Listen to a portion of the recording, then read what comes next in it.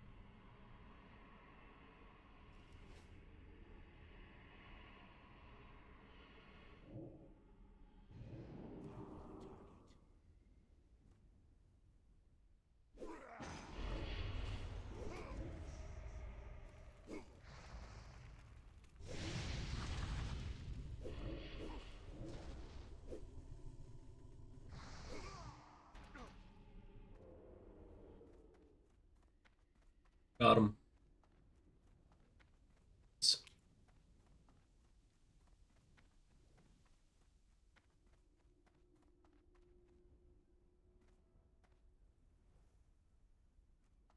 Bravo.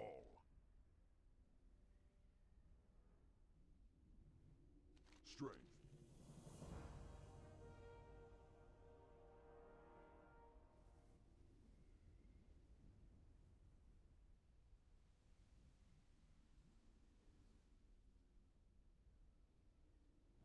Go forth to victory.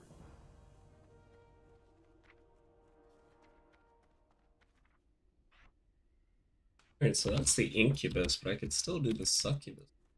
I gotta go to wetlands. I was gonna do the one. This one, I think I might still do it, but I gotta go to. Not that one, this one. I guess the succubus quest is easier than the incubus quest because the guys you gotta kill for the incubus are level 27 in the river in Ashen Vale. And you can get it at level 20, so you're not really doing that one alone. This one is like a green quest, probably way easier to do that for the succubus. And then this one is one that I get in Undercity. I think it's also still for the succubus. I don't know. I was gonna do it. Dallon's Heart's not hard to get. It's in Silverpine. She is in wetlands. Getting to the wetlands is like the worst. Is actually the worst. I don't know. It's right over the broken ass bridge. I don't know how I'm supposed to. I'll figure it out. I'll do it after I'm done here. I'm just gonna get them all. Can't summon him yet because I'm about to fly. Be a waste.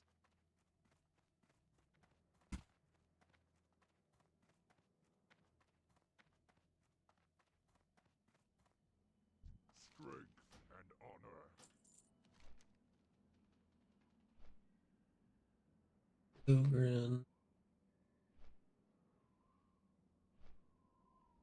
Until.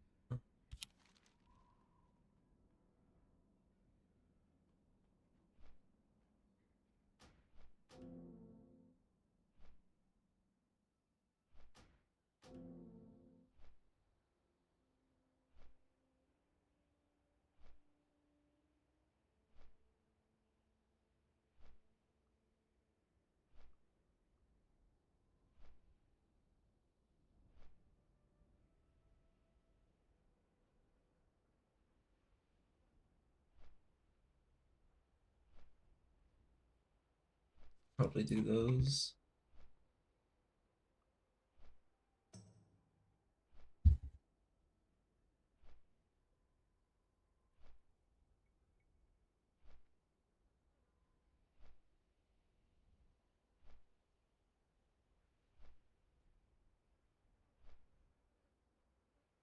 How many's a fairy? Oh, he's not.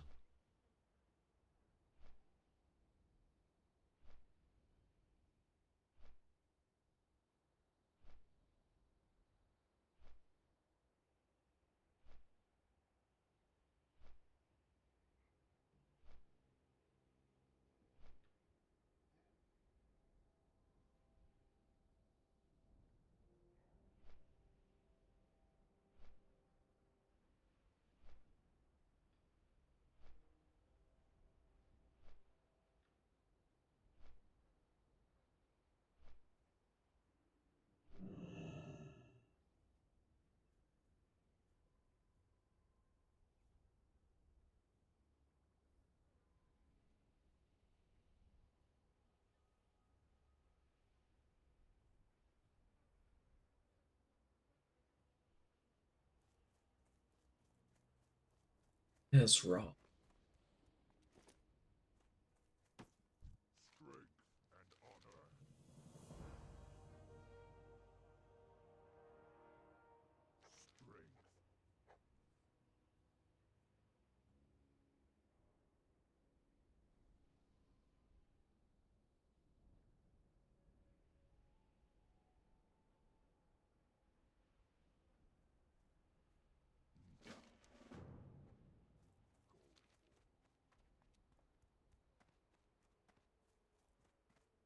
Brawl hard.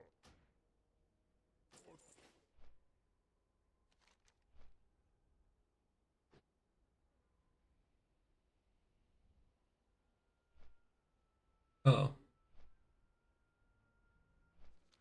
fuck me, right? Go to Camp T a little bit. Preemptive.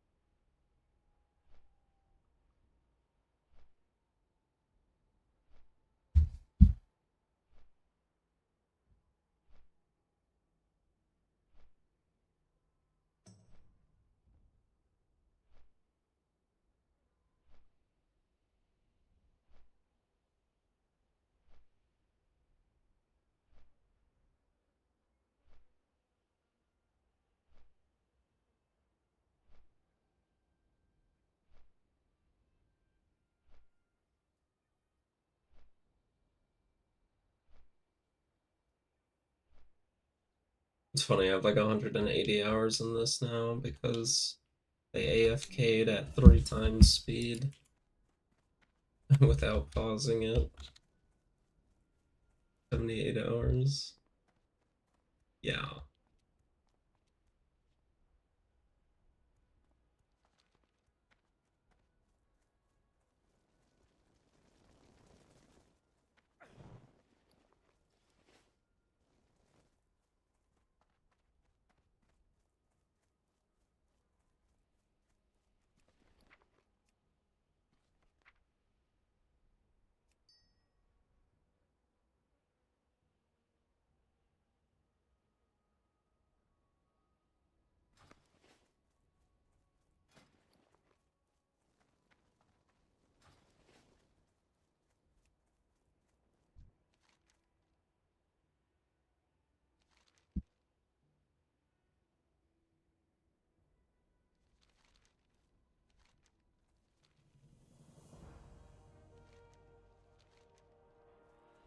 What brings you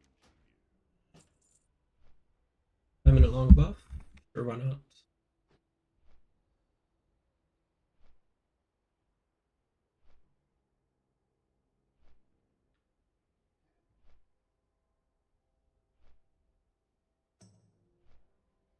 Heat, who resisted both its fire and solar beam, and if any of them were running flying type moves, Rotom resists those too, and it can fire back with Thunderbolt. It also is pretty scary for Mega Kangaskhan because even though Kangaskhan could do a ton of damage to Rotom, if it got burnt, that was a really bad trade. Mega Salamence also didn't like fighting Rotom because it could get burnt and also, you know, it resisted flying type moves. It is worth noting that Rotom has accuracy issues. All of its signature moves can miss, Hydro Pump and Overheat being the main ones that we're talking about here. And while this was annoying, and definitely there are players who are upset with Rotom over its accuracy, for the most part, because Rotom was so tanky and because Thunderbolt was such a good consistent option, it was able to work around it sometimes. It is worth noting that Rotom wasn't forced to be defensive. Some players saw success with items like Choice Specs and Choice Scarf, boosting either the damage or the speed of Rotom, and also being able to use moves like Trick to like really mess up supporting Pokemon and just make them very sad. But for the most part, Rotom did lean more into this bulky offensive playstyle. But it is going to try for another Will-O-Wisp. Will it hit? No, of course not. Rotom hasn't done so well in recent years, I think because of power creep. Yeah, it's like kind of hard to expect a Pokemon like Rotom to stand up against a Pokemon like Fluttermane, but I think there will be a time in the future where it's good again. Okay, coming in at number 4 is another Pokemon that I like very much, though not a Pokemon that I've used all that often, Gastrodon. Gastrodon is one of the few Pokemon that has won the World Championships twice. As a spoiler, every Pokemon left on this list has won the World Championships at least twice, which should give you an idea of just how good the top of Sinnoh is. Anyway, why is Gastrodon good? Well, part of the answer has to do with the typing. Ground and water have pretty good synergy, where ground type Pokemon are weak to ice and they're also weak to water, both of which water resists, so you have that nice synergy. And water is weak to electric and ground is immune to electric, so you get that. Though both types are weak to grass, so Gastrodon ends up with a quadruple weakness to grass, which is a pretty big deal. It is worth noting that that is Gastrodon's only weakness though. Gastrodon's also got the stats to make it really annoying to get rid of. It's pretty tanky across the board. The thing is, Gastrodon is both slow and also doesn't hit that hard. Like, it's not super weak, but it's also not like a Pokemon that you really often want to rely on for damage output. And so like just the typing and the stats alone wouldn't be enough to make it perform as well as it has. I don't know. I don't really like it that is much. The fact that it draws in all water type moves thanks to its All ability right, I Storm guess. Drain. Storm Drain causes Gastrodon to not only be immune to all water Got a type whip. moves, to not only redirect all water type moves when Gastrodon is on the field, it also gives it a special attack boost if it ever gets hit with a water type move. And so Gastrodon is really good in formats where there's a really powerful water type Pokemon that you want to either shut down completely or just have a Pokemon that's immune to. Basically, the better the water type Pokemon in the format are, the better Gastrodon perform. It's also worth noting that Gastrodon works really well with each of the most recent generation's mechanics. When it won the World Championships in 2018, it actually used the Groundium Z Crystal to give it a one-time boost to its ground type moves, letting it hit super hard. It also performed well in the Dynamax era because it got access to Yawn.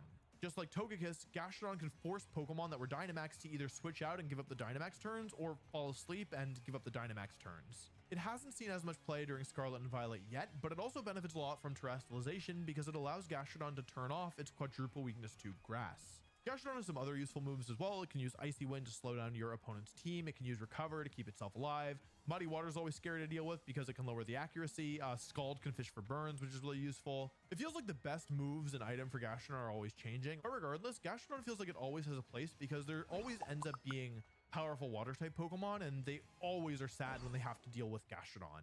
Okay, before we talk about the top 3, let's talk about some honorable mentions. This is going to be lightning round because I feel like I've already yapped a lot more than normal. These aren't in any order, okay? Rhyperior, really good at the start of Sword and Shield as a Dynamax attacker paired with weakness policy.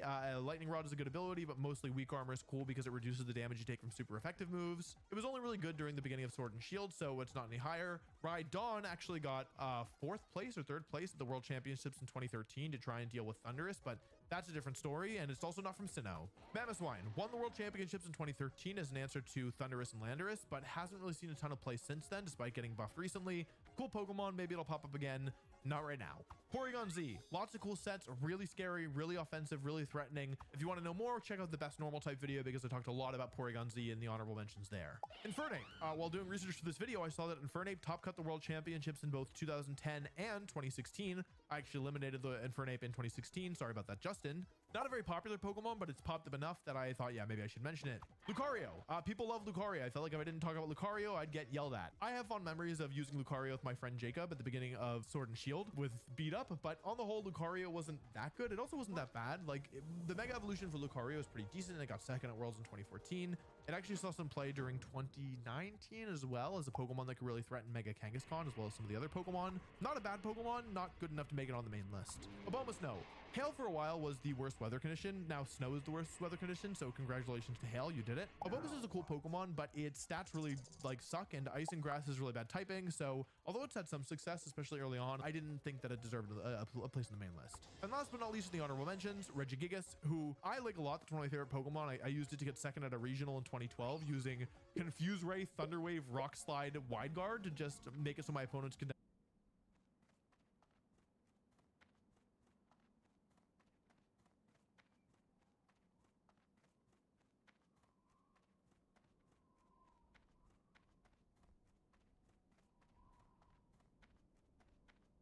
never move. And I mean, it got second at the regional, and it was really bulky and hard to get rid of. Not a set that caught on, and that there's good reason for that. The reason why I'm honorable mentioning Regigigas is because during Sword and Shield, there was a time where when paired with Weezing, Regigigas was extremely threatening because Weezing was able to turn off its terrible ability. That being said, it was just one kind of portion of Sword and Shield, so I didn't think that turn off its terrible ability. That being said, it was just one kind of portion of Sword and Shield, so I didn't think that it deserved to be on the main list. But yeah, like I think that Regigigas is actually, if there were another year where like Regigigas Weezing was really, really good, then I could see Regigigas making it on to, I was going to say in the future, but I'm not going to redo this video, at least not for a while. So at least in our hearts, you would know that Regigigas deserves to be on the main list if it has another good season. Anyway, with the honorable mentions out of the way, let's talk about the 3 best Generation 4 Pokemon, starting with one of my all-time favorites, Heatran. Heatran's so cool. It's won the World Championships twice. It's got second at the World Championships twice. It's won international level events twice, and it's won regional level events a lot. I actually didn't count them all, but a lot. Heatran's a great Pokemon. As a fire and steel type Pokemon, it only has 3 weaknesses to water, fighting, and ground, and it gets a ton of resistances. I used to think of fire as an offensive type, but the more I play and the more I kind of learn about it, the more I realize that it's actually a really good defensive type as well. Steel is, again, the best defensive type in the game, so Heatran has a lot of resistances, especially back in Black and White when Steel still resisted both Ghost and Dark. Heatran has phenomenal stats. It's got a good special attack stat and really good bulk across the board that, when combined with its fantastic defensive typing, actually makes it extremely hard to get rid of. And Heatran's ability Flash Fire makes it immune to all fire type attacks, bringing it up to a total of 2 immunities. Heatran, in my mind, is like the quintessential bulky offense Pokemon. It's really great at just putting damage out over time and being such a pain to get rid of. It's also one of the best users of the move Substitute because like it's so bulky and has so many resistances. Heat Wave is a really great offensive move from Heatran because it hits both opponents and it also has a chance to burn both opponents. And so ignoring Heatran and letting it just Heat Wave to like whittle down your team over time, it just sucks. Heatran also has a really nice coverage move in the form of Earth Power, which hits the fire and rock type Pokemon that fire moves can't hit. My personal favorite Heatran set is the one that I used to get second at the World Championships back in 2012. It basically turned Heatran into a Pokemon with no weaknesses. Remember, Heatran has 3 weaknesses: fighting, ground, and water. I use the item Chople Berry on Heatran, which causes it to take less damage from super effective fighting type attacks, and paired Heatran with supporting Pokemon that could eliminate its other weaknesses. I use Sunny Day to turn off its weakness to water and give its fire type moves a boost, and I use the combination of Skill Swap and Levitate to take Heatran from being quadruple weak to ground type moves to immune to them. This combination of Heatran and Cresselia was such an incredibly potent duo that really nobody was prepared for, and it's the main reason why I was able to catapult all the way into second place at the World Championships. Part of the reason why Heatran's so good is because it works with all different forms of speed control. Trick Room, Tailwind, Thunder Wave, Icy Wind. Heatran's at this point where it can really lean into whichever direction it wants. Fast Heatran, slow Heatran, mid-speed Heatran, it can kind of do it all. Heatran normally uses an item to help shore up its defenses, like Shuka Berry to make it so that it can survive a single ground type attack, or Leftovers, or Chople Berry, but there are also offensive ways of using Heatran as well. In fact, Heatran was one of the best Pokemon at the very last year of Black and White when it got access to the move Eruption thanks to a special event only via Pokemon Ranger, and Eruption's one of the strongest fire type moves in the game, and so Fire Gem, which would boost Eruption's power by 50%, Eruption Heatran would just wipe entire boards. Heatran's a Pokemon that also like struggles a bit from power creep, but despite this, Heatran still has done well in recent years. Most recently, it won a regional earlier this season and also got second at the last year's World Championships. Heatran was a great user of Terastallization because, yeah, like Terra Grass not only turns your quadruple ground weakness into a ground resistance, but it also resists water as well, and lets Heatran use Terra Blast to threaten opposing water rock and ground type Pokemon who would otherwise, yeah, give it some trouble. It's so fun to use. It's such a cool Pokemon. I really love Heatran, and I think it's absolutely one of the best Generation 4 Pokemon of all time. Which brings us to our top 2, and sometimes I have trouble deciding on which Pokemon should be number 1 and which Pokemon should be number 2. This is not one of those times. The second best Pokemon out of all of Generation 4 is Garchomp. Garchomp has won the World Championships twice and has won international level events at least 7 times. It's one of the most iconic Pokemon in the entire region. Honestly, it might be the most iconic Pokemon. It might be the most Generation 4 Pokemon out of all of Generation 4. Garchomp is a ground and dragon type Pokemon with phenomenal stats. Ground and dragon is a really great combination. Although you do end up with a quadruple weakness to ice, you also have a really scary offensive duo because up until Generation 6, the only type in the game that resisted dragon was steel, which ground type moves hit for super effective damage. This is especially threatening because Garchomp not only has a high base attack stat, it's also faster than the average Pokemon. Or I should say it at least was faster until they started introducing these Omega Turbo Ultra Speed Pokemon. Even though Garchomp is both fast and strong, it's not super frail, which is Mega Turbo Ultra Speed Pokemon. Even though Garchomp is both faster into a high base attack stat, introducing these Omega Turbo Ultra Speed Pokemon. Even though Garchomp is both fast and strong, it's not super frail, which is normally the case when a Pokemon kind of leans into its offenses. And Garchomp's bulk is such that sometimes you need 2 or even 3 strong neutral attacks to knock it out. It can even survive strong, super effective physical moves like Dragon Claw from opposing Garchomp. Garchomp was one of the best Pokemon during Black and White, in part because it paired so well with Tyranitar. Garchomp's ability Sandveil gives it an evasion boost when the sandstorm is up, which means all of your moves have a chance of missing. That's very scary for a Pokemon that you need to hit multiple times to get rid of. Garchomp was also really strong in X and Y, and it actually went on to win the World Championships because at the beginning of X and Y, there weren't that many Pokemon that were competitively legal, and so a smaller pool of Pokemon meant that even though Fairy-type Pokemon have been added, a Pokemon with such great stats and a great move pool and great typing like Garchomp was just really hard to deal with. Garchomp was also one of the best Pokemon in the beginning of Sun and Moon when it got access to Z moves. Ground DMZ was one of the best offensive types in the game, maybe the best offensive type in the game when it came to Z moves because so few Pokemon could resist it. Garchomp normally would use the combination of Protect, Earthquake, and Dragon Claw, but its final move could change quite a bit. Rock Slide was probably the most common option, but Swords Dance saw some play as well to use more of an offensive Garchomp. And I actually won the US National Championships back in 2012 with Substitute Garchomp with the Habenberry item to allow it to survive Dragon Gem, Draco Meteor, Latios, and then set up a substitute, which was like something that nobody was expecting, to say the least. Garchomp has a ton of different items it can use that all influence the way that it plays. It can use a defensive item like the Yachi Berry, the Habenberry, or the Focus Sash. It can also use an offensive item like the Life Orb or the Choice Band or the Choice Scarf. We already talked about Sandveil, but Garchomp's other ability is useful when you don't have Tyranitar. It's Rough Skin, and it damages any Pokemon that make contact with Garchomp. This is very useful when you're facing down a Garchomp because if they want to Dragon Claw you, they have to take the Rough Skin damage, which is especially dangerous when they have the Focus Sash item. Garchomp is struggling a little bit at the moment because, well, Fluttermane and Incineroar. Intimidate users are really good right now, like Landorus, Therian, and Incineroar exist, which are really threatening, as well as just general power creep. Like, Garchomp was considered really fast for quite a while, but now feels like half the Pokemon in the decks, like, outspeed Garchomp, which kind of sucks, but I think in the future when there's a limited Pokedex again, Garchomp can absolutely be good because it has so much going for it. Which only leaves us with the #1 best Generation 4 Pokemon. Most of you probably have guessed what this is. I mean, it's pretty obvious, right? I guess there's no use beating around the bush. The best Pokemon in all of Generation 4 is Bidoof. Just kidding. It's Cresselia. If you asked a competitive player what the best Pokemon of all time was prior to Generation 7, they would probably say Cresselia. Once Incineroar entered the games, that changed, but for a while, Cresselia was considered the best Pokemon, or at least close to the best Pokemon. Cresselia is one of an extremely small minority of Pokemon that has won the World Championships 3 different times. And I'm gonna say it, I think that Cresselia actually kind of like undershot.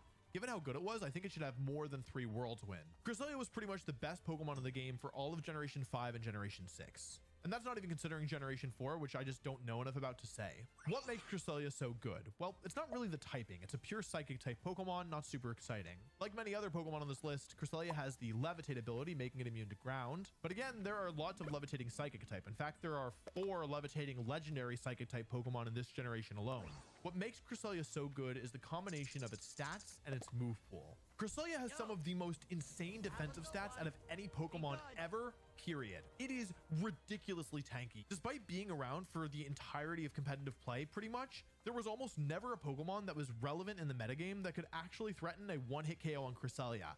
That's how tanky it was. Cresselia also has a completely stacked supporting move pool. It can control the speed of the battle in 3 different ways, with Thunder Wave, with Icy Wind, and with Trick Room. It can protect its team from status conditions using Safeguard. It could use Swagger to double a partner's physical attack stat. It can use Helping Hand to boost all Pokemon's damage output by 50% for the current turn. I used it with Heatran to use Skill Swap to make my partner immune. Skill Swap Cresselia saw other play as well. It can set the weather up with Sunny Day and Rain Dance. It can set itself up to be a sweeper with Calm Mind. It can heal itself with Moonlight, and there's even more. One time I tried out Psycho Shift Cresselia with the Flame Orb so it could burn Pokemon. It wasn't very good, but I did try it out, and I could because Cresselia's stats are so good that, like, yeah, do whatever you want with the move pool. It doesn't even matter. It's so good.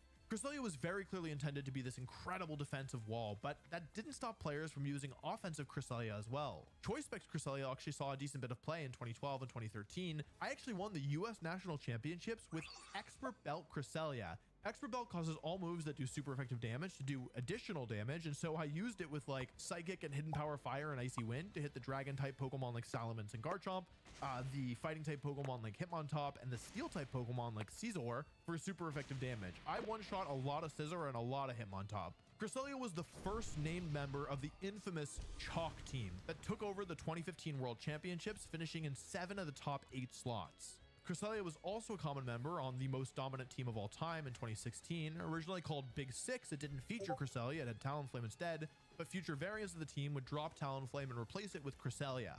It's hard to overstate just how good Cresselia was, and that's probably part of the reason why it received a pretty major nerf. Cresselia lost 10 points in both its defense and special defense stats, which is a pretty massive nerf. And so we thought that Cresselia probably wouldn't be able to keep up anymore, especially as power creep has happened and Pokemon are stronger now and Psychic typing is a lot worse now. And yet Cresselia was good once again earlier this season. In addition to the nerfs, they also buffed Cresselia. They gave it a signature move called Lunar Blessing, which not only heals itself by 1/4 of its health, not only heals its partner by 1/4 of its health, it also cures the status conditions of the Pokemon that it heals. This allowed Cresselia to be an excellent partner for the new Pokemon Ursaluna. Ursaluna outputs stupid amounts of damage, but it has to watch out for its health getting low because it's pretty slow, and also it holds the Flame Orb item to burn it, and the burn will gradually whittle away at its health. But with Cresselia, you can cure the burn, stopping it from affecting you this turn, and also you can heal Ursaluna back up, and you can set Trick Room so that Ursaluna can be even more threatening. Cresselia definitely isn't hitting the peaks that it once did, in part because of the nerf, in part because of power creep, but it was such a dominant Pokemon for so long that it's clearly the best Generation 4 Pokemon of all time, except for maybe Bidoof. And those are the 10 best Generation 4 Pokemon, at least according to me. I'm excited to do Generation 5 next, so again, make sure you're subscribed if you want to see that one as well. If you enjoyed this video, you might also like this video I made, which is the ranking of the best Generation 3 Pokemon. There are some bangers in there. Pokemon Emerald might just be my favorite Pokemon game of all time. People It is the best one, isn't it? love the 3rd generation Whole Emerald. of Pokemon, in part because it just feels like the quintessential Pokemon experience, and it's done so well. And a huge part of that is because Pokemon Ruby, Sapphire, and Emerald features such a strong cast of new additions to Pokemon. Look, I like Johto, but it probably isn't a stretch to say that the additions to the franchise from Johto are a bit weaker than the ones from Hoenn. But this got me thinking, what is the best Hoenn Pokemon competitively? This was a really hard video for me to make because, honestly, these videos are always harder than I think they're going to be to make because it's really hard to say, like, what is the best Pokemon and which Pokemon should even make it on the list. This video was hard in particular, though, because there are a lot of good Pokemon that I had to leave off. Much more than for either the Johto or the Kanto video. That being said, I have 10 Pokemon that I think are the 10 best competitively, okay? If your favorite Pokemon is Plusle, I'm not saying the Plusle's bad as a Pokemon, I'm just saying it's bad as a competitive Pokemon. You get the gist. Let's jump into this. Starting with number 10, Shedinja. Not Shedninja, Shedinja, okay? I'm not going through this again. Shedinja is a really cool Pokemon. Most of you probably know how it works, but just in case you don't, it's a bug and ghost type Pokemon that only can ever have 1 HP. This is because of its signature ability Wonder Guard, which prevents all damage from any damaging moves that don't do super effective damage. I talked about Shedinja a fair bit in the best bug type video, and also my editor told me that I had to make these videos a little shorter because I went way overboard with Johto. So I'm going to keep this one a bit brief, but basically Shedinja is most of the time like not considered super good, except when really powerful legendary restricted Pokemon are legal. Basically, some really powerful restricted Pokemon like Zacian, Kyogre, Groudon, etc. are only legal in specific rule sets, and Shedinja tends to thrive within those rule sets. This is partially because sun and rain are the main weather conditions, and sand and hail will KO Shedinja in a single turn. In these formats with Groudon and Kyogre, there isn't a lot of other weather to deal with Shedinja, and also a lot of the powerful restricted Pokemon just can't damage Shedinja at all. A couple examples include Xerneas, Zacian, Kyogre, but there are others as well. Basically, having a Pokemon that can be completely immune to at least one, if not both of your opponent's really powerful legendary Pokemon was a really big deal, and allowed Shedinja to kind of work as this end game demon, where if you got rid of the Pokemon that could actually hit it for super effective, it didn't matter if you lost all of your other Pokemon, you would still eventually win. It is a little gimmicky, and it is hard to play with because it only has 1 HP, but it's seen a fair bit of use over the years, so I definitely think it's one of the best Hoenn Pokemon. Coming in at number 9 is one of the Pokemon that I don't actually think is very good, but because I'm trying to be unbiased here, I'm going to include it on this list. It's Pelipper. Now, what you have to understand about Pelipper is that it has awful stats, like truly just embarrassing stats. Like if Pelipper showed up to its high school reunion and all it brought with it were its stats, I don't know if people would laugh at it because that would be impolite, but like it would definitely be talked about like the next day, like, oh, did you see Pelipper? Like they're not doing too good. Anyway, what makes Pelipper worth using is its ability Drizzle. Here's a spoiler: weather is going to be a really big discussion in this video. Actually, yeah, let's just talk about weather right now.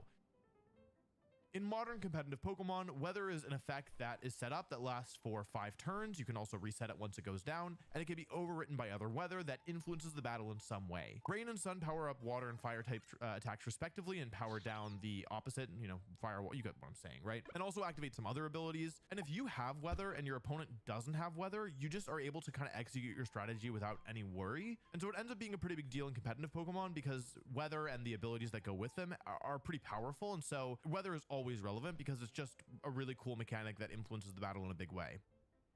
Pelipper's ability sets up the rain, and there aren't that many Pokemon that can actually do this, so at times Pelipper was the only rain setter available even in the game. That was the case at the beginning of Scarlet and Violet, for example. Pelipper, because it's very frail, tends to lean into a more offensive playstyle with rain. Its main alternative rain setter is Politoed, and Politoed is a lot more defensive and overall just, in my opinion, a better Pokemon. But Pelipper is more offensive because its secondary flying typing is really useful to hit the grass type Pokemon that resist the water type moves. It can use Tailwind to support its team, which Politoed can't do. And because it's frailer, you would actually justify a lot of the time using a Focus Sash on it, which would let you lean even more into offense because you wouldn't need to worry about your defenses. Pelipper is good early on in Sun and Moon, and Is it a shiny Pelipper?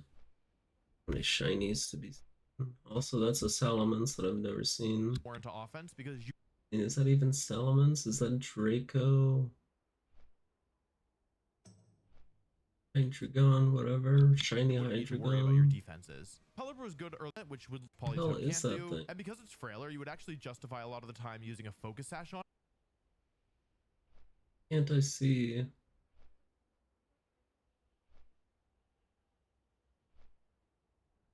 The hell it is. Do I shiny?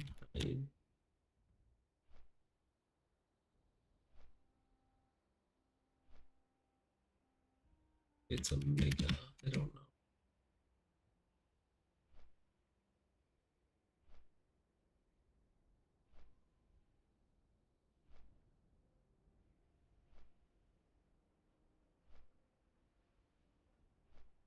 I've never seen that thing. it, which would let you lean even more into offense because you wouldn't need to justify a lot of the time using a Tailwind to support its team, which Politoed can't do. And because it's frailer, you would actually justify a lot of the time using a Focus Sash on it, which would let you lean even more into offense because you wouldn't need to worry about your defenses. Pelipper was good early on in Sun and Moon and actually reappeared again at the beginning of Scarlet and Violet when there was no Politoed as an alternative. Sun and Moon, you had Politoed as an alternative, but you preferred to use Rain as an offensive like Waterium Z sweeper kind of composition, so it didn't make that much sense to run Politoed there. But recently, Pelipper actually has popped up a lot in the competitive scene.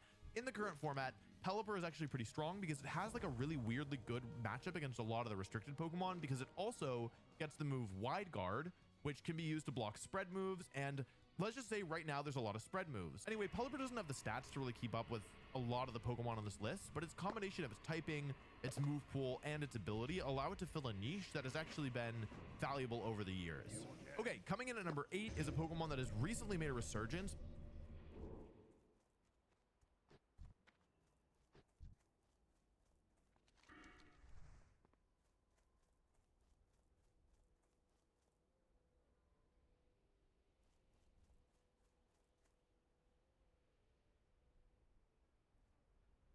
Uh,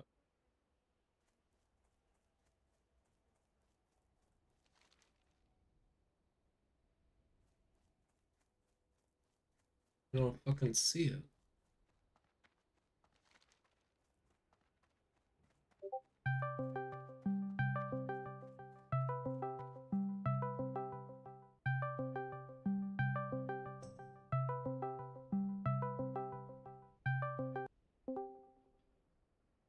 Okay.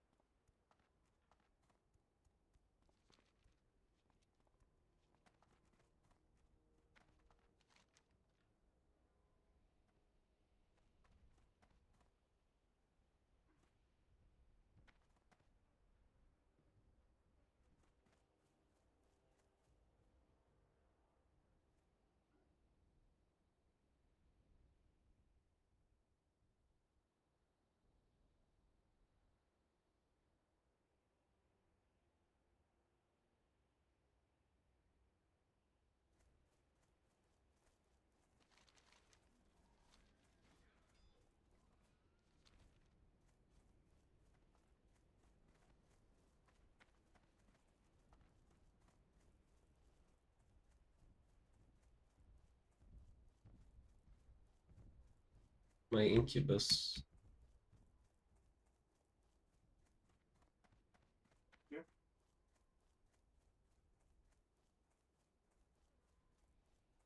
Suck.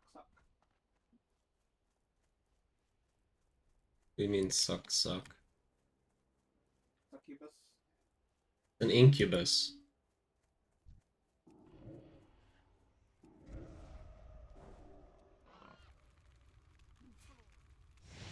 Ink.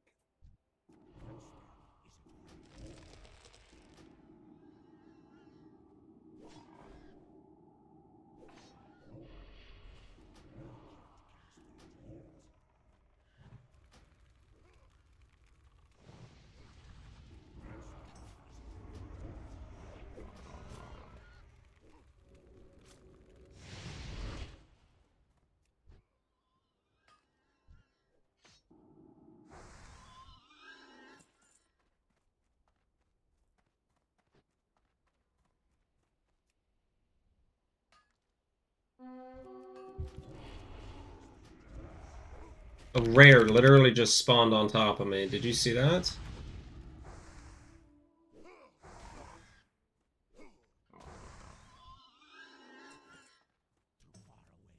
Geopriest Guckrock. I was like, God damn, this dude just spawned on top of me while I'm trying to mine this copper vein. But I looked at him and he was like a different color than they normally are. And I was like, is he a rare? Sure enough, I turn and I click on him and the thing pops up. Rare finder. Alright. Right on top of me.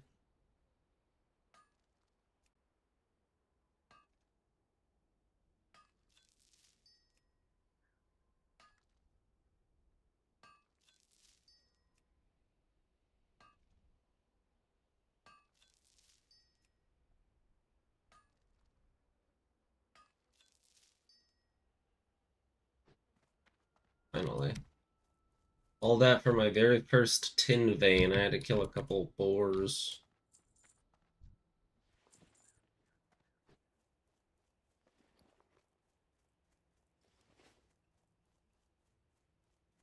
But otherwise hasn't really been used since really 2012.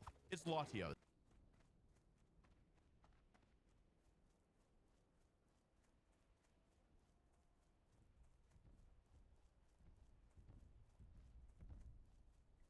The complete and utter collapse of Sudan. 10% dead in weeks. It's a bit of a cliche to say, why doesn't the mainstream media care about this country or that war? But if there is any truly ignored war on Earth, it's the one going on in Sudan right now. Since 2023... I think that honestly the media just turns a blind eye to all kinds of African conflicts and African, like, tragedies. I mean, I can see why. It's because it's not relevant necessarily to Americans, but it is crazy how much it gets overlooked. It really is. Sudan has been suffering from complete state breakdown, and owing to its massive population of over 50 million people, Holy making shit. the current crisis not just the making of another So if it's 10% of people, oh my god. state, but the Mount largest Ogron, he's in here, that's for sure. This guy over here was always a warlock quest. Visiting brew.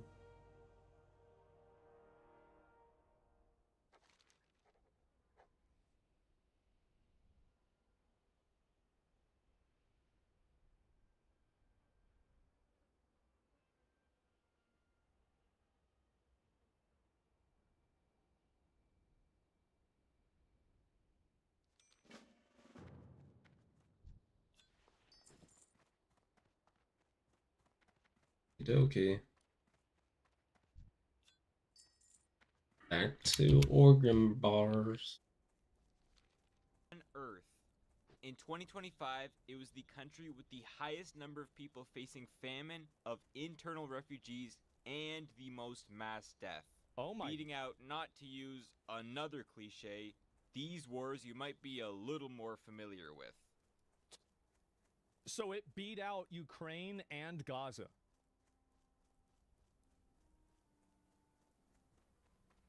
Wow.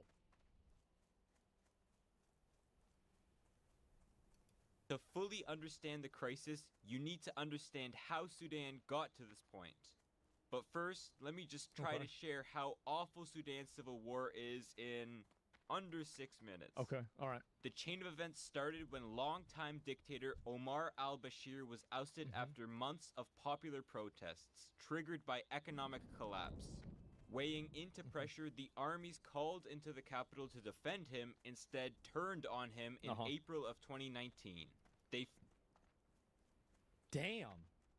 So it's like a civil war. forced him out, giving the military Oh, power for a shit. few months to go through a transitional phase. Uh-huh. Two military sects held power together, the Sudanese Armed Forces Yeah. and the Rapid Support Forces, a paramilitary and business empire which grew out of the Arab supremacist Janjaweed militia, Okay. which, by the way, translates in English to devils on horseback. Damn. The SAF was headed by Abdel al-Burhan, while the RSF was led by General Hamdam Dagalo, better known Hamdam? as Hemedti, also Okay. known to al-Bashir as My Protector.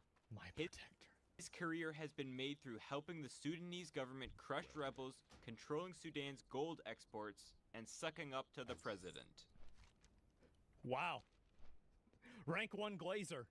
After the transitional government, the two men which ran these militaries, big surprise, vied for control of the No way. This never happens. country against each other, rapidly degenerating Sudan into a civil war which broke out in April 2023. The main disparity was over the creation of a joint army. Al-Burhan wanted it done by 2 years, while Right. Hemedti wanted it done by 10. Yeah. Naturally, they started shooting at each other to solve this debate. Naturally. Yeah, it makes sense. Now the SAF controls the east, Nile River, and coastline, posturing itself as the true government, Oh, while right. the RSF controls the west, including a region known as Darfur, launching a campaign for Well, either... I feel like, bro, I feel like these guys are cooked, right? I mean, they don't have any access to the water. I mean, really, I mean, they've got to be cooked. Maybe not. It seems that way. total control of the country or to separate as its own state. No? Okay. The details aren't No? really All right. hashed out I didn't yet. know this. The subsequent fighting has torn the Look at that. Yeah, this is like the PUBG desert map. social fabric of Sudan apart. Look at this. At least 500,000 have died, with 15 million displaced, overwhelming my refugee God. camps, and 25 million suffering from hunger Mhm. as farms and food stockpiles are deliberately burned. Why would they burn the food? In a country made up of 40% children, 90% So all the kids, what the? This is sick. of them are out of school. This is total Wait, collapse. so 90% of the kids are out of school.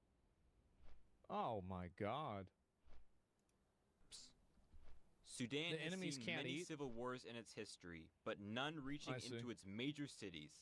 This Wow. time around, Sudan's capital and cultural center, the Tri-City area of Khartoum? Khartoum, has seen clashes and airstrikes. So Wow. much so that Al Burhan has had to flee to Port Sudan. When So he fighting roached couldn't be out- done between ran these away. groups, the army switched to civilians, indiscriminately bombing hospitals, schools, Holy shit. markets, and residential Look at that. areas. Much of the fighting, though, is centered around Darfur. Super surprised it hasn't been covered much in Western countries. It's because people just don't give a fuck what happens in Africa. Like, it has no effect on anybody, really. That's the reason why nobody talks about it. I mean, like, I understand that's like a very raw and, like, fucking direct way to say it, but I don't think I'm wrong. A notoriously arid land which has traditionally been Sudan's poorest Mm-hmm. region. There, the RSF has won victory after victory, receiving aid through a corridor it captured to East Libya. Sudan has had a troubled history of race relations. Oh, what a Many surprise. elites have declared Sudan an officially Arab Islamic country, Oh. sparking decades of unrest and conflict between them and the darker-skinned, mainly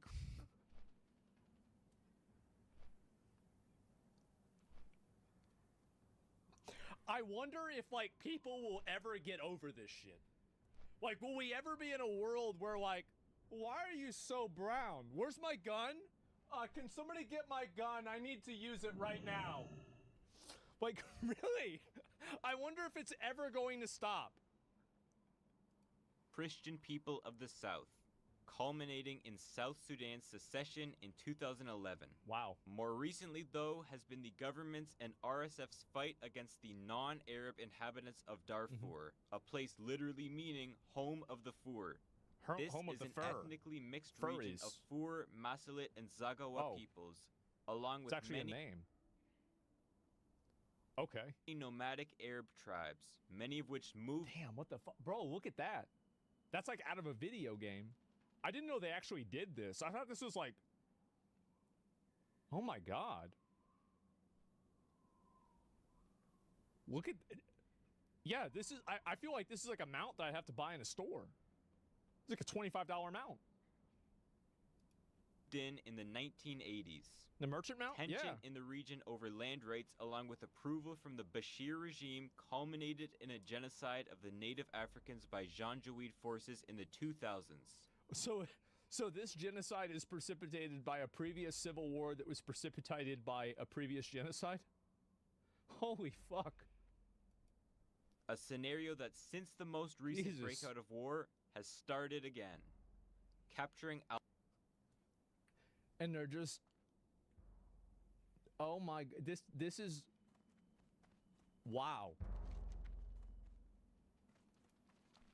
Capturing Al-Fashir, which was a regional hub for the displaced people Mhm. of Darfur, would mark a huge victory for the RSF. For 18 Can months, you imagine, bro? Like, I don't know if this is like a problem with the map, but you imagine if you lived in here, bro, that would be... I would be stressed out if I lived in here. Like, that would be like, god damn, like, I gotta watch out. 18 months, they Yeah. sieged the city, cutting food and medical supplies, That sucks, building yeah. a wall of dirt around the city, and shooting What? anybody who tried to escape.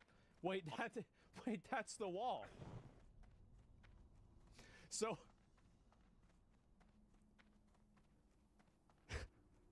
It's a dirt wall. On October 27th, 2025, they finally captured it, starting what would become the bloodiest few weeks of the year. So they finally, so they got over the wall. the mostly Arab soldiers went through the city, systematically torturing and killing all inhabitants over the age of 10. Wow. This is a group whose members call for the extermination of all black skins from Darfur.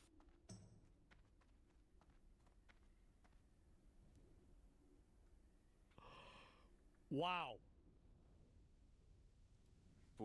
Shouting that women will soon have Arab babies, and who've posted these atrocities all over social media. Oh my god. We want those in Port Sudan to jump into the sea so the fish will eat them? The northern state is something else. You all will head there only for the women.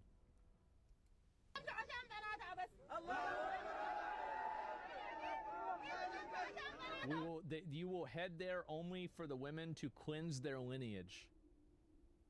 Huh. Usually we call it rape here, but okay, I guess over there it's different. Right. That's what I was thinking. It is an attempted ethnic cleansing of Darfur. Tens of thousands died with its capture, a fact only known because of the piles of bodies seen from satellite imagery. In a city of this size, that means at least a tenth were killed within weeks of its capture. God damn. That's insane.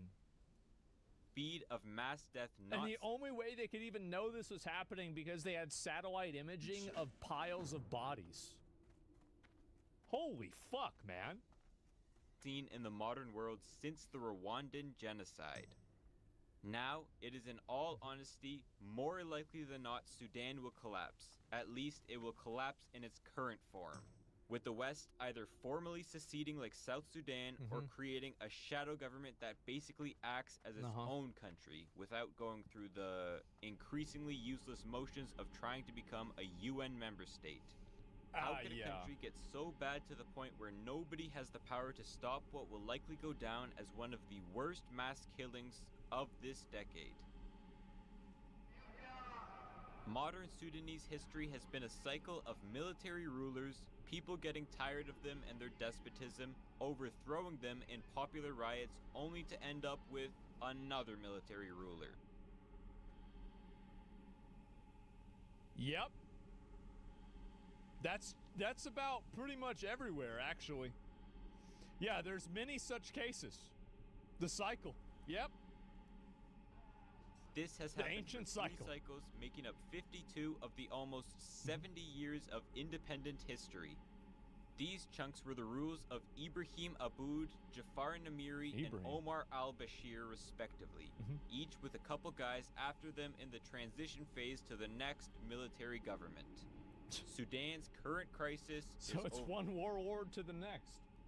who gets to lead the fourth. The first two dictators basically had the same trajectories. They both came to power through a coup, led a government based on military over civilian rule, What a surprise. centralizing that rule around their personality and brutally put down rebellions and protests. Old reliable.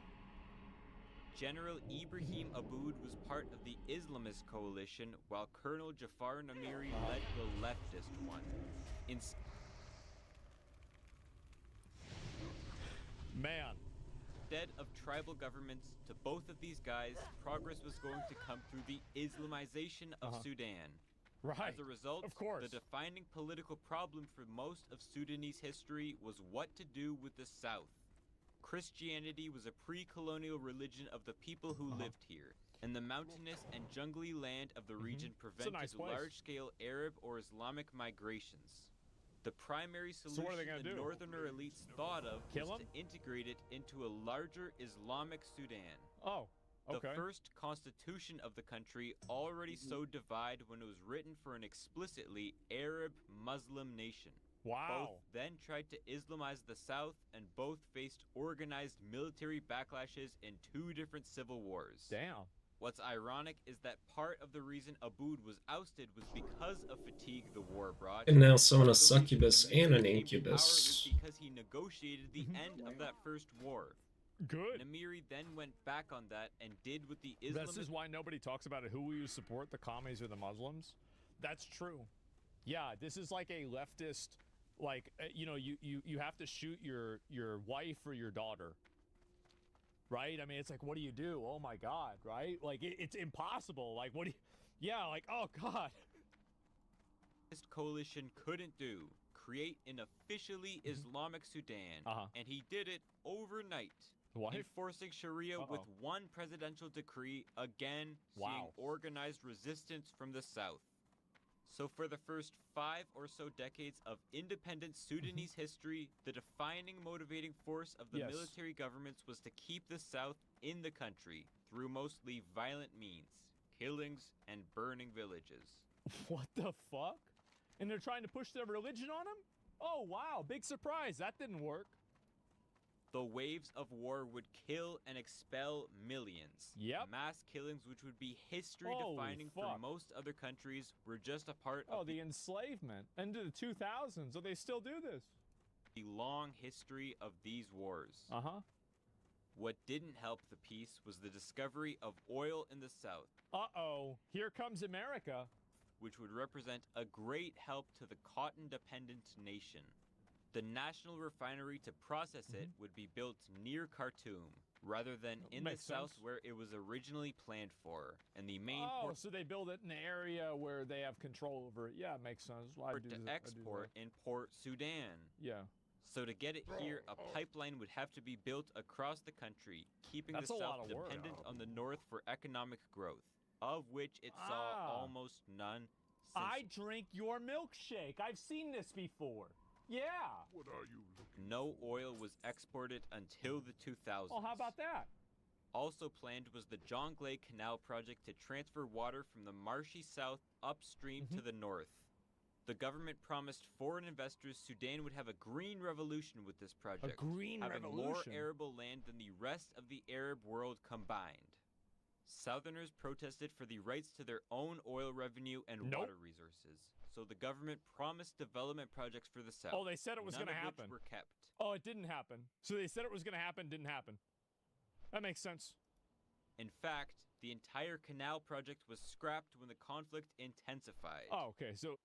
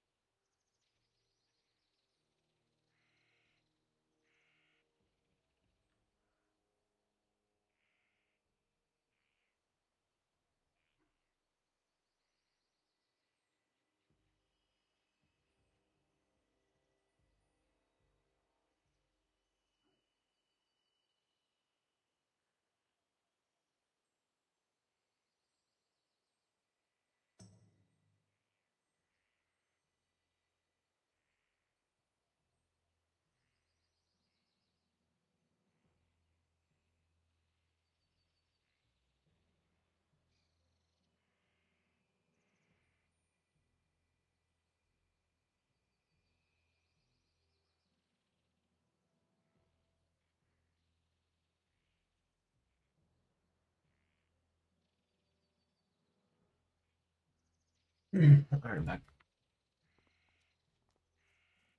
What you doing? Just pressing red out on my phone.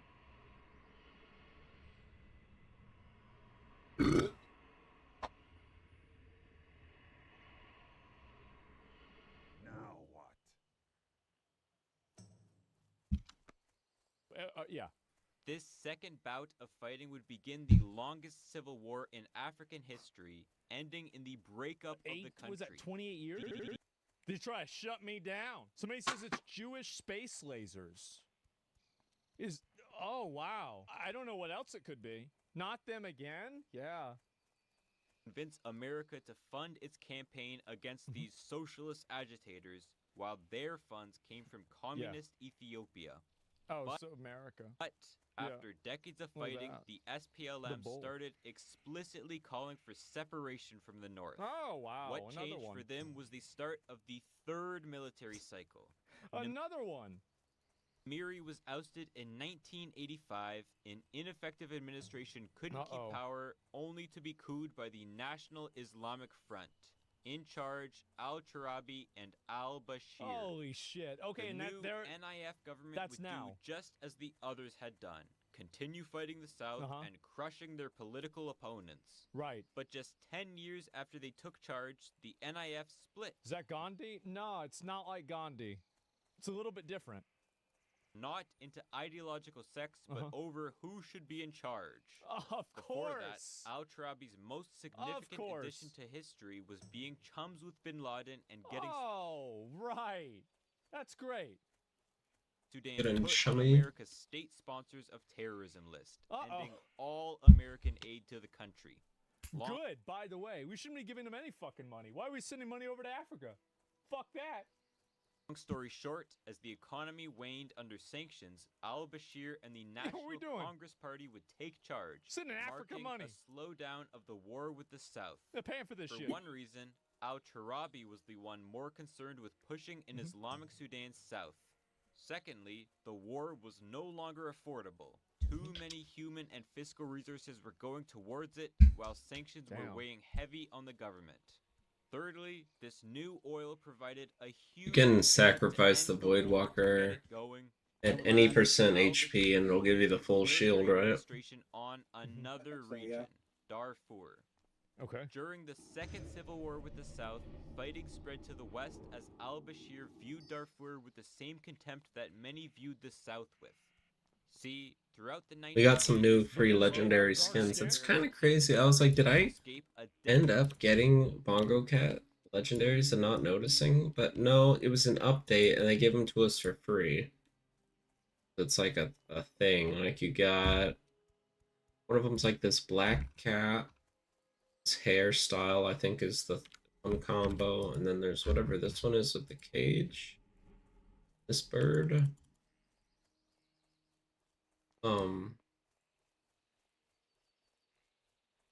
Yeah, I don't know.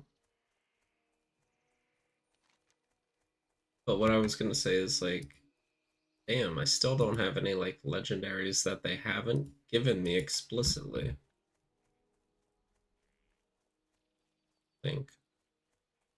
I got an ice cat. Look at that, he's chilly. Nail. I think I got this. This is something I got, or I traded up for it, I forget. But I do have this ink hat.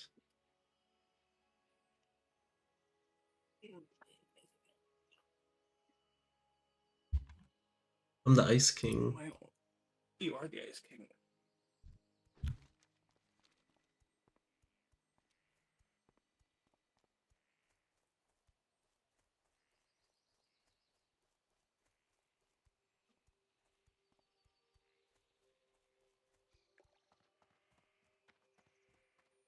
decade-long war between Libya and Chad. Ah! There's another war. Of course. How could we forget the That bonus most war? people probably don't even There's the get other both war the in Incubus Africa and the that Succubus. They caused probably the just do second one and war then in the say other screw it. country that was also having a civil war because their military leader was taken over by a coup. But I because was saying on the stream, coup there's from that also coup came from another fucking civil from war. Orgrimmar you can in choose another Incubus country. or Succubus Oh or just my both. fucking Then in God. Undercity there was a Warlock quest. I swear I think it's also trying to give me a Which, Succubus. by the way, in its final act, Yeah, coaxing a concluded with Succubus. The Great Toyota Toyota War. War, yeah. So if you go from The Undercity, leader you can only get a Gaddafi had planned Succubus, but you can totally do This guy the did have Undercity aura, quest I'm gonna be honest, he instead. did. I'm gonna do that It one was as really cool. well. I don't know why we killed Then him. he's gonna You know what he be said? like, you already know how to He do said this. that if you kill me, Europe will be overrun by Africans and Muslims. That's what he said. Huh. How about that? On expanding his kingdom down into Chad and eventually the entire Sahara. Green land. To help with this, he set up training camps around his enemies. So he just wanted to take. Honestly, we should have let him do it. I mean, he did torture people. But who doesn't, right? Darfur's unpoliced Wild West was a great staging post for his fight against the Chadian Yeah. Hissène Habré. But a mix of refugees, weapons, and a constant Small price stream of it, yeah. of racial supremacy doesn't Ah. usually end up great for the local population. Though the two groups had coexisted for decades Arabs and the before, natives. even commonly marrying into each other's families, Well, that's a lot. that didn't last when the drought came. Then, tensions boiled over. When the well runs dry, the people begin to eat each other. A tale as old as time. This is always how it goes. Between native farmers and the nomadic herders over what little water supplies remained. What followed was complete breakdown, to the point where the police had to beg for fuel so they could do their Wow. routine patrols. And it was around this time when devils on horseback started to float around in relation to these new Chadian professional fighters. So When Gaddafi failed to take Chad, Uh-huh. many nomadic Arabs stayed in Darfur. Years of Arab oppression went by before they revolted under the Sudan Liberation That's not Movement good. and the Justice and Equality Movement. Fearing the region would end up like South Sudan, the Justice and Equality Movement. I wonder what that was. and al-Bashir empowered the Janjaweed to do as they pleased, burn villages and kill locals en masse. Wait, so he just let them go and do whatever the... Okay. Wow. Because many in the forces aren't paid, they've been incentivized to loot as much as they can. So they don't give them money because they're just gonna steal it. Bro, look at those stairs. This is a PUBG map. What is this? Oh my god. Leaving behind empty apartments, offices, and shops, leaving refugees Yeah. to swell in makeshift tent cities in the suburbs. Jesus. The Darfurian genocide saw the deaths of at least 500. Oh my god. Helldivers 2 did it. Helldivers 2. Never mind, it got removed. And personal Genocide role in, air. and one which also made al-Bashir the first. This post got head removed, so it ever must not be indicted by true. the International Criminal What Court happened to for him? his role in masterminding it. What happened to him? As They said the Helldivers went from like 130 to it led 23 the South gigs. to negotiate They got their way removed. out of the It's only been whole up for an mess. hour. Al-Bashir was open to it, Nothing, and in yeah. 2005 they signed the Comprehensive Peace Agreement, outlining the post-war divisions about of that. wealth and power, as well as giving the South the option to secede by 2011. Part of Uh-oh. the reason the I got a bad feeling about this one.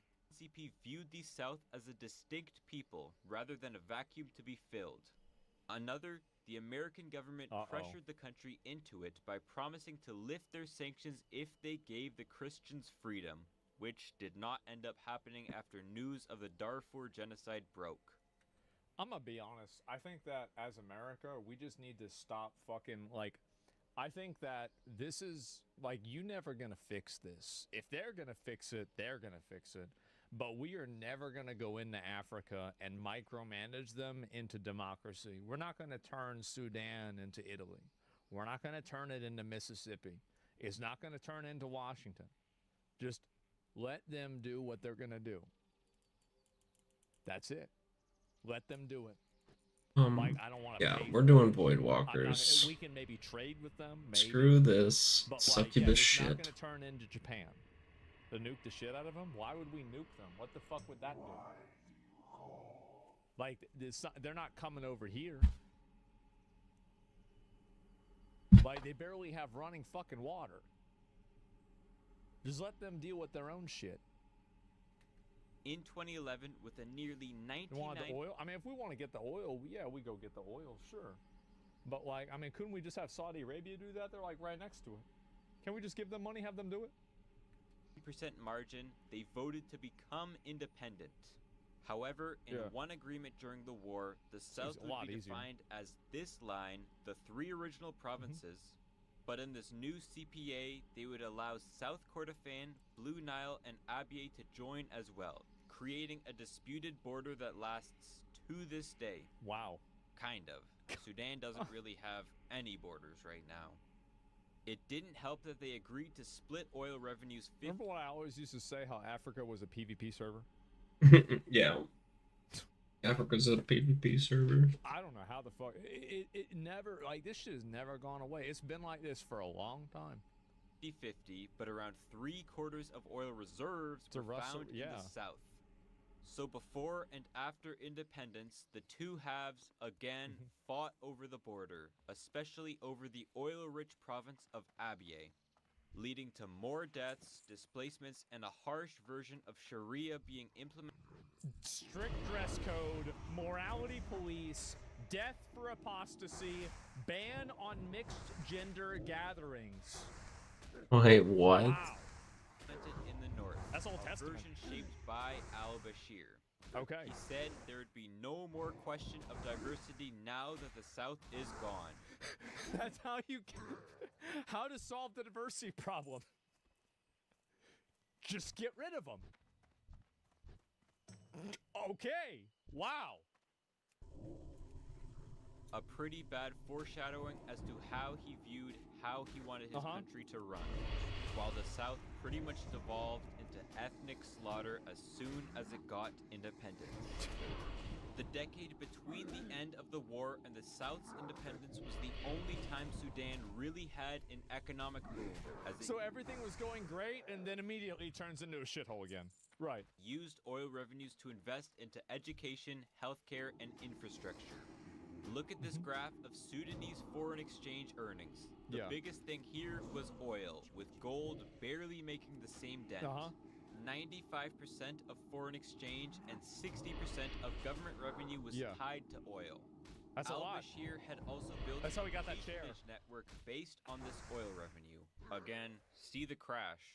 Where Wow. subsidies to basic goods were given to the Sudanese middle class, bribes and development projects were given to business and local elites, and funding to private security forces were all dependent on these fields. Okay. He also siphoned billions to overseas bank accounts for himself. Ah. Who could have guessed?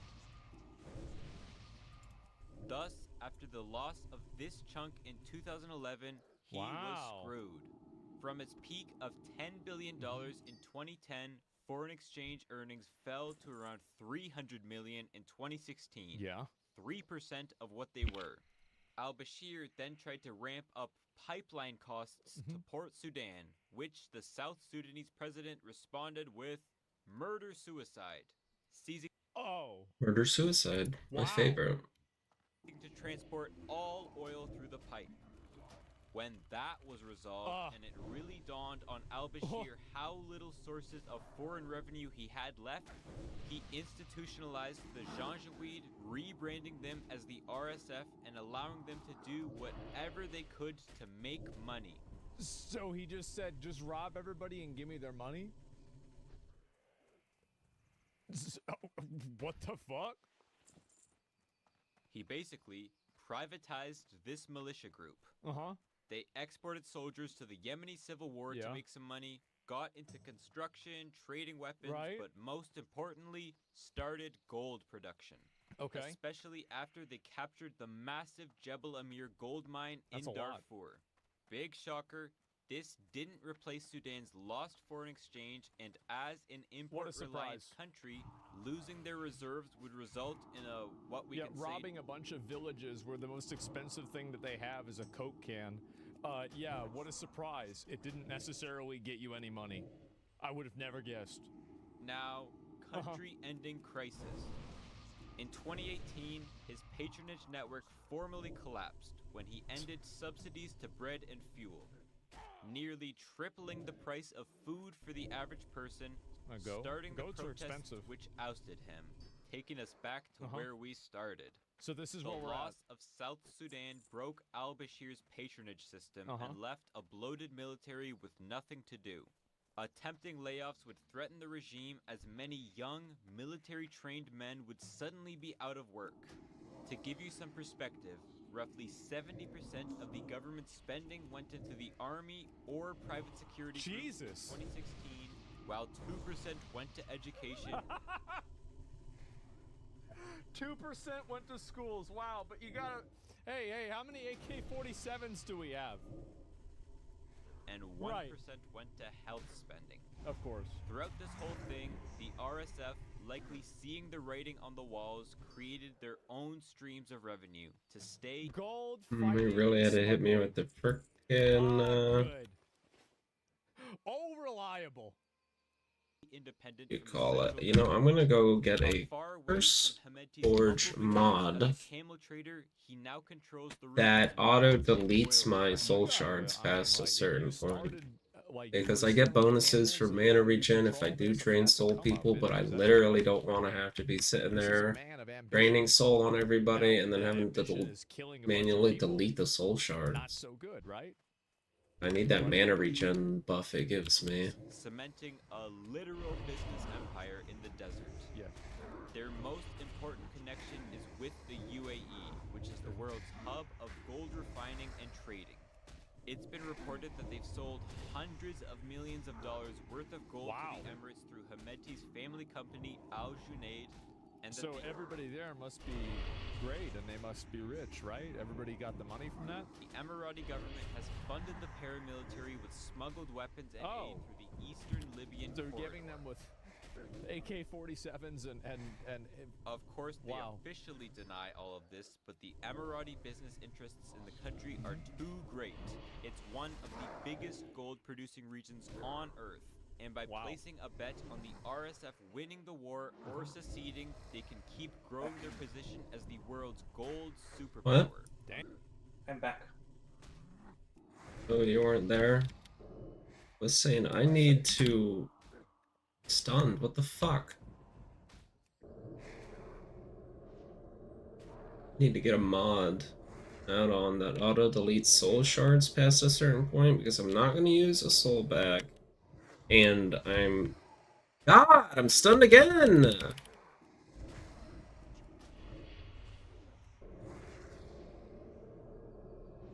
I get a buff from frickin' drain soul killing these people for mana regen that I need. I'm not gonna sit there and manually delete shit out of my inventory every single time. God, man, this guy had like a 5-second stun on me like 3 times in a row. What the fuck? Just regular no-name satyr. Okay. I get ambushed by a rogue that's invisible. I kill a trickster. I fear the guy. He runs away. He gets a satyr. Satyr starts stunning me. I'm stunned again. Oh, it's this curse. Yeah, of course. I remember that curse. Worst fucking curse in the game. Randomly 5-second stuns you. Completely random. Over and over and over for minutes. Get away from me. I'm actually gonna fear you. For no reason, my Voidwalker cannot keep aggro on a guy 1 level above me. Why can he not keep aggro?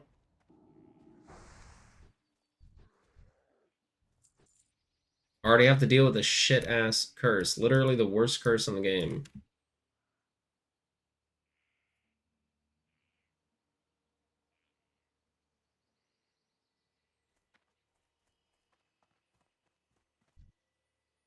There's warlocks, tricksters, rogues, and satyrs. There's 4 different types. There does not need to be 4 different types.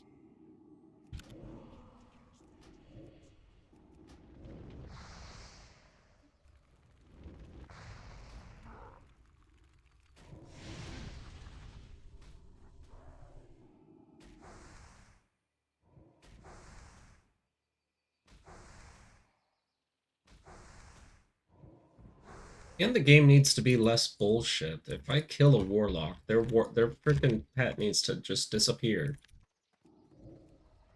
No reason they should get to keep it.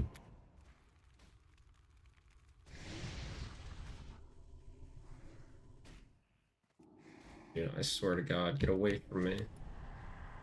I literally don't do anything. I put dots on them, and my Voidwalkers still can't keep aggro. They take time to ramp up and actually do damage, and yet they still do more aggro. Actually, it's weird. I've sat there and spammed Shadow Bolts, which do, I think, a little bit more DPS, and it's obviously pure, like, 100 damage hits at a time. And he keeps aggro better on that than on my dots. I don't get it. If I'm sitting here Shadow Bolting him, it's like it does negative aggro. Do anything else, I immediately pull aggro. I'm getting a phone call. Hang on. Hi. Sure, I guess.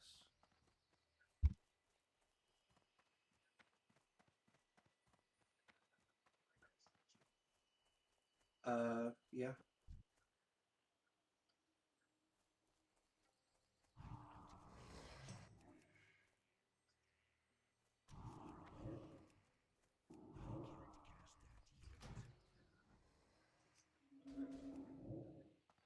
Alright, yeah, we can do that. What time? Okay.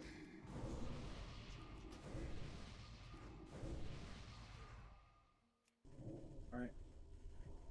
Okay. Bye. Alright, I'm back. Who's that? Mom called. She wants to basically go get a burger at like In-N-Out in about an hour and a half. Just chat a little bit, so. Go waste money at In-N-Out.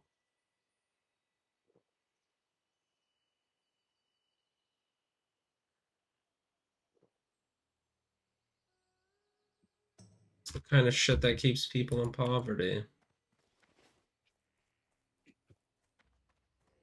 Well, I'm taking it because it's a chance to, you know, hang out with my mom for a little bit. I mean, obviously, absolutely, but yeah, not necessarily the wisest thing for her to be doing. No, but, whenever, I guess.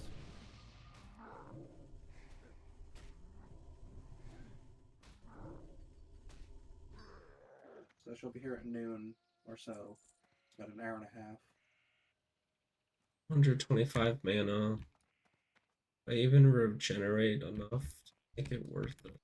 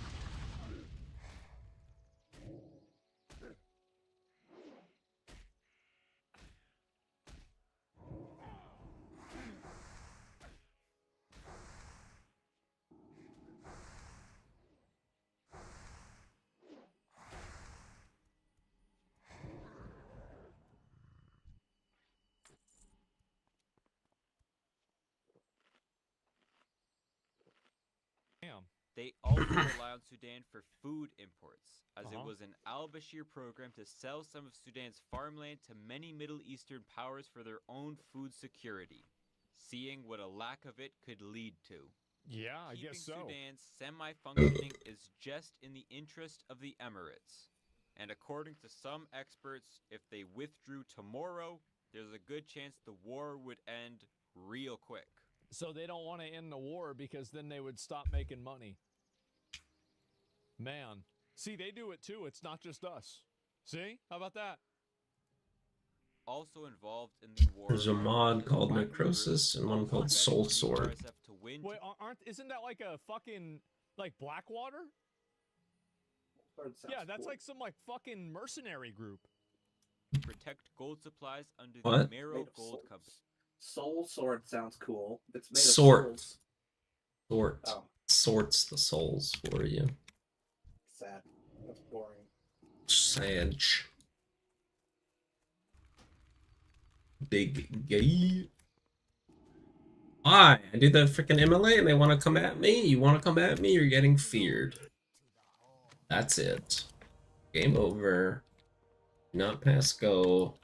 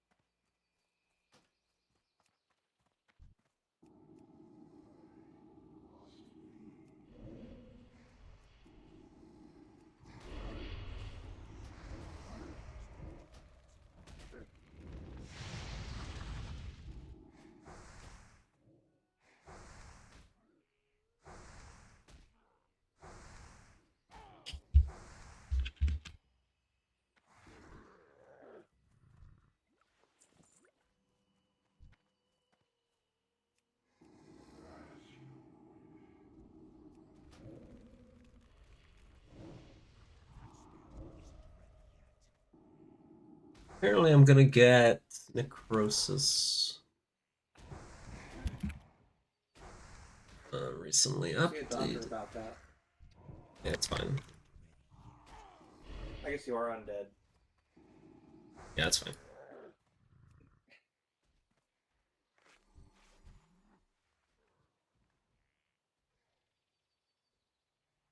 I have bandages, I'll just bandage it.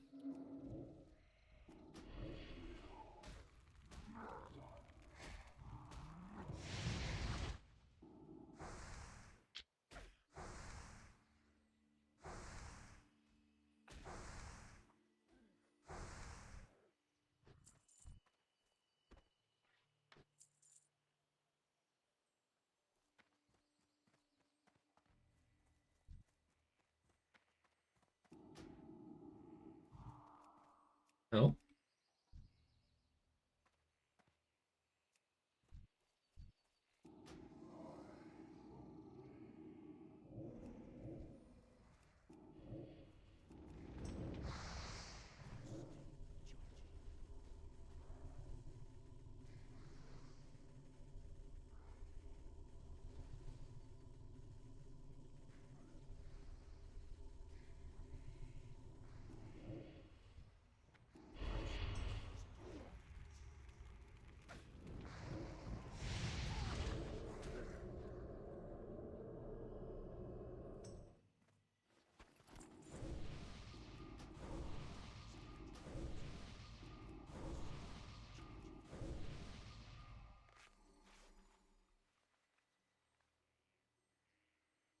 Company. Yeah. And on the other side, Egypt, Saudi Arabia, Mhm. Turkey, Iran, Ukraine, and the Russian government, who would Is all that like dude to see dead? One of the guys, I think his name was Pringolzin or something like that. And after they tried to take over Russia and it didn't work, his helicopter mysteriously crashed. Yeah. I mean, honestly, like, you really, like, Pringles, yeah, I mean, I kind of got it, right? I don't remember his name exactly. Yeah, his plane crashed. Wow, what a surprise. I mean, honestly, like, yeah, now they're focusing on Sudan rather than Russia. Good call. Yeah, y'all tried that shit, didn't work. some sort of stability in what they view as a geostrategically important region. Despite all their atrocities, the RSF still wants to project themselves as a force of democracy and peace to gain governing legitimacy. Democracy in a and world peace, we where love that. you don't really have to go through these motions anymore. Sure. In 2025, the RSF came together to declare a government of peace and unity, drafting a constitution for what their new Is that country right? may look like. And although there's not really another government on Earth who buys this delusion, basically Nobody at this point, nobody believes it. Nah. Oh, you guys are done killing each other? Right. Until what, tomorrow? sanctioned by the whole Western world, there's also not a government who really cares much to do anything about it. So everybody has just said, nah, man, like, I'm out. Like, that's it. They don't want to fix it. They don't want to help them. They don't want to trade with them. They're like, nah, guys, like, y'all can figure it out. Honestly, I think Meanwhile, that's what they should sitting do. in the southern Nuba Mountains, a remnant of Yep. a past war can be found in a Yeah, new good. form. Distracted by the civil war, Uh-huh. the SPLM has attacked and set up a little republic of New Sudan, No. comprising about 500,000 people. Of course. They've started their own English Oh my language god, there it school, is. I made found their it. own court system outside of Islamic law, Oh, and no. have started the fight for a Western-style secular democracy. Took fucking long enough, mate.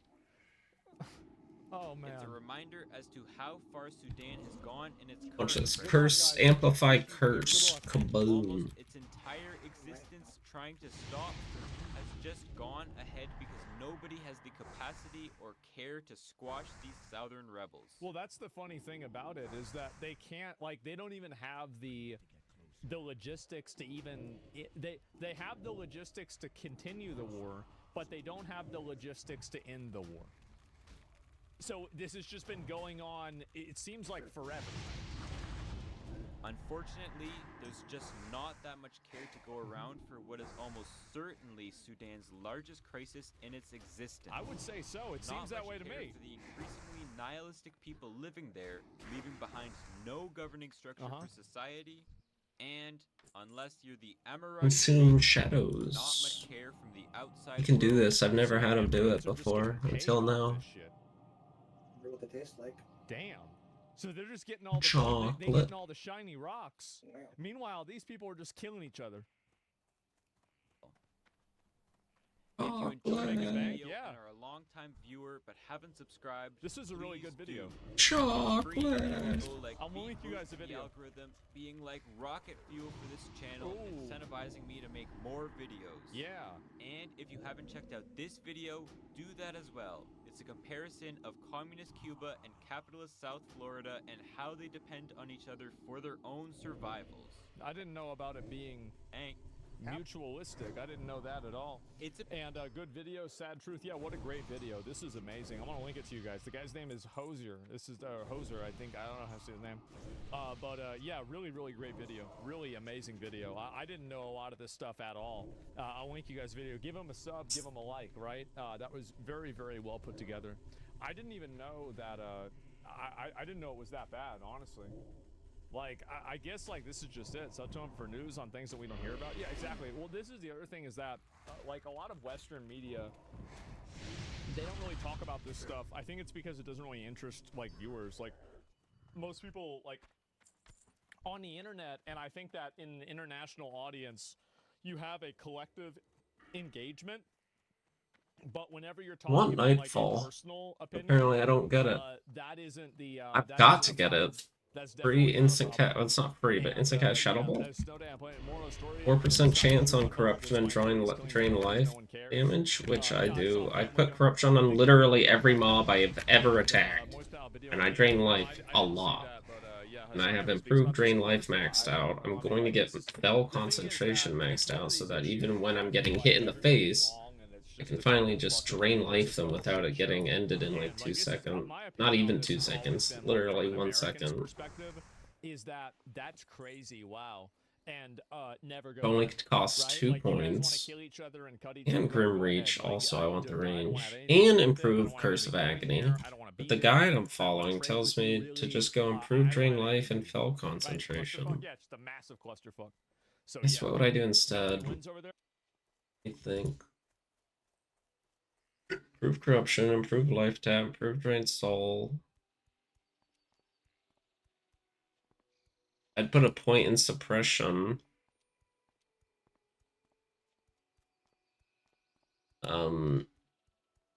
Amplify Curse is actually really good, so I do want to still get it. I would have us here. I'd go 3 points in Curse of Agony, Amplify Curse, and then another point in Suppression. And 2 points in Nightfall. And then maybe another 3 points in Suppression. And then that would get me here. We'd go Siphon Life. Curse of Exhaustion is actually an idea. It's only 10%. That goes up to like 30%. You have to put 5 points in. Screw that. And I'm gonna have to put the points in something else. It would be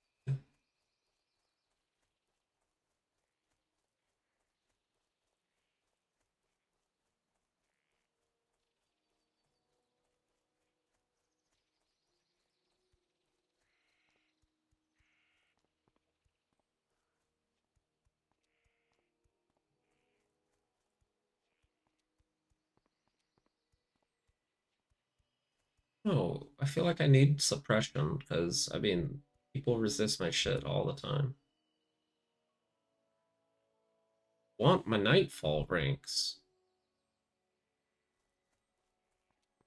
I don't know what would be better, what would be cooler? Get a nightfall procs or having pure fell concentration. Only 110 mana and you get an instant freaking shadow bolt. That's gotta be good.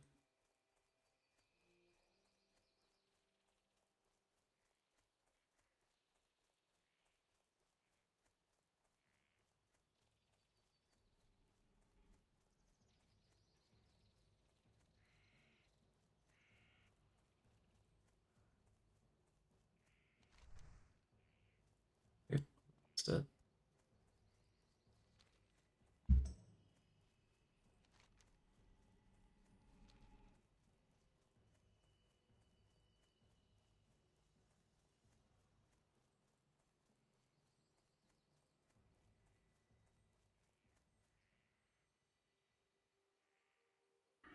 Yeah, I'm gonna do it. I'm gonna put that 1 point in right now. Fuck you. I'm only gonna get 3 points in fell concentration.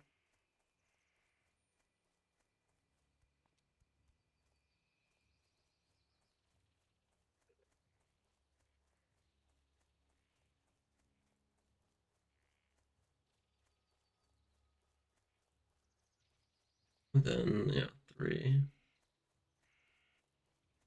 4.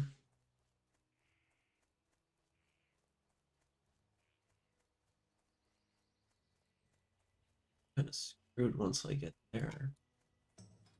Do something else.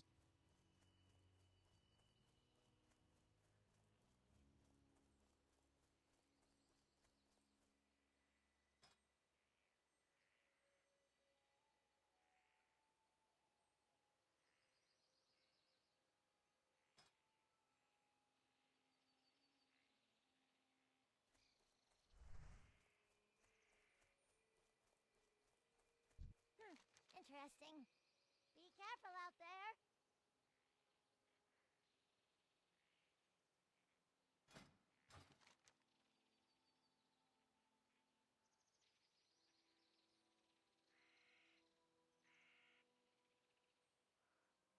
Where do you get the logging rope? And the axe shipment. Axe shipment is that's the one you have to get from Booty Bay, I think. And the logging rope, no, the saw blades is the blunderbuss. The oil you get at the satyrs. The logging rope is from the furbolgs. Yeah, it is. It's over there. Where do I get the other one I need? Booty Bay. Okay, yeah. Whatever. One of them said Booty Bay.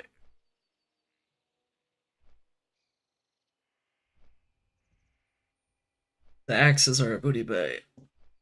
Yeah.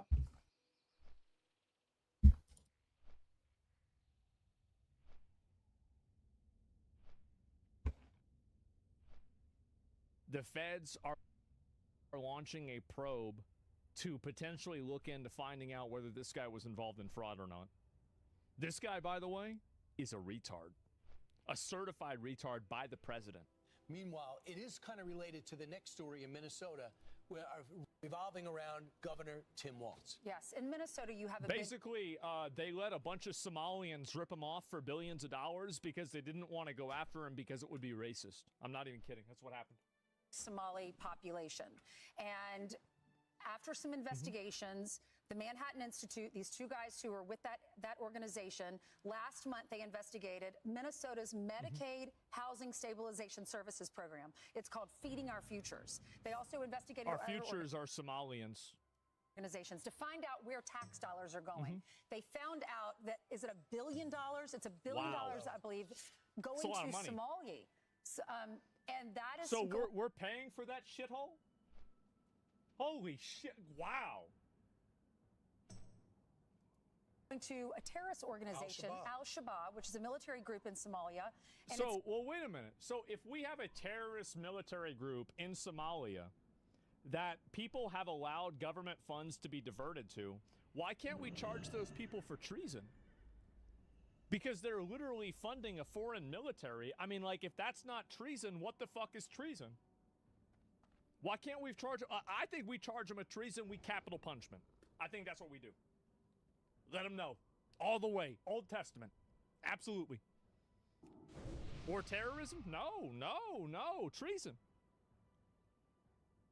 Why not? Why not? See, this is where I say, like, drain the swamp. An Al-Qaeda-linked terrorist organization. Why are tax dollars, if you live in Minnesota, you're going to work, you're working really hard, some of your paycheck is going to benefit, according to this investigation, a terrorist organization. Including the pandemic aid. That's exactly right. So the pandemic aid, this governor not only allowed the riots to go crazy with George Floyd, when the money came flooding in, he had no idea where it was going. When he did. He knew it. I bet he knew about it. He let it happen. Stood up and said, this is fraudulent, these are fake, this money's going to the wrong people. He went after the whistleblowers. That's the investigation. Now, the Justice Department announced new charges last week against a 78th defendant in the Feeding Our Future fraud scheme, which prosecutors say involved more than $250 million in stolen funds alone. I bet nothing happens to Tim Walz. Yeah, because we live in a limp dick country that lets people run wild and commit crimes and betray and subvert their own nation because of our own destructive empathy towards bad actors and criminals. It's embarrassing. On our federally funded child nutrition program has already resulted in over 50 convictions. So the governor had an opportunity to address this, and you would think that he would take the criticism and say, you know, I made a mistake. You know, he was on the campaign trail talking about that's what leaders do when he was running for vice president. But when he was pressed on it, he had this to say. Do you take responsibility for failing to stop this fraud in your state? Well, certainly I take responsibility for putting people in jail. Governors don't get to just talk theoretically. We have to solve problems. And I will note, it's not just Somalis. Minnesota is a generous state. Minnesota's a We have tons of scams. We have a lot of fraud, guys. It's not just Somalians committing fraud. It's other people too.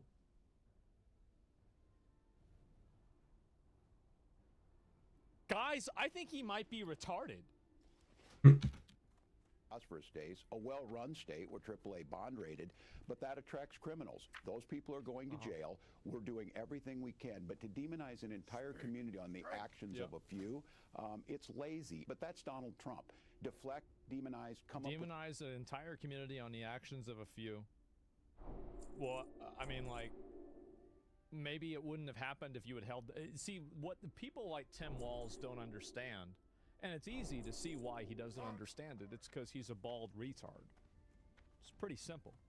But what they don't understand is that whenever you allow these minority groups like Somalians or any other minority group to behave in a way that is very clearly problematic, very clearly illegal, I can guarantee you that Governor Tim Walz has done more to exacerbate and to increase racism against Somalians than Donald Trump has or ever will. Because he has created a system that even the most reasonable, understanding, empathetic, liberal person can look at and say that there is a systematic advantage giving to this foreign group of people so they could by proxy fund a terrorist group in their own country. And you didn't allow it to be prosecuted or investigated because you were worried about being accused of racism. I can guarantee you that is going to cause more racism than Donald Trump saying that Somalia is bad. That's what's so funny, is that they don't realize that they're actually accelerating racism, xenophobia, and remigration faster than anybody else has. This guy's doing it faster than Stephen Miller. They just don't understand it because they don't understand how people think. Because they're retarded. no solutions. He's not going to help fix anything on CK, fraud. I'll look at the case strength after this. It's not anyone's trying to demonize that group, Somalis. We're just saying, how did you let it get this far? Yeah. $1 billion of taxpayer dollars? Who was in charge of that money? Why was it sent to another country? Why is it benefiting a terrorist organization? You have answers, and you have taxpayers. No, you don't have answers. I am just so. Why can't we go after these people and charge them for treason and put them up on capital punishment? Why can't we do it? Why not? I don't understand. Why not? Why can't we do this? Why are we not able to do this? They don't? Yeah. Casey's trying apology. I know, I saw that. You have constituents who want to have some answers. Well, it's also not generosity, it's stupidity when you're giving money to terrorists. Tom Emmer is also from that state. I don't care if it's stupidity or not. It's not stupidity. I think he's wrong. I think he's trying to be reasonable. I understand that you're trying to be reasonable. You're trying to see their side of it. There is no side of it. They're doing it because they're doing it on purpose. They're voting in the Minnesota mayor election race is being decided by Somalian blood feuds.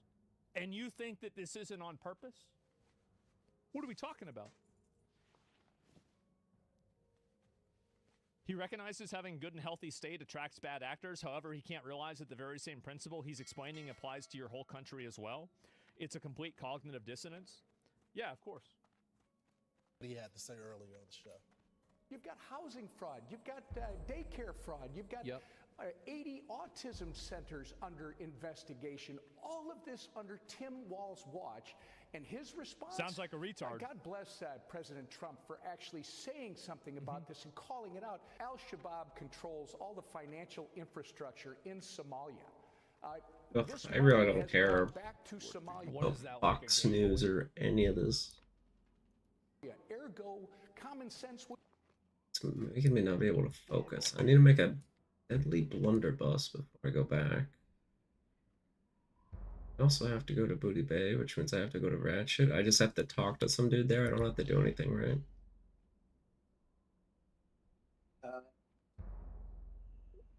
They're in a box basically right off the boat, to the left a little bit. In Booty Bay.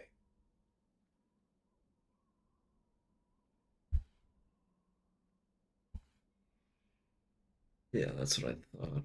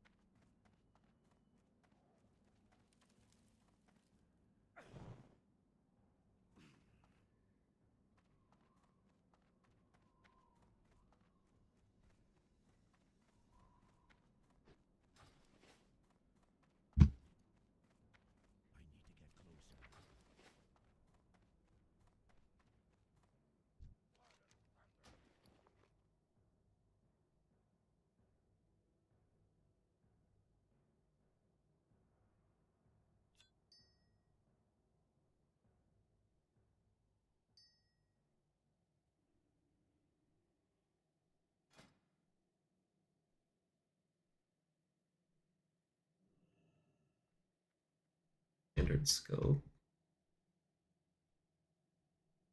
Front tube, Mossagate.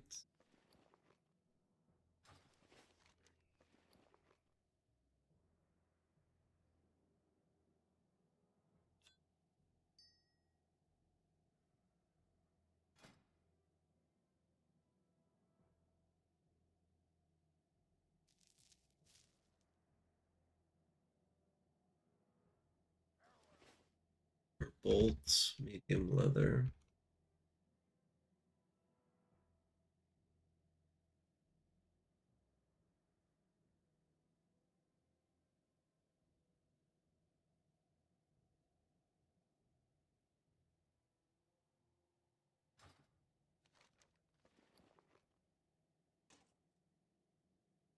I don't have any medium leather.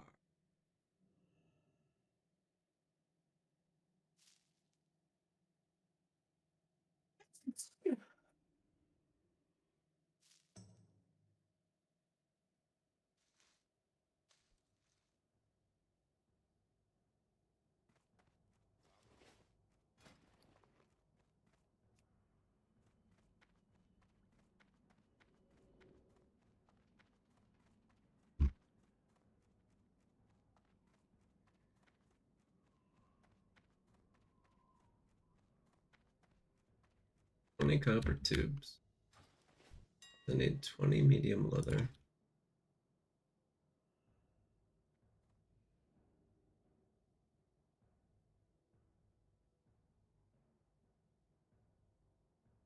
It's 2.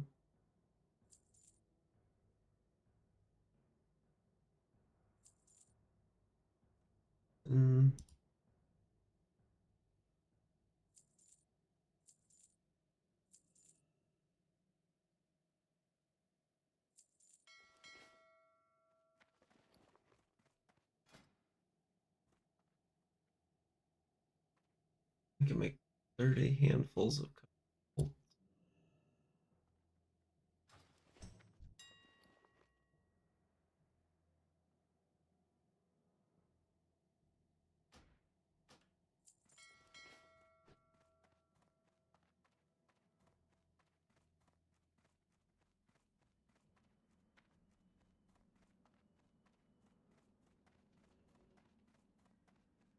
But I like watching it again. But I did listen to the podcast of Ethan watching Casey Tron's apology and all that. Here's him actually playing a video game. Let's try So I that out. watched the anime for Solo Leveling, and I thought it was. I remember whenever it originally got announced, and I didn't. They sell wooden stocks at the engineering guy, right? The manga was like really good. Yeah. And so I didn't Yeah. watch the first season. I watched half Yeah. of the second season. Honestly, I liked the second season more than the first season. So they made a game. I figured I'd try it out, see what it's like. Yeah, they sponsored me to play the game. I think you can. Yeah, you download it right off of Steam now, which. Of course, he's sponsored. He literally won't play games anymore unless he's sponsored to play them. And then that's how you, it's like you're not even enjoying it. You're not playing it because you want to play it. You're not playing it because you enjoy playing video games. You're playing it because you're getting paid. I hate you. You fucking actual shill. What a loser. Go play a fucking video game. I'm sure that's the only reason he does anything. Is because that's what gives him money.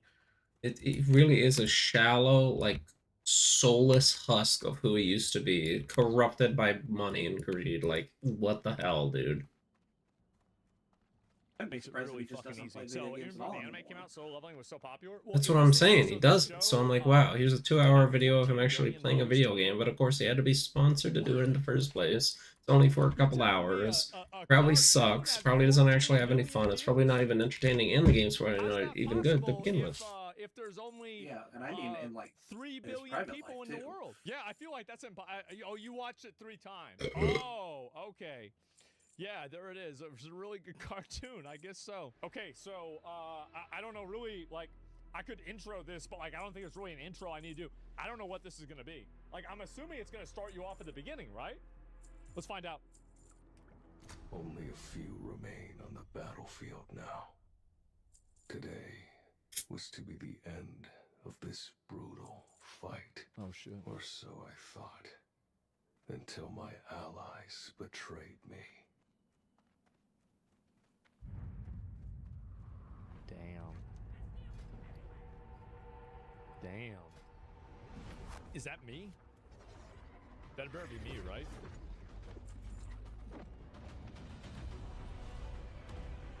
This war has an inevitable conclusion. One that is only a matter of time. And the culmination of my journey. Arise. Oh, that's when he summons all the guys. Solo leveling is actually like a Korean. So I feel like this is the best necromancer fantasy, where you're just spawning an entire fucking army. Today is the day I will end you. Spoilers? Well, I don't know how this happened. It's not really a spoiler to me.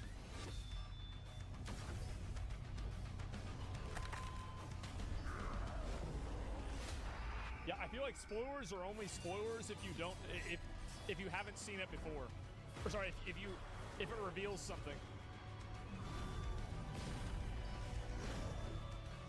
Oh. Damn. Get out of here, fatty. I am the monarch of shadows, death, oh shit. Repose, the essence of fear.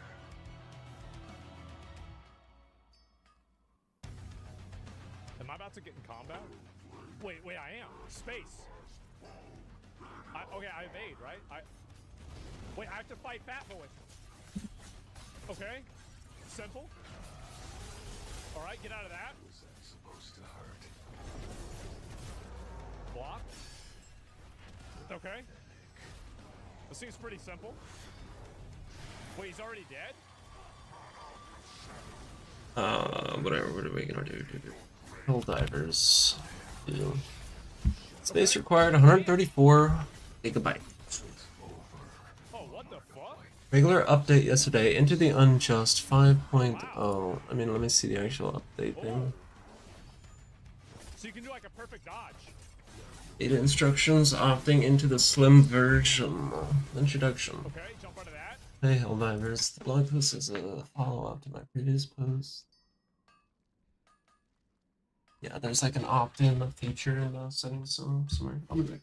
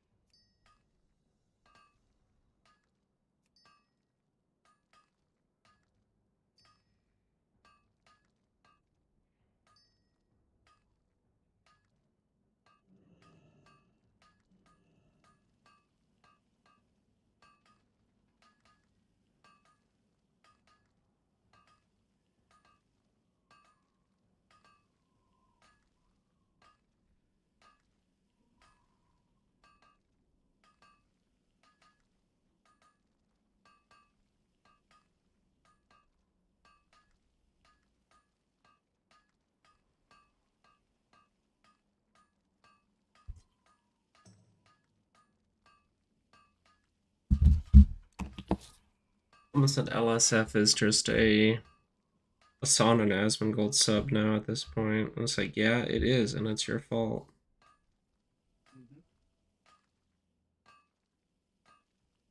You guys did this. He's running away. LSF is the biggest shithole sub on the site, almost. It actually is up there.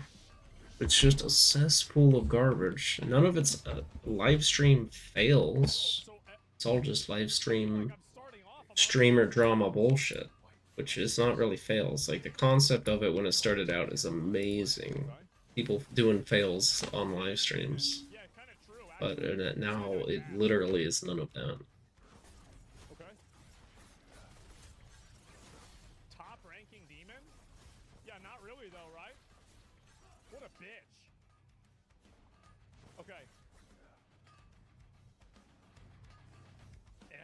kill. Damn. My way. Over there. So I just deleted him. Okay, good. I guess I probably go this way, right? Oh, I get that stamina. Okay, so what do I do here? Okay. Where am I? I think it's a... I think the game's free. I'm not even sure. Because I got a code for it. From 154 to 23 gigabytes, total saving 131 gigabytes, 85%. We have completed several rounds of internal QA and are ready to roll out this out to early adopters as a public technical beta. A few seconds difference in loading. You can opt in right now, help us test the slim version. There are no functional differences. Yeah, whatever, blah blah blah. Monitors beware. I don't care. How do I do it? Click on it. Properties. Well, I'm doing it. 23 gigs, I'll be able to download that in a second. 150 gigs is quite the freaking difference, and I'm not going to play that game enough to justify taking up like literally all of the space I have currently available and like a sixth of my entire hard drive. I'm not doing it. Ridiculous. Data participation.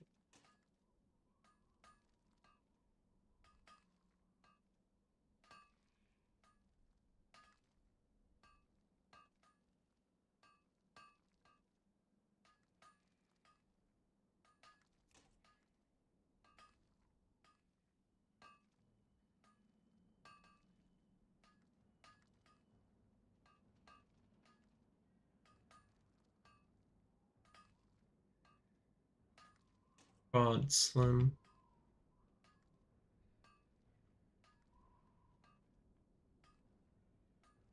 I have to download the game, I think, at 150 gigs anyway to then be able to turn it down to the slim version. I don't think I can do it anyway.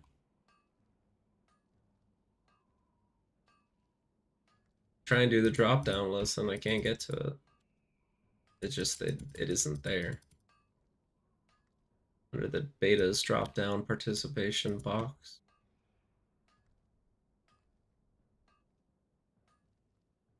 Yeah, it's probably because it's still in beta. You have to like download it and then it can apply the effect. Yeah, it's retarded.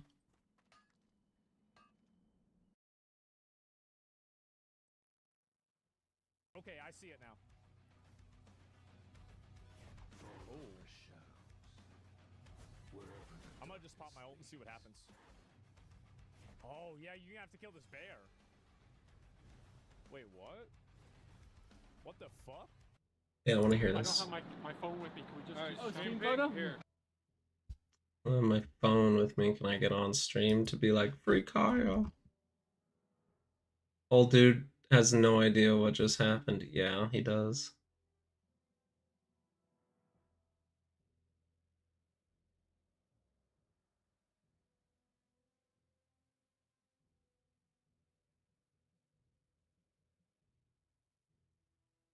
Got him to pose with it. Him as a Raiden shocking Kaya. That's amazing.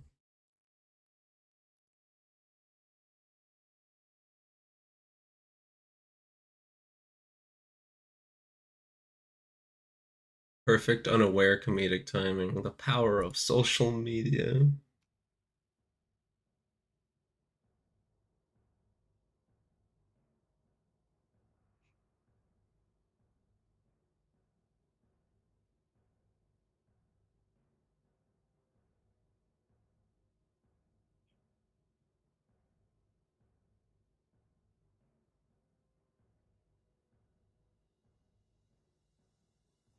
He touches him. He pats him on the back to try and intimidate him or something back because he got so mad by that, I bet.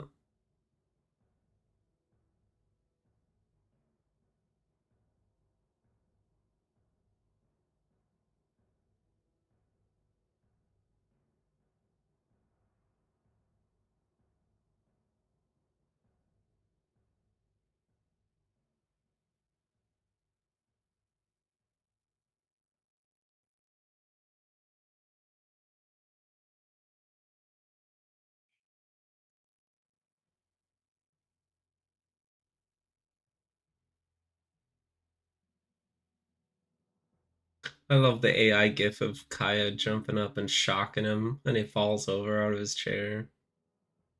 And the AI doesn't understand that the chat display isn't a real fixture, so it stays in the background right where it is, like it's a physical thing. That's so good. Alright. Get the funniest gif ever. And it's AI, and people still hate it. Yeah, I don't think I've seen very many people try and shit on that. I mean, it really is just so good. I made 10 deadly blunderbusses. Do you want one before I put them on the auction house? No.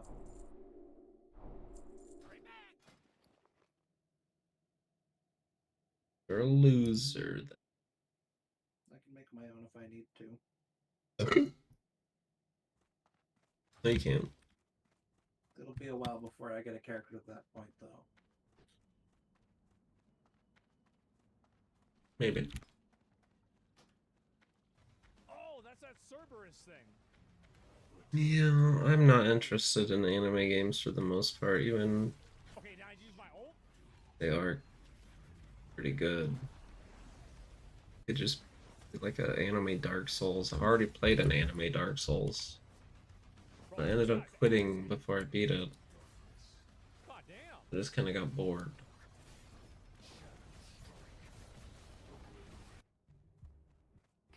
At the altar. Oh yeah, yeah. Not Dark Souls. It'll be ARPG or not ARPG, but still action RPG. I don't know if anybody else does that, but I do that a lot when I play games. Wait, can I ignore that dog? Nice. Damn.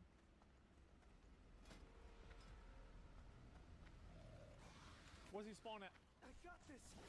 Okay. I gotta make sure I get behind him. Oh, and it does the typical thing where it's like, okay, let's start you at the end of the game where you're playing with everything unlocked as a super OP character, and then we're gonna take it all away from you and start you at level 1. Oh shit. See what it's like. Like, oh my god, it's so typical though. Let me guess, you gonna spawn in and then do that? How did I know that? This is the. There's a lot of games like that.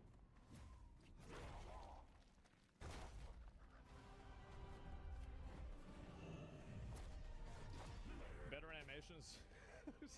Yeah. Oh. Well, fuck that guy.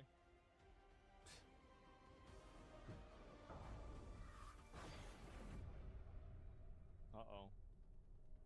Did I beat the game?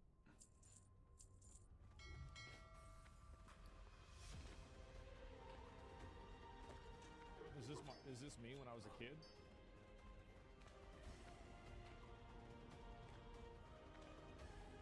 Yeah, you beat the game, now you're back at level 1. Is it? Yep. What the fuck?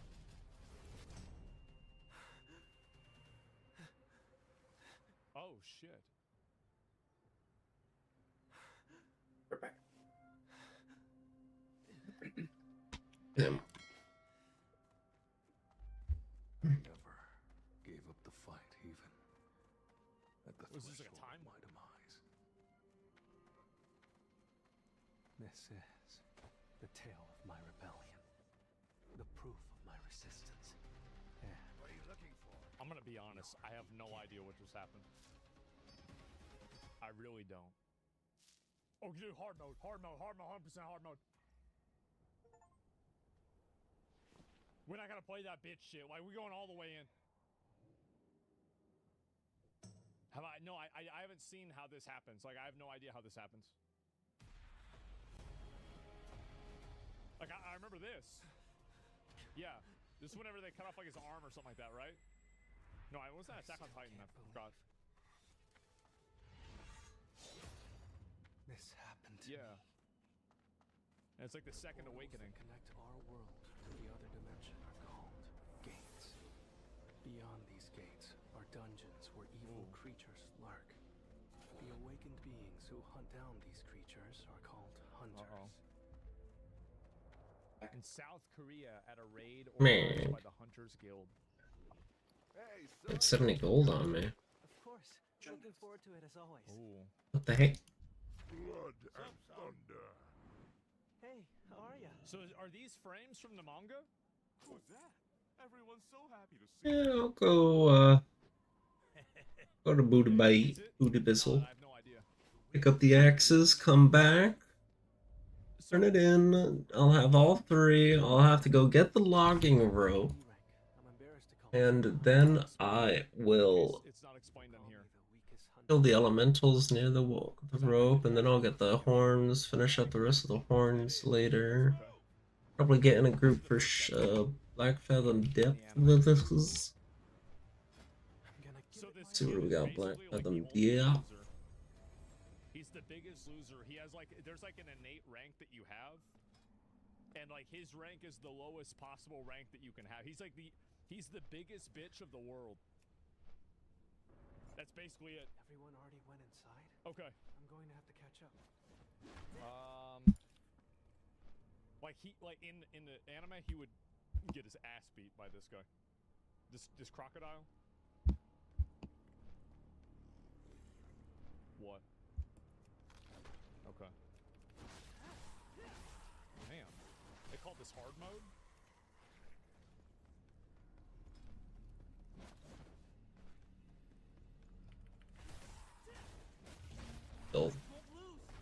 I'll list myself. Direction failed because of an add-on, huh? I beat the fuck out of him, alright? It was level 2? Yeah, I'm Oh, what's that? really a god. Need to try some combat. I got both Necrosis and Soul Sword because they said Necrosis will let you do this, but I don't even know what the hell's going on here with this thing, to be honest.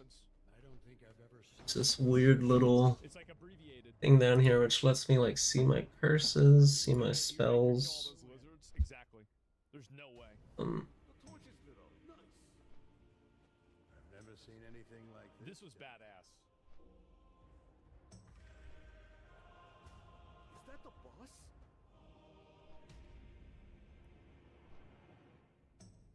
This peak? Yeah, it was. I don't know the point. I don't see any magic beasts. Right? Then I can't even click my bags here. This timer setting. A divination circle. Lock timers. Show the spell timer button. I don't know what that means.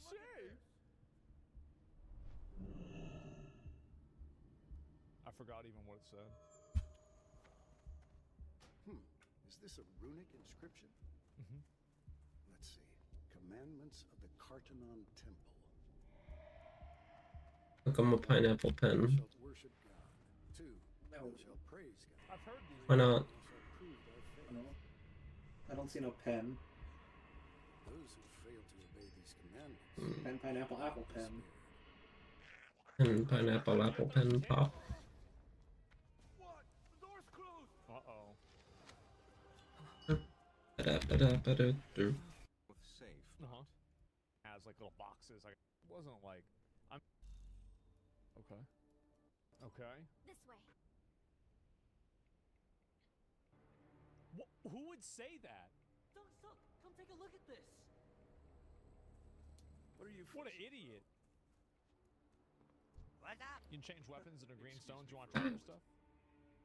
Yeah, I'll I figure. think Taylor or Lennon is literally like vendor trash at this point in the game. Buy a new weapon at like a scythe or something like that, right? I feel like that's what I need to use. They were already torn to pieces before we fought them. Uh-oh. Could it be a boss or? Make small bronze bombs, which means I need to level up my mining still. I need to get more tin. Yep. I think we should be careful. Usually just kind of I don't do mining ever, so I don't know how to level it. Herbalism is just like all over the place for me. It's easy. Skinning obviously easy. Tailoring easy. Mining, you have to go out of your way to follow fucking routes probably to find these ores. Because they're only on mountains and shit.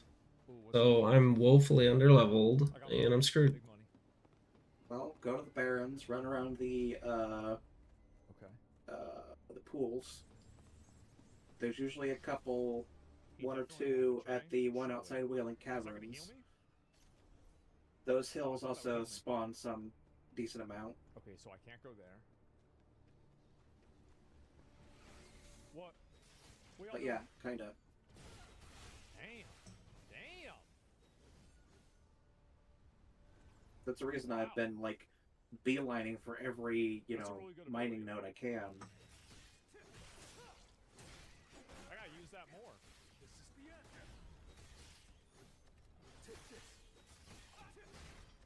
Okay, that was a joke. Feeling good already. Try these solutions. Ensure you have the correct beta selected for the drone. It's not there. Defeat the ants.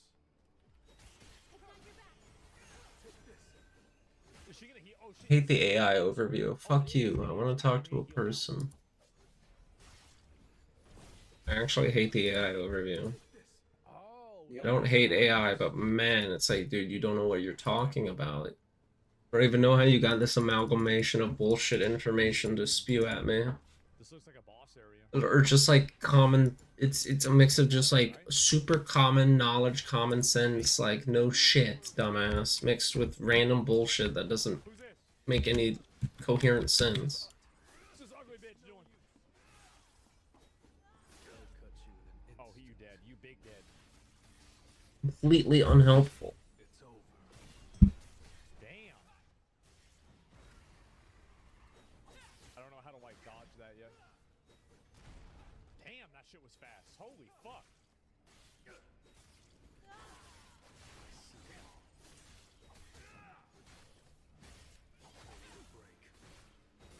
Almost got him. He's dead, right? Yeah, I'm almost dead. Okay, this got harder really fast. Okay, I'm assuming this is gonna regen my health, right? Team formation to restructure your entire team. Okay. I can't find it. You gotta help me find Prod Slim. And I don't know how. Might have to restart Steam. I feel like I played like shit. Maybe. I played like shit. Okay. So we got this and management. All right. So what is management? All right. So Lizard Glaive. Jesus fucking Christ. Also use this. I feel like I don't really want to use that though. Like I feel like we should just use the pole arm for now because that's what I'm supposed to use. But there's a big part of me that wants to use the hammer. And there's this too. It's a crossbow. I feel like maybe the bow. You guys think the bow? I mean, wow, damn, the bow is way better. Damn, that bow. Wait. I did the wrong thing. You could just be on the boat all day long. 1 second. I gotta click this one and then I. Booty bait boat. Yeah, because it looks like it does more damage. Well, Okay, the basic skill set. Yeah. Okay, I have to learn the skill. Oh wow. Oh wow. Okay, and basic skill 2, QTE skill. All right. Yeah, give me that Steam update. Give me all that goodness. If I can find this, we're in business. We'll be playing Helldivers 2 again. I was literally thinking about hiding the bullet and installing it. Like I said, I uninstalled a bunch of crap that I wasn't playing, so I did free up a bunch of room. Okay, got it. But still, I made like 200 gigs, and then they would want the 200 gigs. I can't. I want to install Warframe and like Destiny 2 just for a little bit. I can only install like one of those. It's like pick one. It's not like I want to install them so badly that I want to sit there and play them all day, every day for weeks. It's like I'm gonna play it for a little bit, maybe for an hour or two here or there, and that's it. So it'd be so pointless to take up that much space with those games if I don't play them actually a lot. I feel like just like it's a shitty place to be in. Can't even play these games. I don't have any light damage. That's okay though. I gotta try Warframe on this computer with this new monitor at 1440p. Are you kidding? I have to. Okay. Oh, I could just equip recommended. So is there a point where I can put in my skills? I don't think that there is, right? Yeah, I have a 1440p monitor, and it makes me feel like I need a new graphics card sometimes. Just go to 1080p then. Okay. But it, Yeah, later. Okay. I can't okay. do I borderless full screen when I do that. Okay, so this is the bow. You can if you go to your display settings and set your resolution to 1080p probably. Okay. Do that. Yeah, let's use that. So I just suffer at 1440 with my video card screaming at me occasionally. It's mostly a problem in Total War and Baldur's Gate. Most other things don't really do it. Let me at him.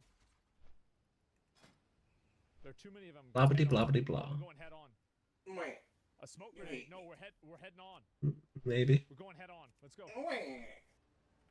Can I move? How do I move? I think it probably just fails it.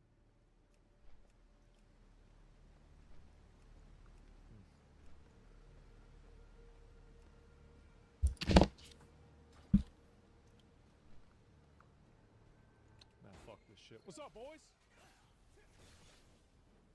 You fail? No, I'm not.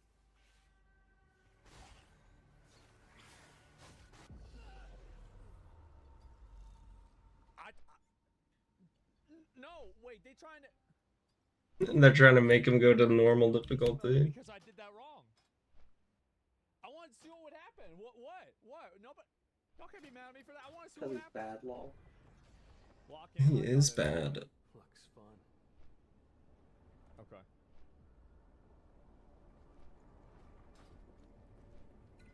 Okay, I'm gonna do it the right way this time. I made my mistakes. The game. No more mistakes. It's fucking sponsored, so let's see. That's the only shit that he has played in the past like month is a sponsored game. Here's one. I finished this game. What is that? So she actually saw Gamer that I game? played the game. Oh my god. It's kind of embarrassing, you know? Gran reacted to Asmon on her Insta. Oh my god. This is when you meet her, right? Okay.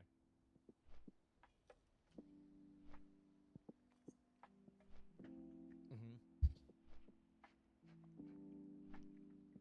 Banana Yep, and computer hospital bait for Gran? game. There's no way, right? Okay. So she was kneeling on him, and okay. I think you're supposed to sub to her OnlyFans. Okay, time to get up. I'm gonna tell her.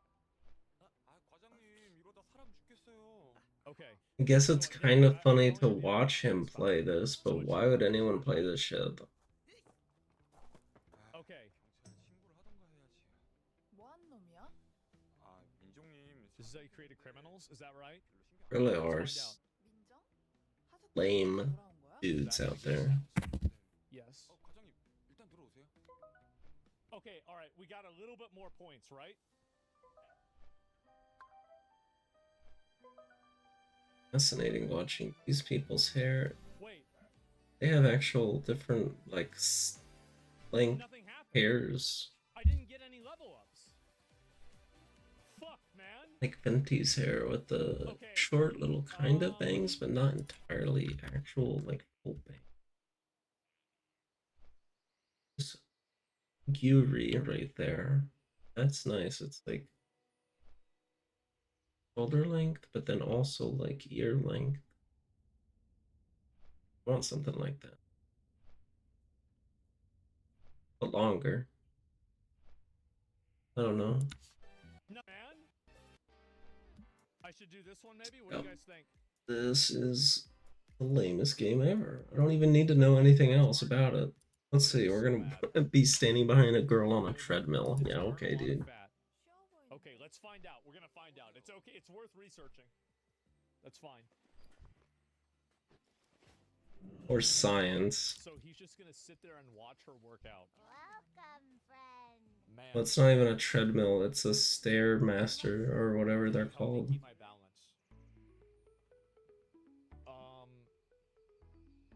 guys think? I feel like we should do boldly, right? Okay, we're gonna try it. business with ya. 시선 떨어진다. 말 너무 기대지 마시고. Okay. 근육이 제대로 느껴져요? Always bold? I don't know about that. 여기요, 여기. 여기 엉덩이 근육이요. Oh jeez, we're limit testing now? That's not what I wanted him to do! He punched her butt. Do that!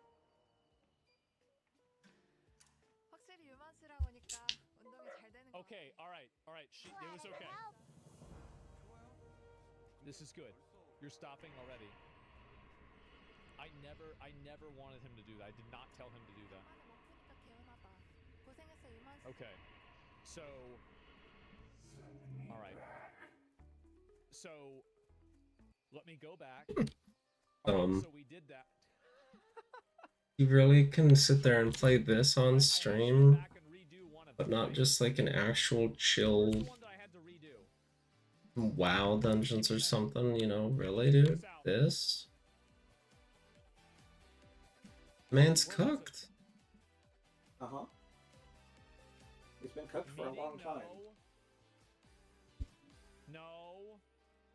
You know how much his chat? I mean, I don't even think anyone in his chat plays WoW or has ever even played WoW anymore. Like, most of his chat has probably just completely been like Ship of Theseus. They're all different people.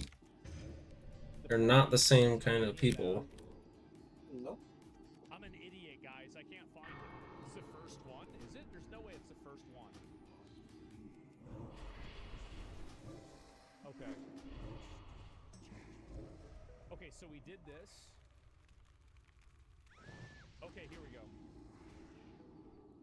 Alright. Alright, so now we're gonna make her happy. And this guy's like a multi-millionaire. He could play whatever the hell he wanted. And people would watch it. Alright, now we're done. Okay, we've done it. Yeah. And so now we should be able to end this. And this is what he the game, plays. right? Fucking Goonerbait shit. Let me see how close I am now. Okay? We're gonna go all the way to the end. Alright.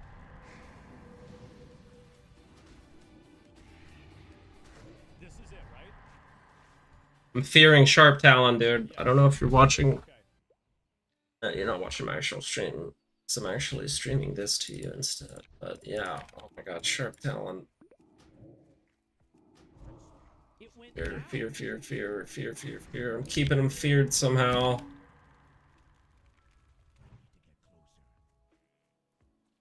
And then he hit your face. Oh my god. Certainly not for lack of trying. How is this happening to me? Okay, alright, we're gonna go back. Alright, we're going Hitting him with the full rhythm. Alright, we're gonna make every right decision. Wait, I clicked the wrong button. Okay, we're gonna go back. Boom. I even took his soul. Okay, we're gonna go to her. Alright, good. And then I think I have to hug That's her. what the hell we're talking about. Which one is it? 2? Okay, 2. Alright, we're gonna go 2. Okay, good. And then we're gonna listen to her, obviously. Yeah, I really don't care. I don't know why I full screened it. I meant to click off. This is a person who keeps stealing from Target, which is a bad place to steal from, on camera, on stream, has done it like dozens of times. Finally got banned. She's gonna get like arrested. Target don't play. Notice the stick of butter on top of the barcode. Okay. Can't see it because your fucking face is in the way, dude. Alright, I get it. This shit really about to be pretty fun.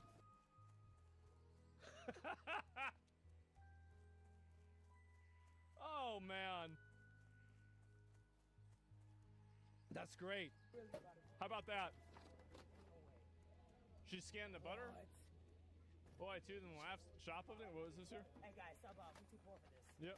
We are way too poor for this. Get out. We're way too poor for this. Yeah, she obviously, I mean, she literally is just saying to herself. GG's. It might really be GG's gang. Dexter soundtrack in the back.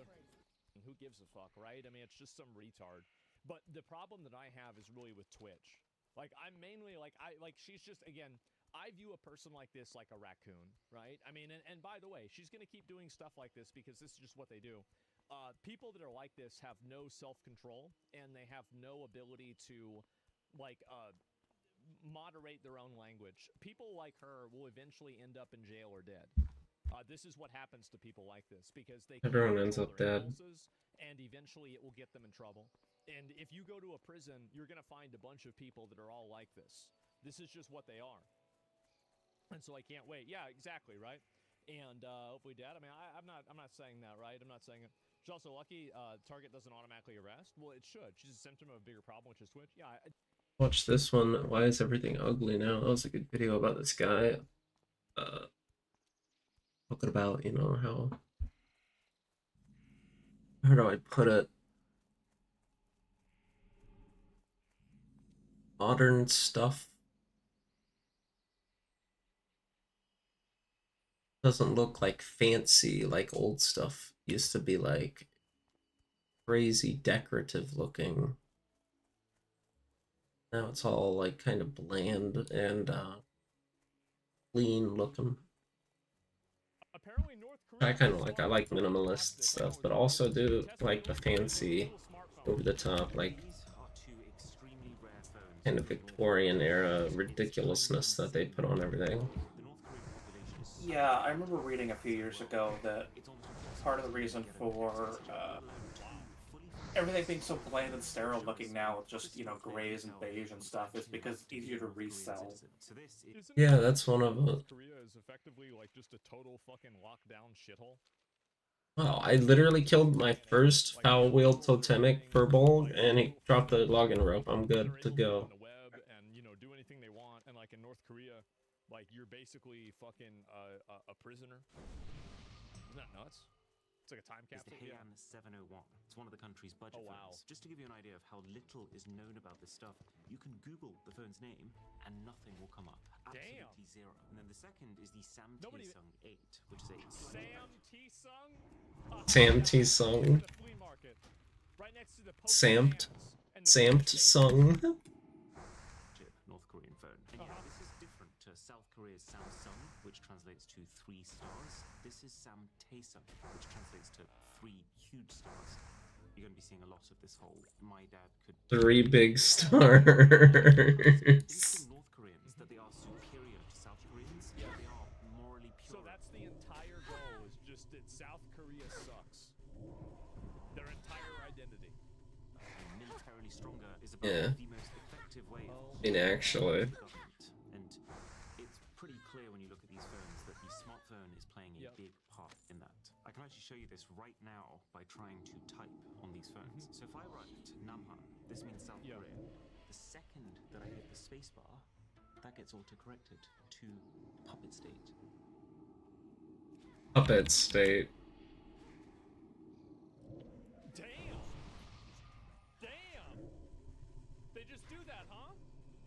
It is bonkers seeing censorship this explicit happening in real time in front of my eyes. Cannot sort shards while in combat.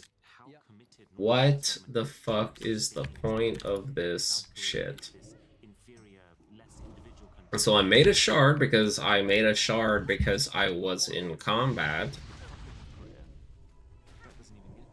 Because I killed the thing. And then I couldn't delete it because it cannot sort shards while in combat. Are you kidding? So it just doesn't work. What the fuck? I have to pause this now. Are you kidding me?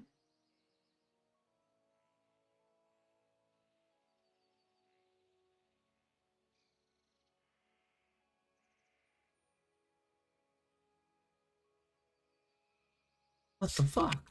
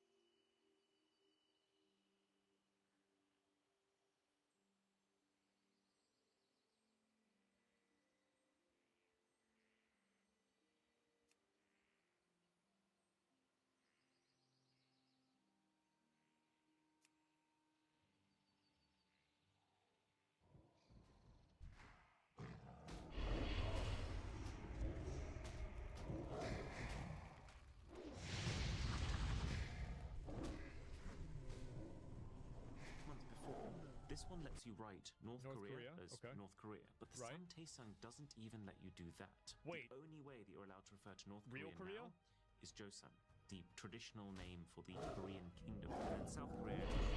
Got 2 of my things back to back, man. 3! At 2%, I got 3 shadow trances.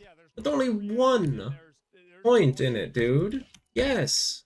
Almost as if they're belonging to them. It's all Korea. South Joseon. 3 shadow trances at 2% within like 10 seconds. First place, and whose basement I'm sitting in right now. They've probed around and found all sorts of extra oddities in the software. Like now, if you type Kim Jong-un, the name of the current leader.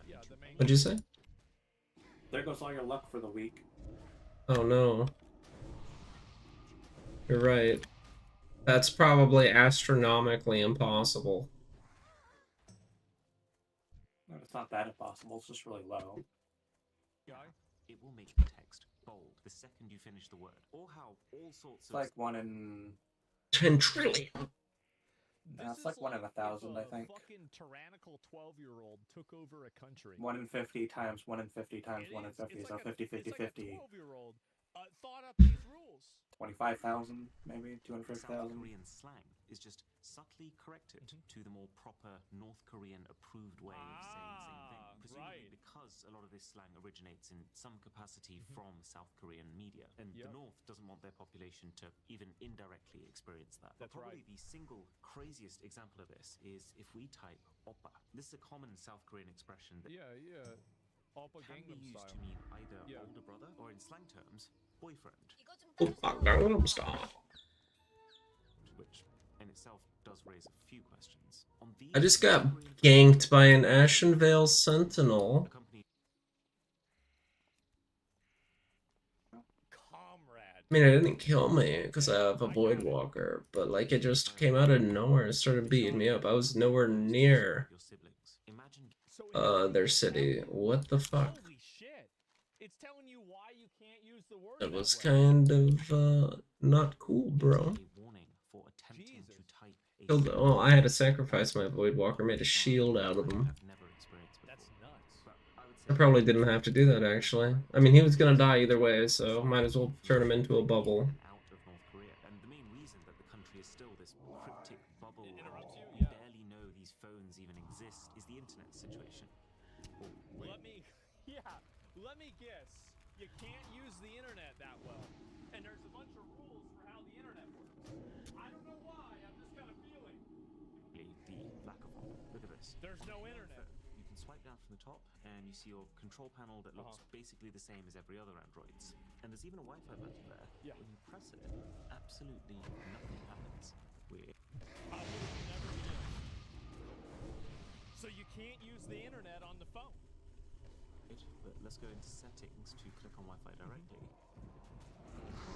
And they've actually gone a step further with this Taesung, because you go into the quick settings, there isn't even a Wi-Fi icon at all. It's like they... That's smart. You know, you're never going to use it anyway. Why even have it? They don't want you to even consider that the feature could be as accessible The as internet that. doesn't even way exist. to get something that even resembles Wi-Fi is this. What's this? It's called Mirai, and it needs so many details from you, including your government ID and an authenticated North Korean physical SIM card, that it's Oh my god. pretty safe to assume everything you do while using it can be traced right back to you. Holy and even shit. with all of that, this still doesn't get you onto the internet. Oh, what a There's actually no way surprise. for a North Korean citizen Digital to ID, do that. All this can get you is access to a highly curated North Korean intranet, where you can look. Okay. So this is like Highly curated intranet. Only inside, not outside. Inside. Indeed.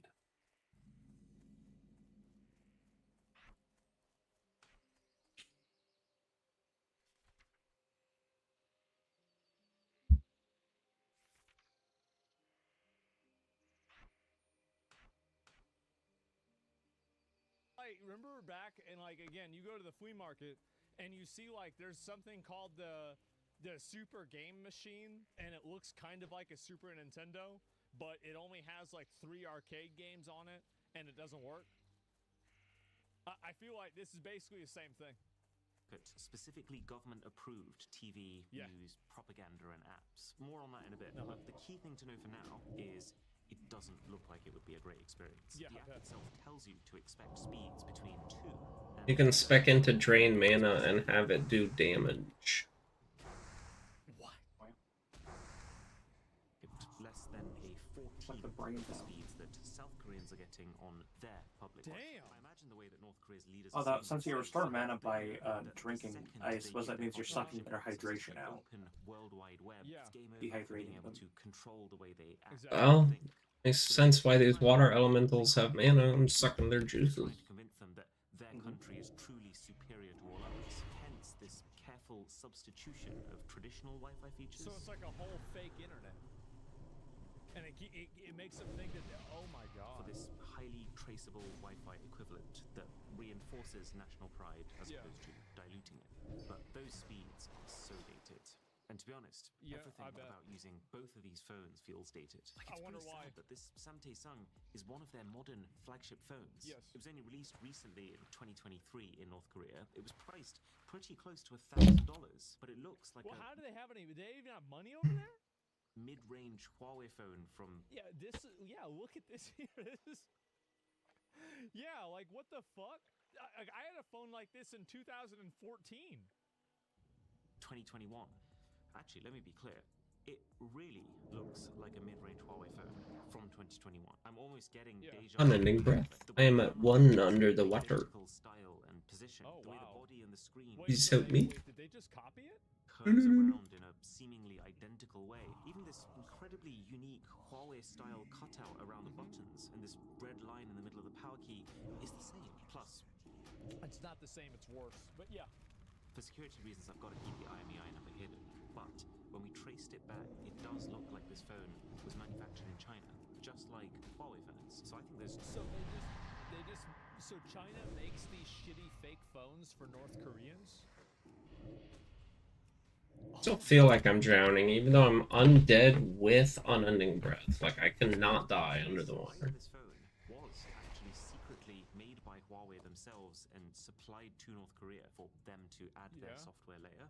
Or Samtae-sung just decided, we like the look of that one, let's copy it. Because you're about to see this yourselves, but so much of the content on these phones is copied content already.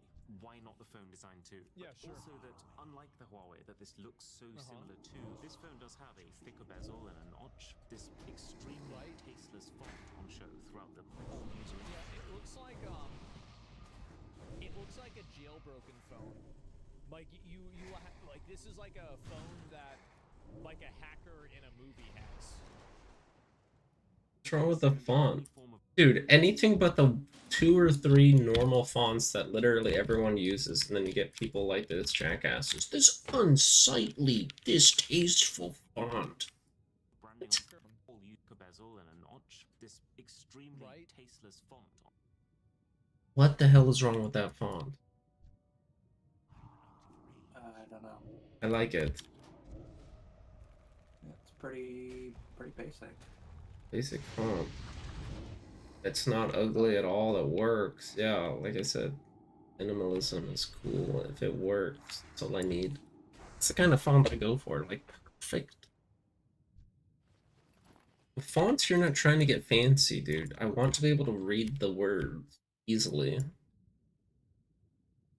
I hate fancy fonts. It's like, god damn. I just want to read it. Like with metal bands, unreadable band names. Kind of. And like when you're writing a paper though, you can go choose like crazy ridiculous fonts that is just like, who made this? Why did you make this? What's the purpose? It looks ugly. Then you sit there and call like this ugly when it's just perfectly legible. Yeah, it looks like a jailbroken phone. Like like this is like a phone that like a hacker in a movie has. And then the only form of branding on the camera is a feebly written 64 megapixel that gives me absolutely zero reassurance it's going to be a good experience. And it is Can you take photos? On the hand phone, we're just getting extremely poor, grainy image quality all around. It's just a piece of shit. What a surprise. And even though there are 3 cameras on the back of this phone, there is still no ultra-wide and no zoom. So both... No zoom. Oh my god! I wonder if we're gonna see the end of North Korea in our lifetimes. I think that we will. I don't think this can go on for too much longer. Extra cameras are just useless macro depth cameras. North Korea's gonna fall because their phones aren't fancy enough. Is that what he just implied? The idea that this thing No, you idiot. I'm just saying, I just wonder if we're gonna see it in our lifetime. flagship Samtaesung, the camera is super buggy. We couldn't even get it to flip around to the Get fucking frozen. I'm literally going after this guy, and then I get frozen before I can get to him, and he's just running away. In the middle of a million guys. Oh my god, this is ridiculous.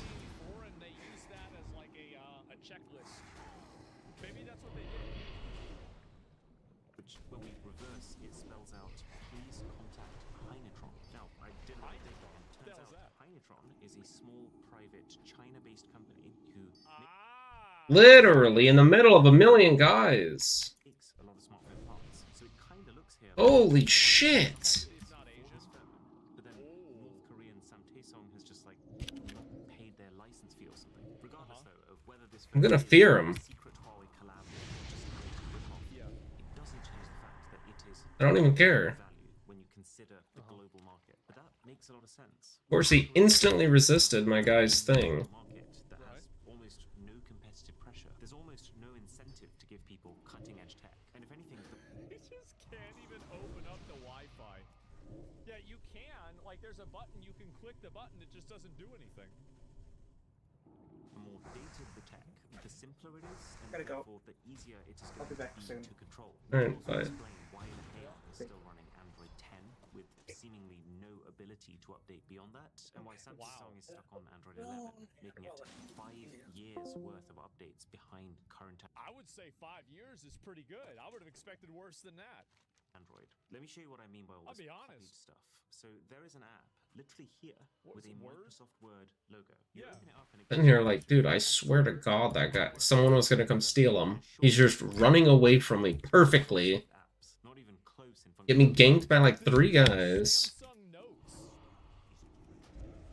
So they basically they call it Microsoft Word, and it's just a notepad. Oh man.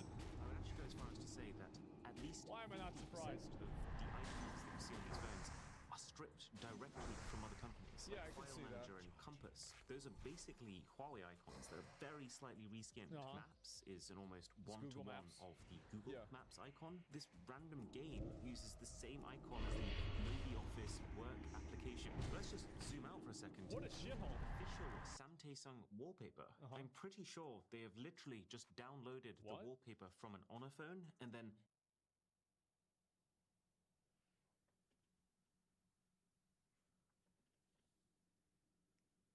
Wow. That's crazy. added an 8 to it. And then if I go over here to the About phone Are the apps section, even in English? I don't know. I recognize that image. That image is actually stripped straight from the promo material of the completely different looking Huawei Mate 30 Pro phone from years ago. So they got China making these things. That's what it has to be, right? And yet it Has is to be serving China. as the poster image for the Samtaesung 8, which makes me side with the theory that this is a This is why China sucks. They steal things. No, you don't understand. That this is stolen from China. Like a lot of these things, yeah, some of them are from like fucking Google or whatever, but the majority of these are stolen from China. It's China's phone. of Huawei as opposed to made by Huawei. Because Yeah, it's if it was double made stolen. by Huawei, surely the company would use an image that at least matched the design of the phone. I There's a guess whole not. library of informational videos that you can buy as part of North Informational Korea's internet. Like this one, videos? all about the football club Arsenal. And on the face of it, you're like, oh, this is really premium, how nice. professionally produced. But Yeah, look a little wow. closer, and you can see this is actually ripped straight from an Amazon Prime series. It's just instead of Stay in the Game, it's titled Sweat for the Win. And Okay. it's got the logo of a North Korean company. So they just wait.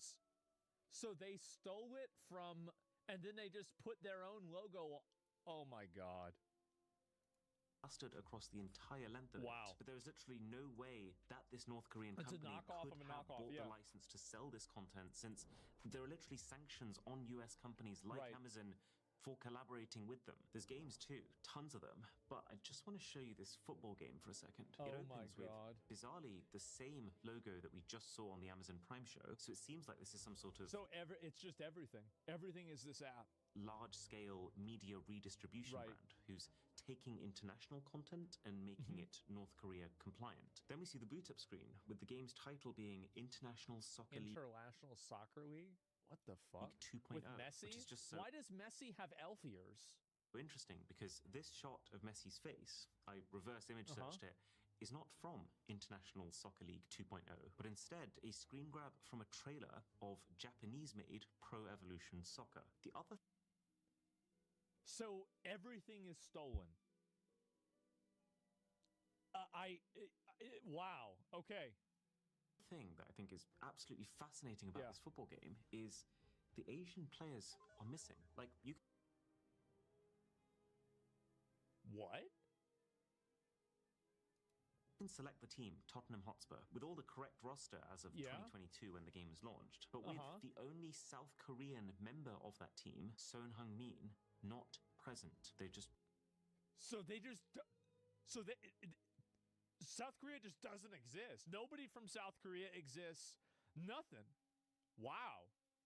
chopped him. Again, presumably to not show North Koreans that South Koreans have Are able to proper do this. international athletic careers. In fact, just the general situation with apps in North Korea is so different to what you and I are used to. The first thing that jumps out is there's just so many of them. Like, have you ever seen this many apps pre-installed on a smartphone? This right here is a medicine app. But a medicine app where you can order whatever you might need for home delivery. There's maps That's with nice. navigation too. Although, fascinatingly, it doesn't show a clear dividing line between North and South Korea, and also doesn't let you zoom any further out than the country itself. Everything else is grayed out except for Korea. Oh, man. I need one of these, but for Texas. Yeah, I've been wanting this for a while.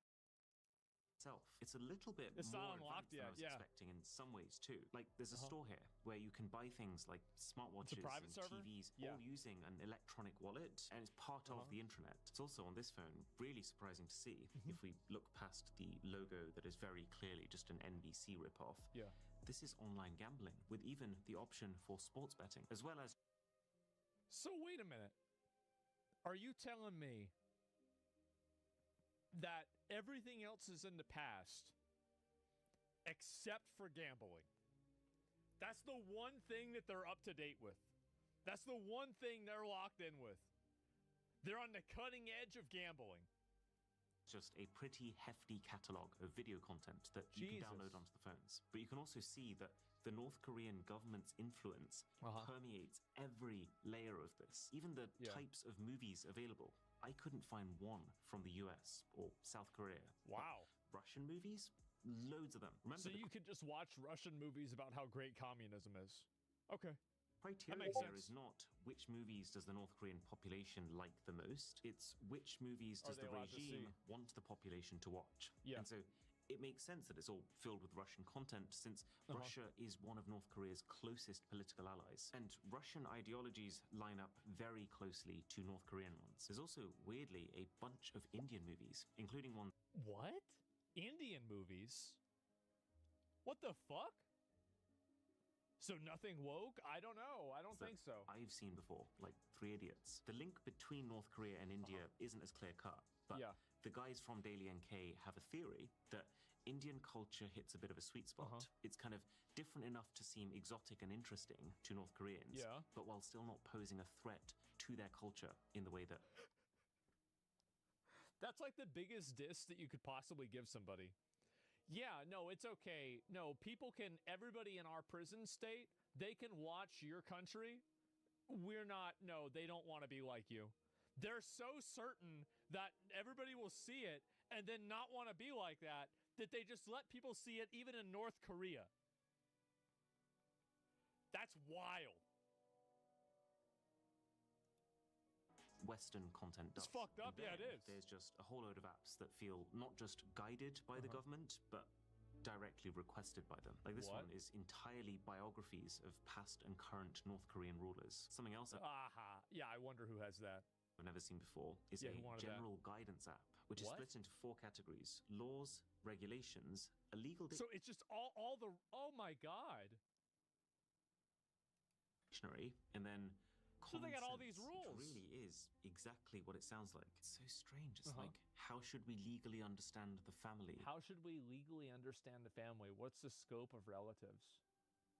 Can't relatives marry? What is same-sex marriage? Please click on that. Please. Who are relatives? Please. Can't relatives marry? I wonder if the idea is giving I wanna see every it. single person the same set of ideologies and learnings, and even there's like a humor section here, so that they effectively become Right. the same person. Like to robots, yeah. Squash individuality. There's even a cooking app which guides you through how to make traditional North Korean cuisine. And So, all of like, is it bad if you make it the wrong way? I wonder. these more official looking apps, they open by first showing you a famous quote from one of their leaders, which is so So the apps just give you inspirational quotes from Kim Jong-un? I love it, bro. This is amazing. feels like something you'd see on the loading screen of a dystopian video game. Yeah. But this is real life. And then there's also just a ton of games to play. Why is this one booting up with the Delta Airlines Delta, logo? yeah, Delta. What the fuck? Most of them feel pretty simple, with a big emphasis on offline play, which is true for the whole phone experience. So there's offline play. I wonder why why you have to be able to play offline. Ah, geez, guys. Maybe is it because you can't use the fucking internet? Yeah, I bet that might be it. It's actually wild how much we've been able to show and do. And that's all, no doubt, because the internet situation in North Korea is so sketchy. Oh so my God. Crazy amount of stuff on both of these phones. But there's a very good reason for that. See, getting new apps is not as easy for North Koreans as it is for us. What? They have an app store. You can download apps on your own. But, and I can't actually quite wrap my head around how this is the reality, you can't open those apps until you've taken your phone to an in-person store. This sounds like a restriction that Blizzard would think of. This is like, you know, there's like a new way to get like a legendary quest item, and they cook this one up, right? After like fucking 6 months. Like, yeah, this is like a phone designed by the people that made Battle for Azeroth. Where they will authorize them for use and download the necessary back-end data for them to function. And believe it or not, there's an extra wrinkle that comes with this. What is it? Your apps in North Korea expire. So this one here is telling me it's run out, and is basically asking if I want to pay for 6 months or for 12 months for... So you have to pay money just to have an app on your phone? Oh my god. I bet Apple's jealous of them. a bit of a discount. It's effectively making every app a paid subscription, even ones Apps you would expire. not expect to be, like the laws of North Korea. Bearing in mind, North Korea is one of the poorest countries in the world. with its No way! Really? I national wonder income why. per person being just 3.4% of that of South Koreans. This feels So for every $100 a person in South Korea makes, a North Korean makes $3. Yeah, you better not let them get the internet. I could see why he don't want them to get the internet. feels like a pretty tough pill to swallow. I think it's likely that just the concept of being able to sustain a large library of apps is a luxury that very few will be able to afford. Oh, yeah. No, that's a good point. Maybe they have all the apps there, so it gives the perception of abundance, right? It's like, wow, look at our smartphone. We've got way more apps than, you know, shitty Samsung. Samsung is bad. Not like our phone, super Samsung. Look at how many apps we have. That's what it's got to be, right? And that's assuming you can even afford the phone in the first place. Now, even if you did find a way to sideload your apps without going to a physical store for that authorization, or if you found a way to get around the app expiration system, which we realized you could temporarily do just by changing the date on your phone to an earlier one, there's a very important reason. Oh, wait, what?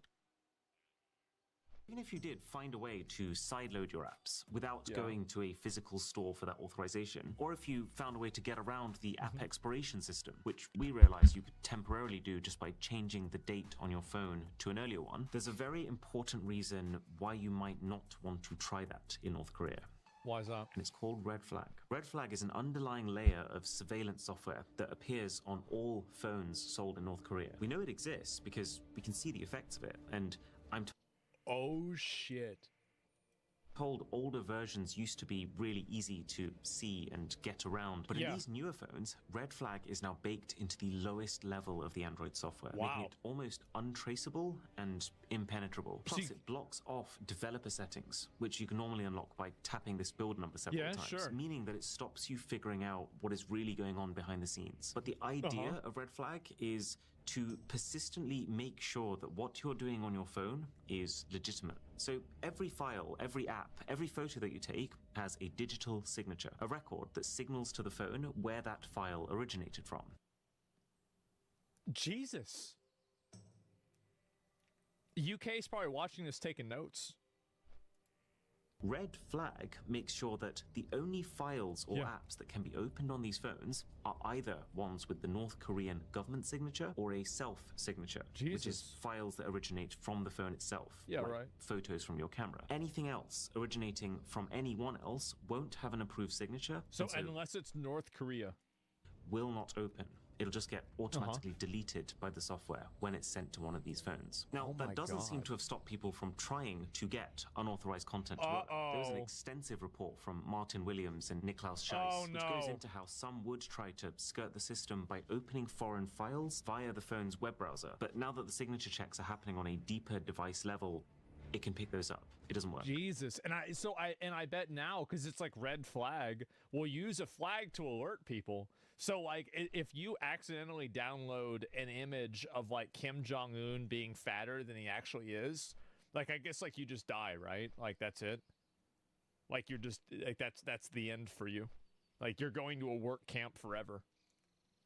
Yeah, they never seen again? Yeah, exactly.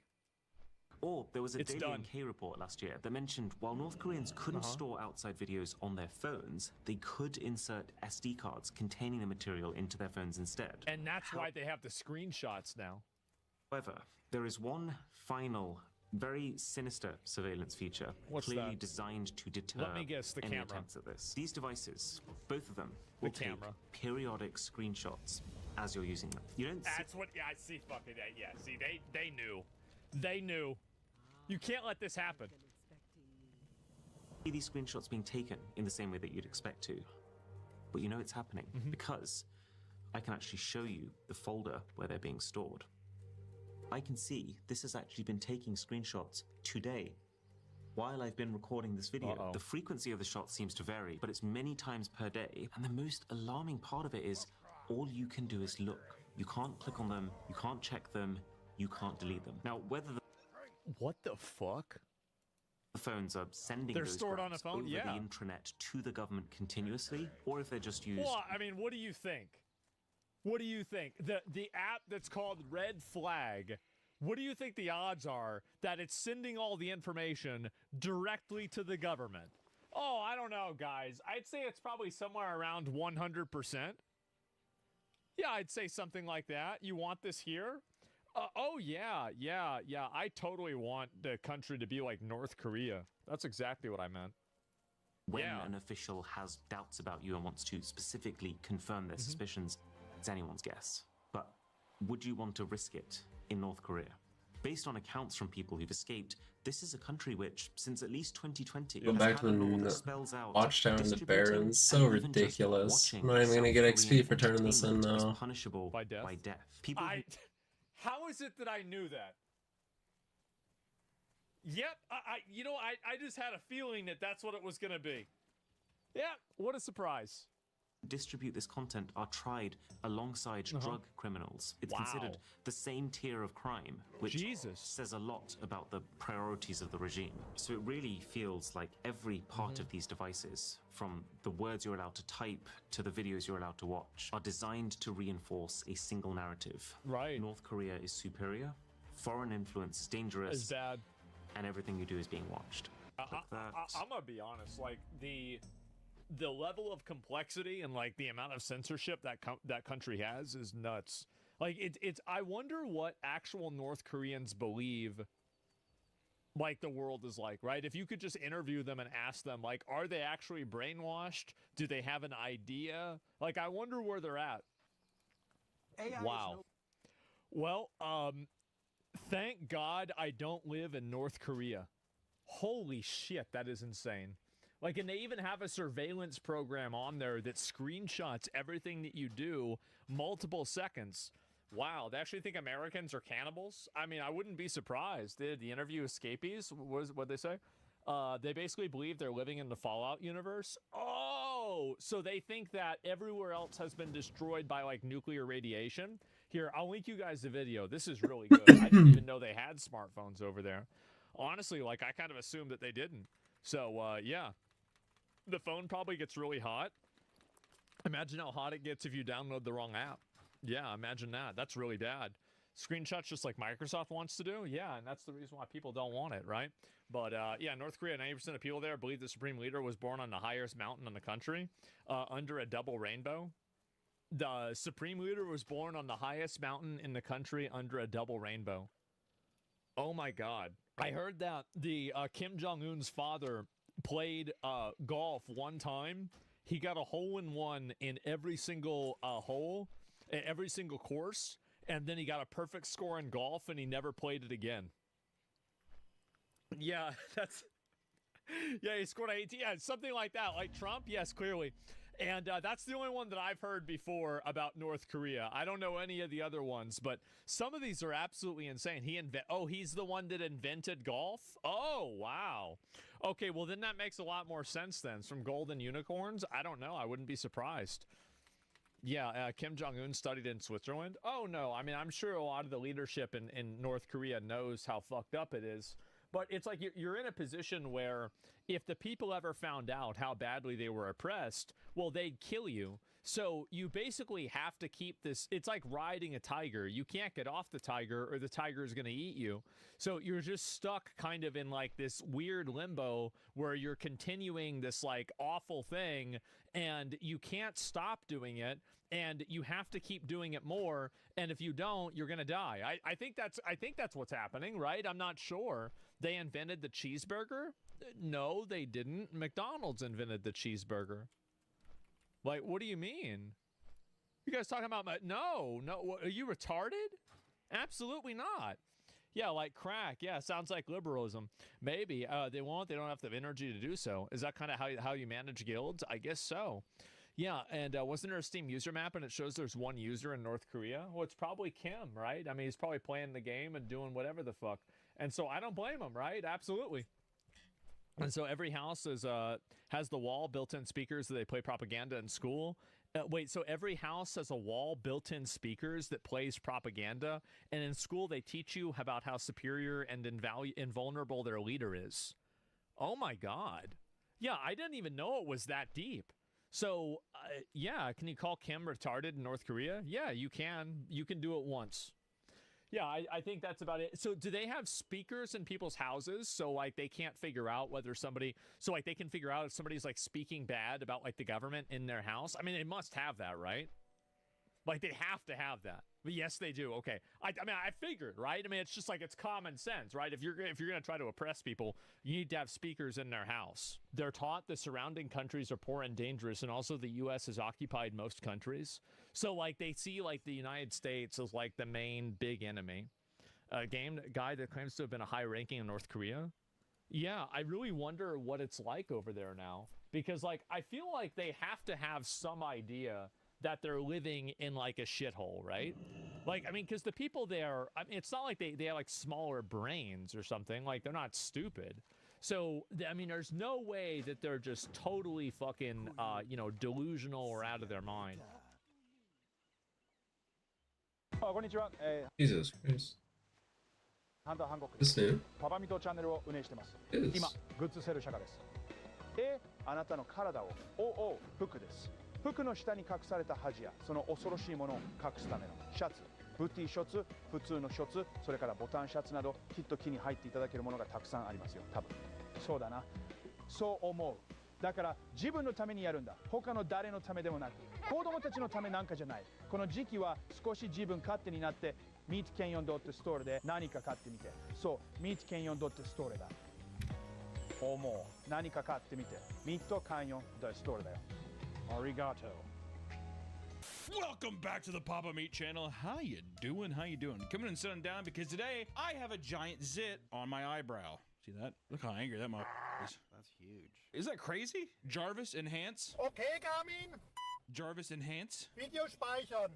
Isn't that crazy? If I close my eyes, does it look like a cyclops? That looks like your third eye, yeah. Should I just close my eyes this whole video? Anyways, today we're going to be talking about bus drivers. I'm sure many of you watching have memories of waking up early in the morning for school and getting on the bus, right? I know I did. It's probably one of the most unpleasant experiences that most of us have ever shared. Don't know why, but the bus is just kind of an unsettling place, filled with unsettling kids. Whether it's the thick, warm body odor or the obnoxious screams from other passengers, there are plenty of things that make bus rides absolute hell. At least for you, the ride gets to end as soon as you get to your destination. Bus drivers have to spend grueling hours dealing with all kinds of unimaginable horrors. So together, we're going to look into some of the most horrifying public transportation stories ever told about buses. It's a bus video, a big bus video. There's way too many videos of like drivers getting up and be like, "Get down! If I see you out of that seat again, you're gonna get kicked off this bus!" A bit unruly. You know what? I'm gonna go on a limb here and say it's a bit uncomfortable. Me watching a 58-year-old woman screaming at like a small child to sit down. And the kid being like, "I know you are, but what am I?" I think the kids deserve it. It's the unfortunate reality. It's the unfortunate reality. We're seeing like a minute of this bus driver's life. This is... Hey, how long have they been doing this? I know you are, but what am I? I think I'd snap too. I wouldn't be mentally strong enough. I bet you every single bus driver has thought, what if I just went onto oncoming traffic or like went off of... Miss Driver? Jesus, take the wheel, take it from my hand. 'Cause I can't do this all. And Jesus grabs the wheel. He's just like, we're going down. Jesus, why? If you're a bus driver, then you're trained to deal with all sorts of emergencies. This may not truly prepare you for the sheer amount of bodily fluids you'll encounter on the job. We're starting with body fluids. I'm getting it out of the way first, all right? Where there's gonna be other stuff down the road, but we're getting bodily. I mean, you know what we're talking about. Come on.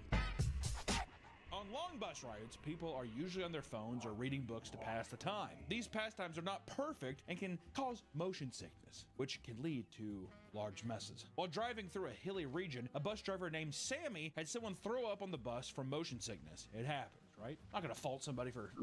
Sometimes it's a long ride. If you know you have motion sickness, bring a fucking bag. That would be a little more courteous. Or I think that it's odd to me that it isn't treated like airplanes. There's a little baggie. Surprised. One time I had Jack in the Box tacos, and then I threw up instantly. You've told this before. Oh, You've told this before, and I was like, you shouldn't have gotten it. I threw up in a 2-liter like plastic bag, and then for the whole ride, I had it there for like a 3-hour trip. Because you were in the back because your mom was driving. Yeah. Why do we do this? No more! We have discussed this story in length. As the vehicle continued to go up and down, the vomit slushed from the front of the bus to the back of the bus, causing the entire bus to reek vomit. And the rancid odor of the vomit was too much, and other people began to throw up as well, uncontrollably. In total, 12 people threw up on that bus, causing a tidal wave of vomit to go back and forth over the floors of this bus. Sammy finally through her burnt nostrils decided to pull over and let everybody out, but there was so much barf on the floor that people had to climb over the seats to avoid stepping in it. I think at 3 people I'd be like, we should pull over. 12 people. It took one person to start having a reaction. Over and over again. Let me know if anybody threw up looking at this. Nick, stop. Puke bag. Puke bag. I can make myself throw up. Ready? Oh. I thought you were going to commit to it. I was going to do what? Read it. No, say I think Let's say what? School buses don't come with bathrooms because the routes are typically not that long, right? We're not going to stop and pull over on a school bus. You're in for the long haul. And in some cases, this can result in horrific bathroom emergencies for unlucky bus drivers, needless to say. Just before his shift started, the driver rushed into the office bathroom and nothing would come out. Don't you hate when that happens? I gotta go, but nothing's coming out. So he thought he could make it through the shift. Not even 30 seconds. All right. I like he's like, I can power through the shift. And not even 30 seconds after leaving the parking lot, a pain in his stomach put him in a dire situation. Just turn around. The biggest problem was that the bus had currently one passenger, the man's own daughter. Unable to think of a better solution, he grabbed a small trash can and filled it with diarrhea as his daughter watched in horror. The guy's like, whatever, and she's just like, don't look, don't look. Whenever you have painful diarrhea, do you like put your feet up on the toilet like a gargoyle? No, I've heard some people do the power squats like that. For me, I just let it go. I hate the poops that are like almost a giant knot. Oh yeah. It feels like a giant knot coming out of your asshole, and you're like, I do the squirms. Ooh. Oh, fuck. You know what I mean? Oh, this one hurts. Oh. And then finally, oh. I've had some knots sometimes where I leave the bathroom perspirating. You're sweaty. I've built up a sweat. I'm like, pull the toilet paper up. My ass is so chapped. I'm actually stoked that there's a little bit. I'm just like kind of damp. Have we talked about, do you go front to back or do you go back to front? Front to back. Do you go in between your legs or do you go behind? I've done it before. I can't do it from here anymore. In between legs, I can't do it. I always get nervous that there's gonna be a little bit of poo on my balls. Well, that's why they say women shouldn't do it, because that's how you get yeast infections. Yeah, you get yeast infections. A little poo in the snatch. A little snatch poo. After one of a knot, have you ever wiped and just had like a whole toilet paper full of blood? No. Oh. No. One time I did think I had blood on my stool and I was freaking out. I was like, oh my God. I looked in this toilet. I was like, oh. It was like this big red mess. And I forgot that I ate like 2 pieces of red velvet cheesecake. I legitimately thought I had like colon cancer. Oh, that was me too. Like 2 months ago. I wiped and like literally is the most blood I've ever seen on toilet paper. So much blood. And then I looked in and the toilet paper was filled with blood. Or the toilet was. I called my parents and had to video chat with them. It's so funny that you're like 33 years old. Mom, Dad, you're gonna want to see this. Which the little girl, don't forget where we're still talking about the guy having diarrhea in the trash can. His daughter had to hand him Kleenex wipes to help him finish the job. Kleenex in my bag. She's like, she became a brave little soldier. Daddy used Kleenex. Get your ass over here! I bet it was like that. I feel like I'd be in too much shock. For as a child, I would definitely be yelling at you as a parent thing. I'd be like, you walk your ass over here! You wanna go home? I wanna go home! Well, what else am I gonna do? Am I gonna get up, ball swinging around, poopy butt, go grab my Kleenex myself? You're gonna step up, dude. You need to step up for your dad. Afterwards, he bagged the poo and threw the bag out onto the road so he could begin his route. Sir, you might have pooped in the bag. You don't need to litter. Is it litter if it's poo? It'll wash away in the rain. What if it's a plastic bag? Oh, I thought I guess it's the bag. Yeah, well, the bag is. But if it was just poo, like if he dumped the poo out of the bag. That's the same thing as not picking up your dog poo, I feel like. It's runny. It's diarrhea. If my dog has diarrhea, what am I going to do? Pick up the diarrhea in a plastic bag? You try. Yeah, you kind of have to try it to where you can be like, you almost like want somebody to walk by so you're like, oh, he's sick. Yeah, the dog's like. Later on, when the man was taking the children home for the day, he could see another bus swerving around an object on the road. At first, he thought it was a dead animal, only to realize that it was his bag of diarrhea, which had popped open on the road and smeared everywhere. This video started pretty gross. Are you still with us? Okay. Don't worry, people are dying later on the video. It'll get normal soon. You can skip the poop. Yeah, just skip the poop and blood and all that stuff, and the dead bodies and crashes are later. Don't worry. Many large cities offer public transport, but most of their citizens choose not to ride because of how dirty and dangerous it can be. People have literally been beheaded and cannibalized while riding on a bus. So it's no wonder they don't feel safe. I mean, God damn, dude. Who knew this bus video was going to be the most gruesome video we've ever done? Holy shit. We've done a video about a family that like didn't feed their kids, and the bus video is already it's starting to step up. Holy shit. Given all this violence, it's no surprise that drivers need to stop and take a break every once in a while. Before boarding a bus in New York, a man peered through the windows to see the driver sitting in a passenger seat and pleasuring himself. Well, we gotta release some demons. That's mean beating is what that is. Probably a guy came up and was like, hey, well, nice riding, fat ass. And he's like, oh. He's mean beating. Do you think he's quick, or do you think he's enjoying it? I think he probably, if he's in the passenger seat, I think he's kind of taking his time. Also, the peer through the thing, what is this, like a prison bus? The guy's like in the front seat, like, he's just like, don't look at me, I'm mean beating. His back was to the street, and both the porn and his, God. Both the porn and his member were completely visible to every person walking by. Well, that's a fetish. Yeah. That's a guy that's wanting you to see. Don't look at me! Balls and cock pressed up against the window. I want to be like this at the Museum of Natural History in New York. I'm surprised there hasn't been a guy that's broken into one of those exhibits. You know, the cavemen and Oh. There's like They all died. with his like balls and asshole pressed up against the glass. Single Starfish hits. net. I mean, that guy died instantly. Looking back at you. Died from the front. It's like one of those street Guy performers who stay still for hours. Yeah, he's all spray painted in silver.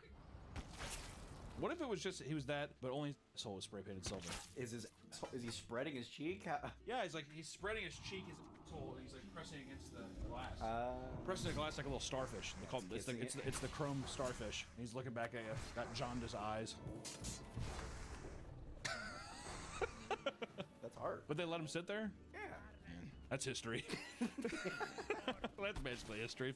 Being a bus driver is a big, big responsibility. And sometimes it's simply too much for people to handle. This is when we start to see just how bad bus drivers can get. In 2018, one bus driver went viral for losing his temper after passengers began criticizing the way he ran his bus. Hey, what the hell is this, buddy? He's like, oh, motherfucker. As soon as an older woman begins to give him pushback, some old broad talking to me. He parks the bus and begins screaming at her like a retired drill sergeant, telling her that his job is insanely stressful and he doesn't want to hear any back talk. Just get off the bus. I'm having a stressful day. I don't want to hear any back talk. He tells them that if they don't like the way he drives, he could quit his job right now and make them all walk home in the middle of the night. You know who would walk home? You want me to just quit right now? Does everybody want to fucking walk home? You want to walk home? I don't care. We'll all die tonight. Could you just open the doors, please? I don't think I am. I think we're all dying tonight. I'm telling you, man, they're bus drivers. As people start to tell him to calm down, that's never first off. Hey, another quick fact. If someone's freaking out, never just be like, hey, buddy, calm down. It's the worst thing you do. Sit silently. Don't say a thing. Just never interact. Don't look him in the eyes. Never look him in the eyes like a horse. But he began to scream, just let me vent and don't talk back. Let me just vent. I'm just venting. Just let me vent and don't talk back. Just ignore me. Just ignore me. See? Exactly. I don't want anybody to actually give me any feedback. I'm just looking. This is me. Hey, can a boy vent? God forbid a white boy catch a little emotion. Those are my favorite things now. During his crash out, he realizes that he's being filmed and screams that he doesn't care if he gets fired. Go ahead, you can record me. I don't care. I don't care if I get fired. I'm sick and tired of people. I can't do everything.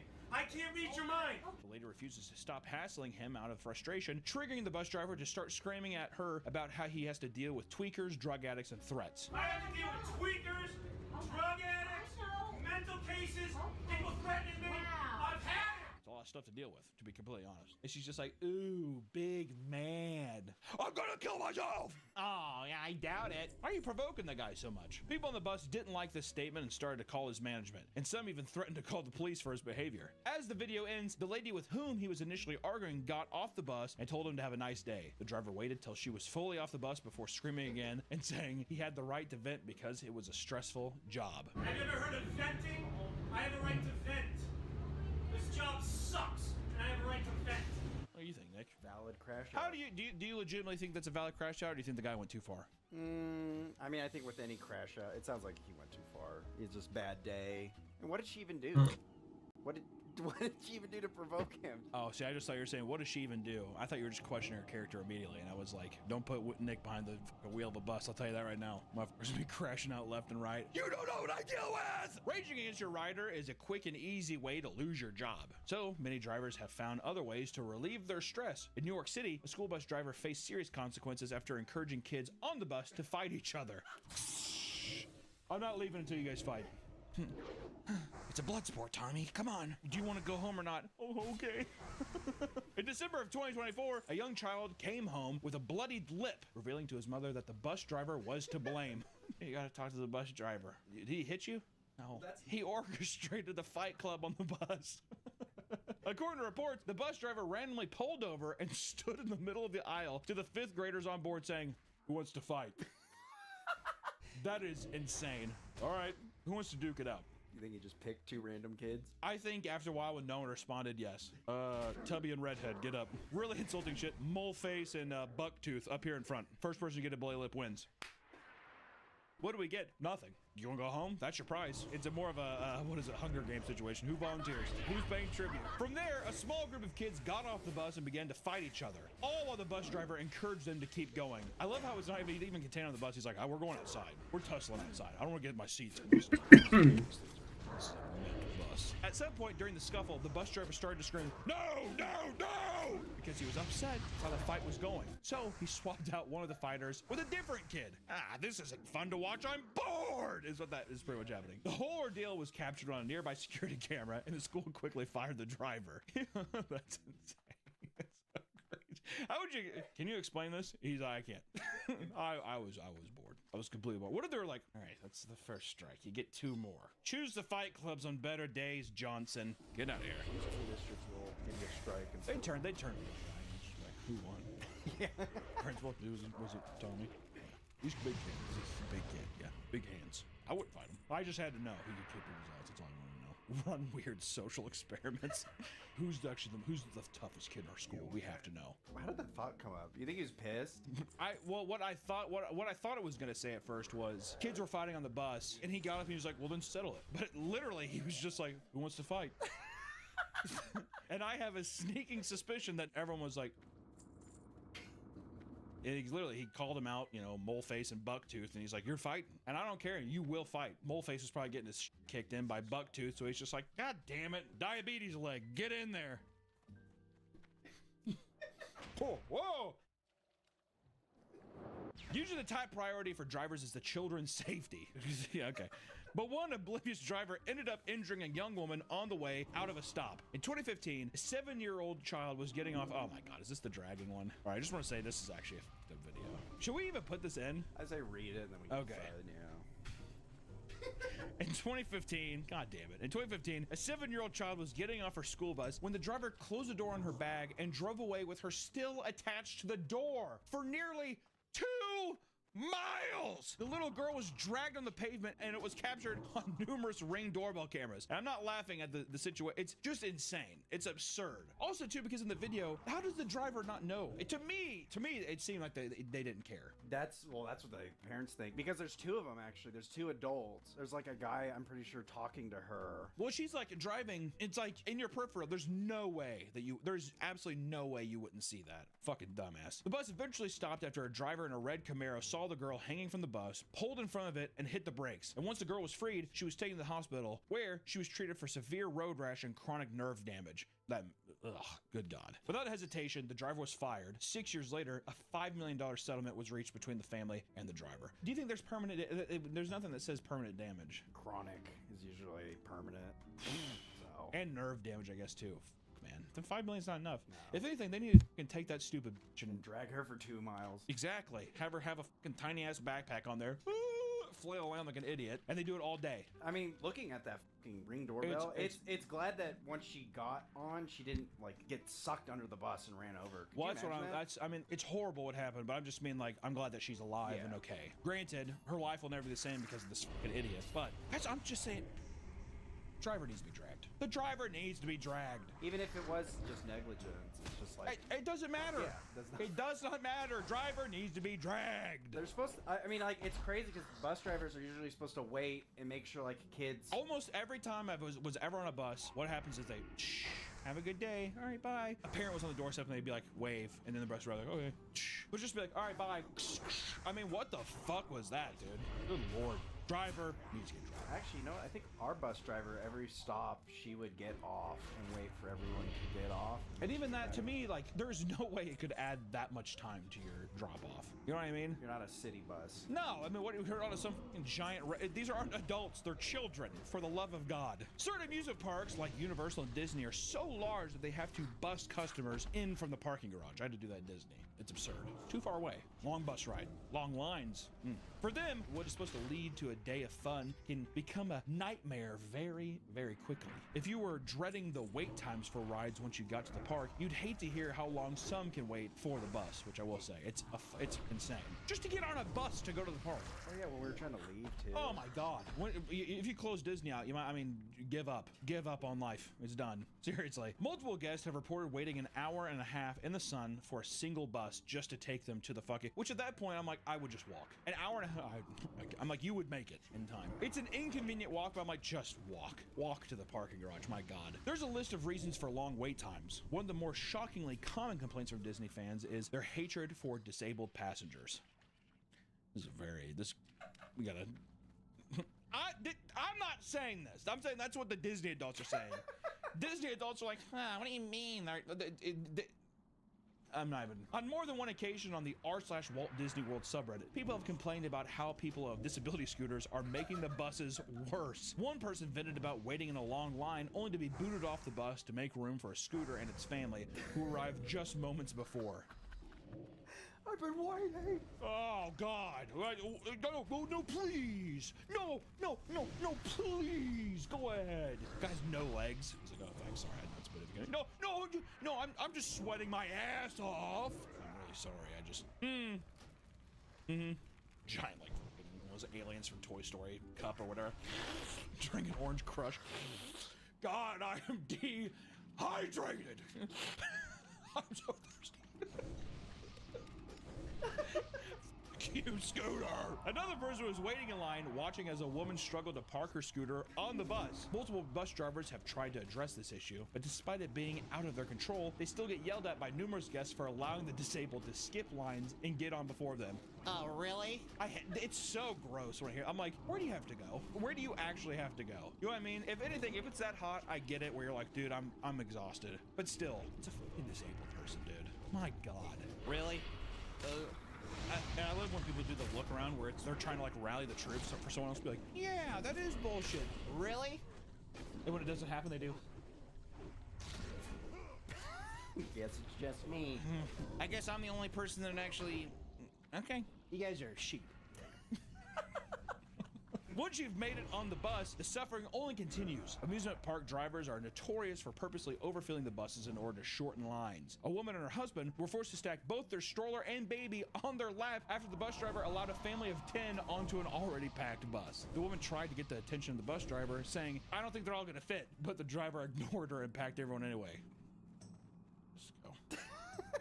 What makes these bus rides even more miserable is that they're poorly constructed and not safe for passengers in any way possible. In 2010, a bus driver had stopped at Epcot and was waiting for guests to board when another bus rear-ended him. During the crash, 47-year-old Jean Valentin's legs were crushed, leaving him critically injured. He was rushed to the hospital and treated for injuries. Following the crash, he sued Disney and won $1 million settlement. See, sometimes, dude, if I'm 47, don't need my legs for. Crush them up, grind them, and let fucking old Mickey pay me. Pay me out, dude. Pay me out, is what I would say. $1 million's too small for legs? I feel like at 47, you'd be like, $1 million's fine. Like, honestly, a buck and a quarter. You know what I mean? Just anything, literally anything, just to stop. I mean, at 47, life's done. What else do you have in life? Grandkids. It's torture. It's a prison sentence. They're not even your kids. It's your kids' kids. Didn't I already just do that before? They say the grandkids is the best part. Well, I guess that's true because you can be like, oh, I'm having fun with them. All right, take them home. Yeah, once they start getting... All right, leave. Oh, he's fussy. No, I already did my time. Thanks. Unfortunately, some of these bus rides turn deadly, like in the case of a 9-year-old boy who's riding his bike through a Disney campground when he was struck and killed by an 81-year-old bus driver. I just want to go on record and say I think every person over the age of 70, they should not be allowed to drive. Well, how am I supposed to get around? Dig a hole and lay there until you die, is what I would say. Life is done, all right? What did I say about the 47-year-old? You're 70, you had a good run. Dig the hole and lay there, okay? Well, how am I supposed to go play pickleball with my... I'm like, dig the hole and lay down. For some reason, a lot of people have ingrained hatred towards bus drivers, and it scares many new applicants away because of the violence they may face. Most public buses require passengers to pay a toll before finding a seat, but some can't afford to, causing, well, heated confrontations. While driving his route on a cold winter morning, a driver picked up a drunk man carrying a sack of pennies from a bar. Oh boy. The drunk man told the driver he didn't have enough to pay for the fare, so the driver told him that he wasn't allowed on. The driver pointed to the sack of coins, but this angered the drunk, causing him to yell that he didn't want to use that money. These are my pennies! As the driver tried to remove him, the drunk swung the sack of coins around and smashed it over his head before he could even react. The driver collected himself and tackled the drunk to the ground, calling the police to have him arrested. After the incident, the driver received 7 weeks of paid leave before his company almost forced him to return driving the next day after getting hit with a fucking 6-pound sock full of pennies. That would fucking hurt. I've seen a video of someone getting hit over the head with pennies. Oh, it didn't look nice. If you've seen a video of a man getting hit over the head with a sack full of pennies. Well, I think it's Nick, or do you lie sometimes? on the show? No, there was. It's two girls. I'm pretty sure it's a girl. You produce this video for this thing, or you're a liar. Editor, you're the decider right now.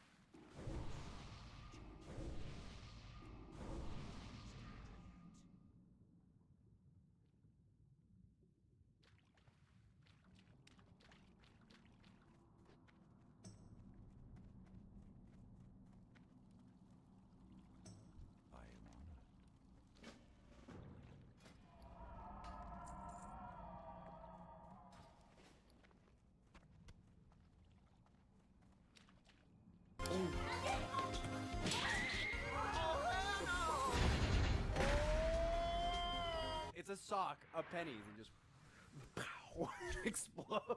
And she's like, ah! Those videos make me cringe, man. I can't do it. It's just, it's like that one. Remember that video that went viral? That woman hit that girl with a shovel. Oh shit, yeah. That is absurd. Every time I see those videos, I'm like, it's like that lockup reaction where you're like, oh God, I hate that. Bus drivers getting fired for doing the right thing is a regular occurrence. After picking up a bus load of kids on his route, one driver started to smell a foul odor. As he continued to drive, he started to feel sick and noticed other kids were showing similar symptoms. Soon, they began complaining of headaches and nausea, and the driver realized the bus was filling with exhaust fumes. Oh my God. That's horrifying. He pulled over, unloaded all the children, and called the office to send a second bus. To his surprise, they flat out denied him and got angry for him not fulfilling his route. Eventually, they had to send another bus to pick everyone up, but they fired the driver for not doing his job. I just want to say that's a hero. And also, that's a sign from God who is just like, dude, you're going to get in a wreck one day. This is a blessing. I think it might have been a blessing in disguise. Well, yeah, what is he supposed to do, drive and all the kids die? Yeah, exactly. Get off the bus. The kid's like, like trying to crawl off the bus. Thank you!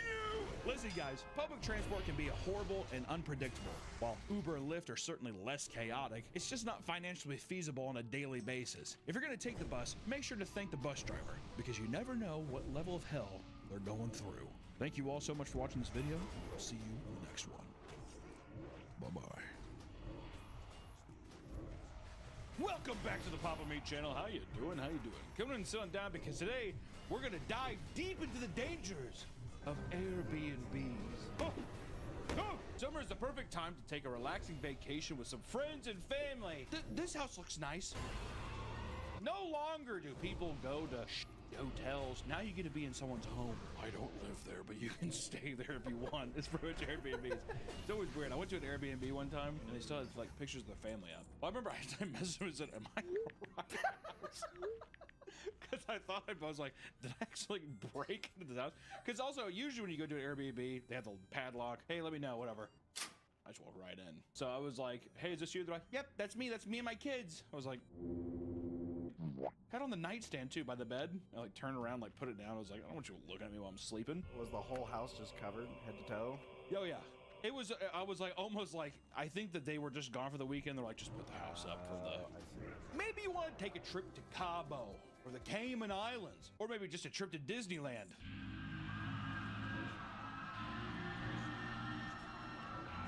Wherever you're going, you're gonna need to find a place to stay. Hotels used to be your only option, but over the years, prices have gone through the roof. But thankfully, there's an alternative.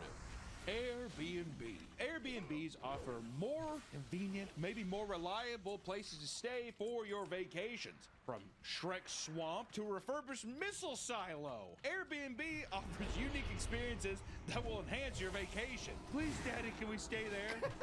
Please. We're staying in the missile silo. You'll like it. However, not everything is created equal because Airbnb operates in a very gray area. Dangerous and disgusting circumstances can still arise, from satanic rituals to gangs thrashing homes to even police standoffs inside the Airbnb. It makes you think Airbnbs are not as safe as you think. So, get ready to book your next vacation as we explore the horrors of Airbnb, starting with bad hosts, which if you've ever gone on Airbnb, there's things that make your stay look more optimal, like, oh, this is like guest favorite. They'll market that if it's been rented a bunch of times. Or there's a thing called super host, which I still don't really know what that means. I think it just means it's like a very high rated host, very responsive, all that kind of stuff. So a bad host would be whoever you're staying with, not a good guy, not a good woman. And I think that, to be fair, the hosts of these Airbnbs, if I can be so bold, they can be dicks sometimes. Remember that one time we were in Texas and we stayed at the Airbnb? That bitch left me a 1 star because I left a candle. There was like a little bit of candle wax on the counter. She's like, "You ruined the countertops." I was like, "It's 1 candle." It was like this much. Well, it doesn't matter. Every hotel has a list of basic rules that you're expected to follow as you stay in the hotel. Airbnb has similar expectations as well. Like, you have to take out the trash, throw the sheets in the washer, don't light candles on the wood furniture. I want to go and burn that fucking place down, dude. Also, too, that's another thing I hate with Airbnb. You know what I like about hotels? I don't give a fuck. The only thing I don't like, they tuck the sheets under the bed. Yeah, I hate that too. Don't like that. Here's another thing. If I'm staying at your Airbnb, you come over and take out the fucking trash, dude. If it's an excessive amount, don't get me wrong, you can be like, well, I mean, look what we did. Come on. They got mad at us too for leaving 1 trash bag. We DoorDash McDonald's. There was 1 bag of McDonald's in there. They're like, you didn't even take out the trash. And there's candle wax all over the place. I'm like, why don't you calm the fuck down, Sarah? I'm not gonna say we're out in Texas, but you know who you are, you dirty bitch. I'm gonna go back with a box of matches and I'm lighting that motherfucker up, dude. But some hosts go overboard. After booking an Airbnb, a guest was surprised to see a long list of additional rules that were hidden on the booking page. Because if you also notice, you have to scroll all the way down and it's hidden in the fine print. That's how they use like text descriptions. It's like a YouTube description box. Some of the rules included: you can't stay in the room during the day, Monday through Friday, 9 a.m. until 5 p.m. That's your allotted time. Otherwise, you can't stay in it during the 9 p.m. to 5 p.m. You cannot be in the room. Guests are not allowed to shave in the bathroom sink and will be fined $175 for doing so. I gotta be on board with that one. Clogs it up. I was gonna be like, don't be shaving your dick-haired hair, your beard in my place, dude. Why don't you groom yourself before you show up? No, I think you can shave. You think that if you sit there and you're like, shaving down there? I would rather go to a hotel. To be fair, it's your well, yeah, the hotel ain't complaining. People coming in with like a dustbin and like a deal, sweeping up and looking in the sink, rolling up some toilet paper and like wiping the inner sink. Or if you leave the fridge open, it results in a $50 fine. Leaving the ceiling fan or bathroom fan on is a $50 fine as well. And guests are expected to maintain a 6-foot distance from all people in the household at all times. This had to have been a COVID thing, right? If other people are staying in the home, you are not allowed to talk or engage with them in any way. You can't talk to the host unless it's an absolute emergency. Which also, it's like, what do you mean I can't talk? Shocked by how absurd some of these rules were, the guests tried to ask if the rules were negotiable. However, the host freaked out and contacted Airbnb support, claiming she was being blackmailed. Help! Help! Rats are my walls. Makes me think that she's in the house somewhere. She has that thing where it's like a painting and it's like the eye shift. It comes down, she's like... She's probably hiding in the toilet. Face underneath like that. No number 2s. Airbnb would support the host and tell the guest to stop messaging the host or face legal consequences. As a result, the reservation was canceled without a refund and the guest lost $1,300. Nick, I'm telling you, box of matches, the place is burning down. Yeah, a little accident. Whoopsie. I don't know how the match got struck in your house and got lit on fire. I don't know. There was a lot of paint thinner in the garage. I think that's why it caused that explosion. Wait! We want to thank today's sponsor, GamerSubs, our longest, most beautiful sponsors on this channel. You can go to gamersubs.gg and get our own flavor raw meat. That's right, baby. It's one of the best. I'm going to say it's the best right now, and I think I need you to try it right now. It's keto-friendly, sugar-free, and there's non-caffeinated options if you have a little quail heart and it's too much for you. But also, GamerSubs right now has carbonated energy drinks. Move over, Red Bull. There's a new sheriff in town. They got all kinds of flavors right now, guys. Let me tell you, if raw meat keeps going the way it is, they're wanting to put that little bitch in a can and sell it as well. So be sure to check out my flavor, raw meat, and also if you're unironically just wanting like a carbonated energy drink or more of the shaken energy drinks type stuff, Gamer Subs is the way to go. It's fucking awesome. It is a very, very nice product. So thank you so much to Gamer Subs for continuously sponsoring these channels. And hey, go check them out. You can get free samples. If you like big anime titty cups, they do tons of drops with different creators. It's just a nice thing for if you're a fan of online content and if you're needing a little extra energy boost. So thank you so much for Gamer Subs for sponsoring this video, and back to the video. While some hosts want nothing to do with their guests, some become obsessed with every guest that stays. Jay Alley was a super host running a rural vacation spot out in Comfort, Texas. He had received thousands of positive reviews from guests who had stayed and were constantly booked. He's a popular man on Airbnb. Super host. However, his reputation went down the drain after some guests made a sickening discovery. As soon as the couple arrived, Jay said, "Be comfortable. We don't care if you're in your PJs or nude." Host. No, seriously, spread out. Look at that big old bed. It's pleather. Already creeped out, the couple began to look around inside the property and noticed a padlocked door that had been made to blend into the wall. I don't like that already. Can you imagine seeing a padlock wall, like wallpaper or whatever? Is that a padlock on the wall? You just hear, like, and behind the wall, you're like, like, it's kind of like behind the wall. In addition to the hidden door, one of the renters discovered that a plug-in adapter had a secret hidden camera. The couple quickly left the Airbnb and contacted the police. Following a thorough investigation, police discovered additional hidden cameras and confiscated multiple iPhones and laptops. On those devices were over 2,000 photos of all previous guests. Pictures of people undressing, having sex, and just staying in the home were all found on these hard drives. And worst of all, there were numerous pictures of children who were staying with their parents. That's definitely a dude who's just like, night for change. Oh no, dude. Sick fuck. At the time of his arrest, Jay That's faced not okay. 15 charges of invasive visual recording, and he would take a plea deal that resulted in 9 of the charges being dropped. He would only serve 1 year in prison, which I do think lock him up, dude. The biggest thing I'm afraid of is that I go and I'm being recorded in the place I'm staying. I used to have a fear as a child that there was cameras in the lights, so whenever I was pooping. You're a smart child. You're a smart child because I didn't know about this until like way later. So like I'd be like out and about, whatever, spread on the bed, jacking off, doing whatever, taking like crazy shits and all that. Now when I'm in the bathroom, I'll like I cover outlets. I do all kinds of stuff. Sometimes you ever see an outlet where you're like, why is that there? These weren't the only guests to experience a nightmare stay. Another unsettling Airbnb encounters. A couple checked into their LA Airbnb looking forward to their vacation. At first, the host seemed hospitable, leaving them a little bottle of wine and a nice note telling them to enjoy their stay. And after going to bed, the couple was awoken by a man screaming and banging on the front door of the house, looking for someone named Kevin. Kevin! Kevin! That would be fucking scary, that would be. They frantically contacted their landlord, who simply replied, "Yeah, that was me, sorry. Sorry about the confusion. Life's too short for me not to give you an explanation." Hold on. This quote is insane. He said, "Yeah, that was me. Sorry about the confusion. Life's too short for me to give you an explanation. Have a nice time in LA." That's the end of the quote. Quote end, which also I'd be like, we're leaving. I thought they're just like, all right, let's go back to bed. Like, what? The next night, they went to bed after a beach day when a hooded man jumped through their window and laid spread eagle on the floor. The man, whose name's Che, got up and pinned the man to the ground and revealed that it was once again their host. The police were called and arrived via helicopter to take the man away. The police arrived in a helicopter? Maybe they were on a beach or like on a mountain. I think he was doing like snow angels on the ground. Kevin! He's not here! I'm Che! Kevin!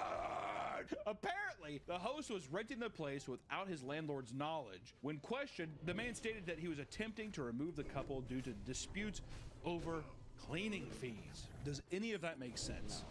No. Airbnb agreed to cover the cost of the booking and paid an additional $2,500 for their therapy sessions. My God, honestly, the more that we talk about in this video, the more I'm just like, Holiday Inn is fine. Holiday Inn is perfectly fine. I've never had any. Well, to be fair, let me tell you, we'll do a motel horror story too. Airbnb, there's just something about Airbnb that just is a little. Well, it's someone's home. I think that's the uncanny nature of it. Is it because I feel like I already shouldn't be here? That's like walking to Airbnb, like, oh, that's a nice house. It almost feels like it's like if you got to tour a home that you were wanting to buy, and you just decided to stay a weekend. Why don't we just feel it out. That kind of thing, but it's just like it's still someone's living there. See, it's just uncanny, too uncanny. I don't like it. And as horrifying as that incident was, it wasn't the only time guests faced violence from their host. In another shocking case, a woman's stay ended with her being brutally assaulted. In 2017, Sabal Nukumbi. Sabalba. In 2017, a woman and a few friends traveled from South Africa to Amsterdam to attend a friend's art exhibition and review their work. How kind. At the end of their trip, the group was slow to pack up and leave the Airbnb. The host had messaged them multiple times to leave, but they were still packing. And he's like really rushing out to get out of my house. Is that an Amsterdam accent? Get out of my house, I want you gone. Where's Amsterdam at? It's like Dutch? Yeah, it's like Dutch. Get out of my house. Get out of my house. I'm also at our house. Get out of my house. Right as the woman and her friends were leaving, the host's husband showed up and got physical. He began grabbing them and shoving them out the door, telling them it's time to leave. It's time to leave. It's Indian. That's Indian. Okay. While they were being forcefully removed, the husband began making racist remarks, referring to the guest as "you people," and telling them that this was not Africa. God damn! How many? Well, I guess there's some. I wonder how many hours was it? I'm thinking it's like 10 minutes. Yeah, in my mind, it was like an hour where they're like, "Well, sorry, we're running late." In any regard, I mean, to show up and just be like, "Get the hell out of my house!" I can't do a Dutch thing. He's going Indian. The guys tried to tell them that they were leaving, but that wasn't enough. Things escalated when the husband grabbed her and threw her headfirst down the stairs. Once she was at the bottom, he threw her belongings down after her. God damn! Good fucking lord! And there's the footage. Wait, there's footage of her actually being thrown? Out. Oh my god. Out. That's it. Out now. Oh my god. No. Out.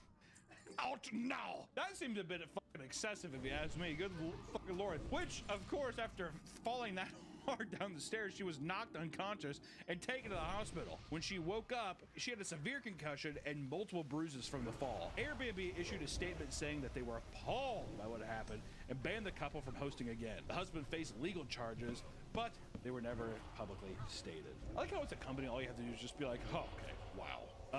That was weird.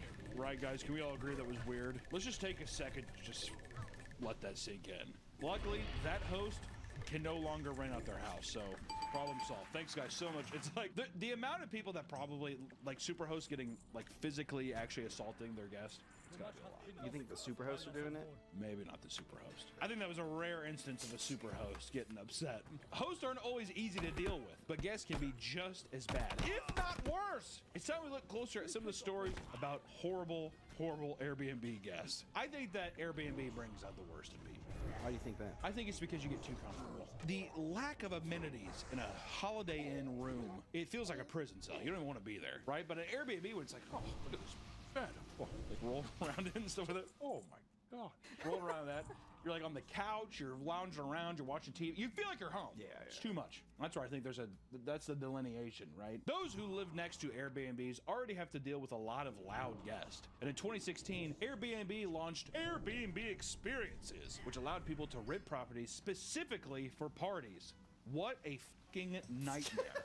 However, the company had not planned for a residential apartment to be converted into a nightclub. In the UK, a one-bedroom flat was converted into a full-on nightclub with professional lights and speakers. Neighbors quickly complained of the noise as over 200 people packed into the small one-bedroom apartment venue. And not only did it feature a professional DJ, but it also had bouncers standing outside to ticket guests as they arrived. And even with professional equipment, neighbors claimed, quote, it was horrible music, with one person even saying, I've got a pretty good sound system in my house, and it was better than that.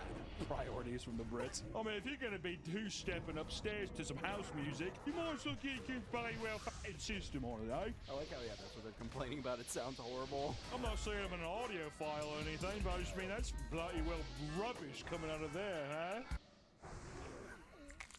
Police were called, but didn't shut it down until 6 a.m. because they feared people would get hurt exiting the packed apartment. That's a great way. Sardine yourselves in there. They can't. He's like, oh, we might as well just wait till the morning. When the sun's up, they'll be able to get down a lot easier.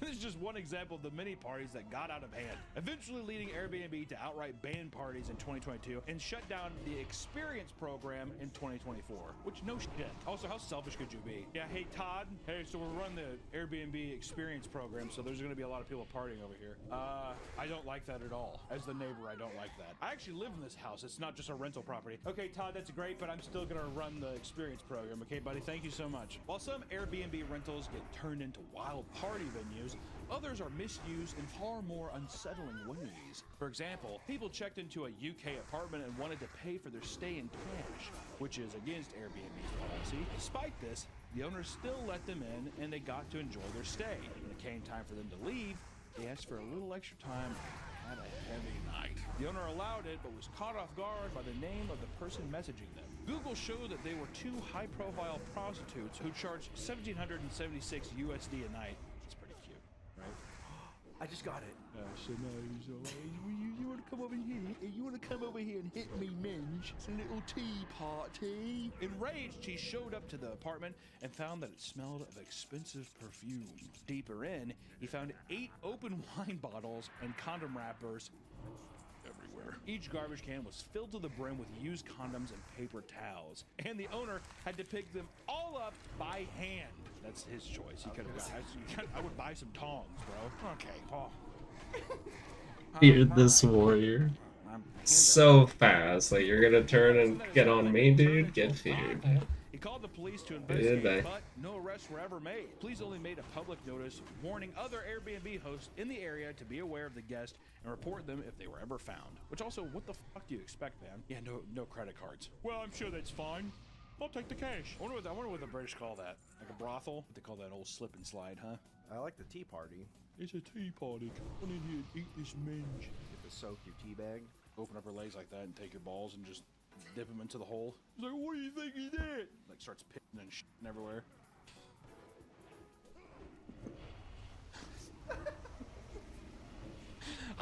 The UK is a beautiful place, is it not? All bad hosts eventually get what they deserve, but not all hosts are bad. Many rely on their rentals for their income and need the income to survive. Across the pond in the UK, a Harry Potter themed getaway had been ransacked after 2 guests checked out. When the host's brother opened the door to begin the repairs, he was shocked to see the condition of the flat. All of the coffee mugs and glass cups had been smashed in the kitchen. Furniture had been damaged and all curtains had been torn from the walls. Throughout the apartment, there were coffee stains on the walls, trash cans, and even on the mattresses. Oh, that's coffee? That looks a little like poopy. I was gonna say they like captured like a little person, dressed him up as Dobby. Dobby wants to leave. And this is him trying to get out. Yeah, exactly. Yeah, Dobby was trapped. In the year that it had operated, the Airbnb had all positive reviews with numerous families drawn to the theme. After everything had been cleaned, the cost of repairing and replacing the items the guests had destroyed was $6,000. Or 2 magic wands. Huh? If I'm going to an Airbnb that's Harry Potter themed, put a Dobby in there. Oh, you know it'd be good if a little butler came out dressed as Dobby. Hello. But I don't, no. Not even a butler. I just want him to be, you don't know where he's at, but at some point, Master. He's standing over you with a pillow. Master must love Dobby forever. Dobby wants Master inside him. Oh my god. Yeah, I just want to have gay sex with a guy dressed as Dobby. You can finish inside Dobby. Well, okay, Dobby. Is that what you want? Just don't go back to Hogwarts. I want Dobby. Is Allison sleeping next to you? My wife and kids are in the other room. I'm like... Another host shared that they had a similar incident with body fluids in their Airbnb. As soon as the guests arrived, they began causing trouble. They had shown up 8 hours earlier than they were supposed to and brought their newborn baby, which the host said they couldn't have, which also it's like, well, what do you want me to do? Oh yeah, that's weird. No, you can't bring the newborn. It's like, it's not a fucking Rottweiler, it's our baby. Yeah, but you should I wouldn't even just bring him. When it came time to go inside and clean, the host was greeted with a disgusting scene. Large patches of infant poop was caked into white carpet everywhere in the unit. Okay. This is the one time. Yeah, usually people who have babies aren't just throwing the shit on the floor and taking it in. Oh, white carpet, huh? In the bedroom, there were puddles of breast milk sitting on top of the comforter. They had also pissed in the shower and didn't wash it down. Love the clarification there. Yeah, they pissed in the shower, but they just let it pool. Following the incident, the owner made a claim to Airbnb to cover the cost of the cleaning. We're making a public commercial that you can go and just like piss and shit and put shit like on the carpet and put breast milk. And all you have to do is like, you might just pay damages. That's it. That's the extent. And drugs are common at shitty motels, but can also be found in local Airbnbs. Daniel and Jocelyn Madrano were excited to receive an 11-day booking at their home that would pay for their upcoming trip to Florida. It's a nice little thing. They're like, well, there you go, finally. The man who booked the home showed up late and immediately began to act strangely. Daniel and Jocelyn watched the security cameras as more people showed up with fans, tarps, pots, and random powders. They tried to contact their guests, but were ignored. Shortly after their guests arrived, the police were called. Investigators had tracked down 3 men in their car and had K9 search their vehicles. And inside the car was pounds of meth, and all the men were arrested. A little fairy tale. Back at the house, it was discovered that they had set up a massive meth lab, producing over 100 pounds of meth in less than a week. They cooked in the kitchen and dried the meth in both the master bedroom and the Madrano's daughter's bedroom. The state of the home was unlivable, and the chemical processes had stained all the walls and made the home smell of ammonia. Meth crystals had gotten cooked into the carpets all throughout the home. And altogether, the cost to repair the home came to about $26,000.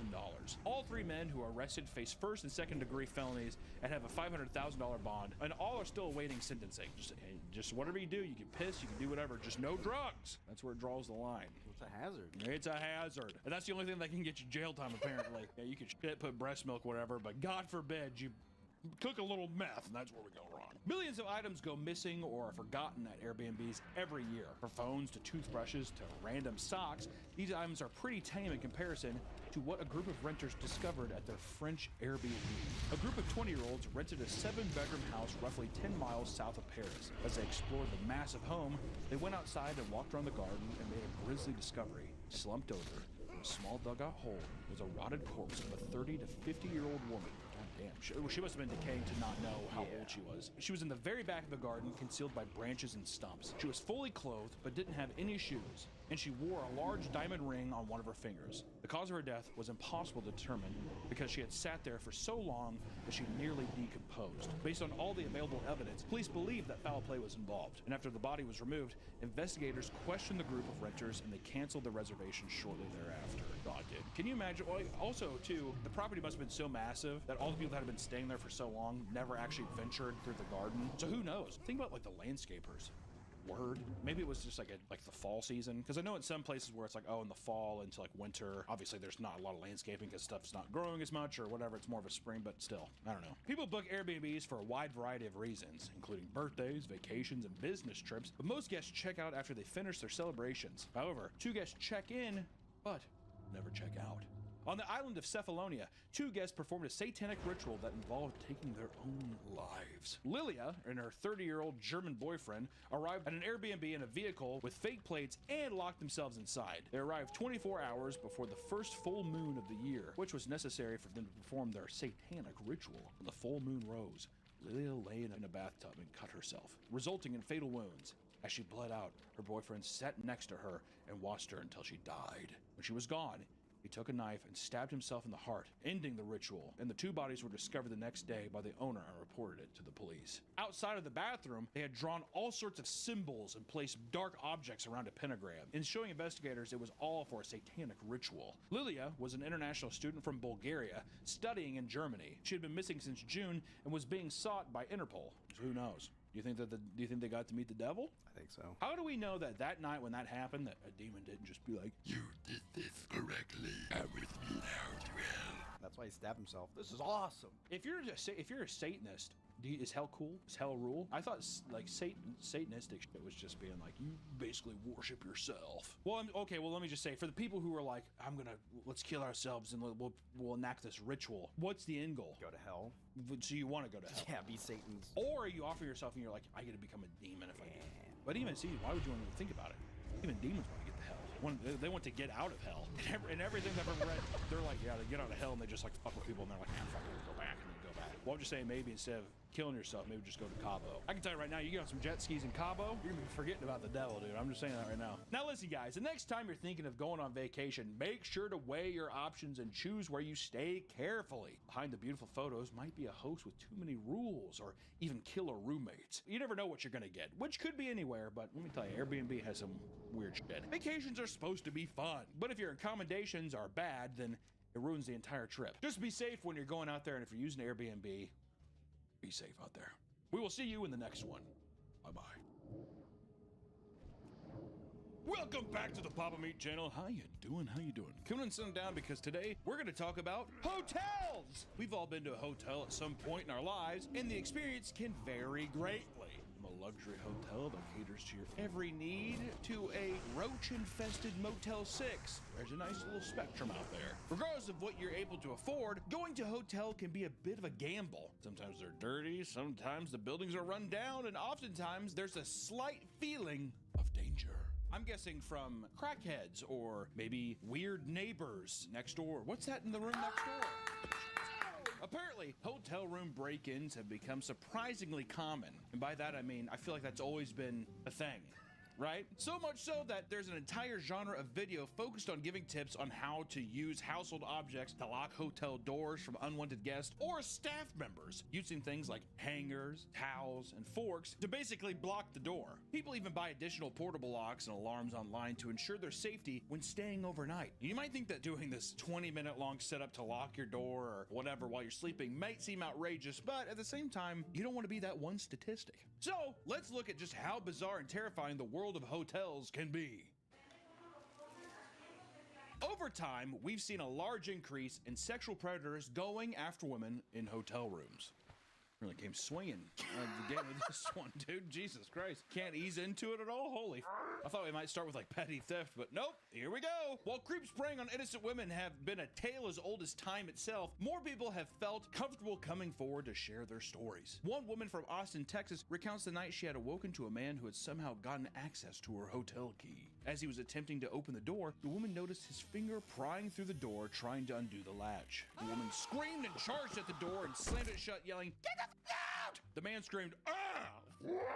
and quickly scurried off. She quickly called 911, but soon realized that the man's severed fingers were still in the door latch when the police arrived, which is awesome. Yeah. I would put them in a fucking jar. If I was that woman, I would pickle those fingers 100%. And it goes without saying that more often than not, the source of most disturbances and strange occurrences are the hotel guests themselves. For example, one man was arrested for gooning in the hotel lobby. In Nashville, such a beautiful musical city, huh? A man named Jonathan Walker had visited a Hilton Garden Inn, and he started using the computer in the hotel's business center, despite not being a hotel guest. He started playing porn on the speakers for a long period of time until hotel workers started to notice. They called the police, who approached him and tried to get his attention. Jonathan refused to stop watching porn, to the point that the police officers had to take him into custody and remove him from the premises. As it turns out, this was a repeat occurrence, and he had already been banned from the hotel previously. He was charged with trespassing. He must have been locked in, dude. He's like, I can't hear you. I like how he thinks it's like a public library where you can just go in and watch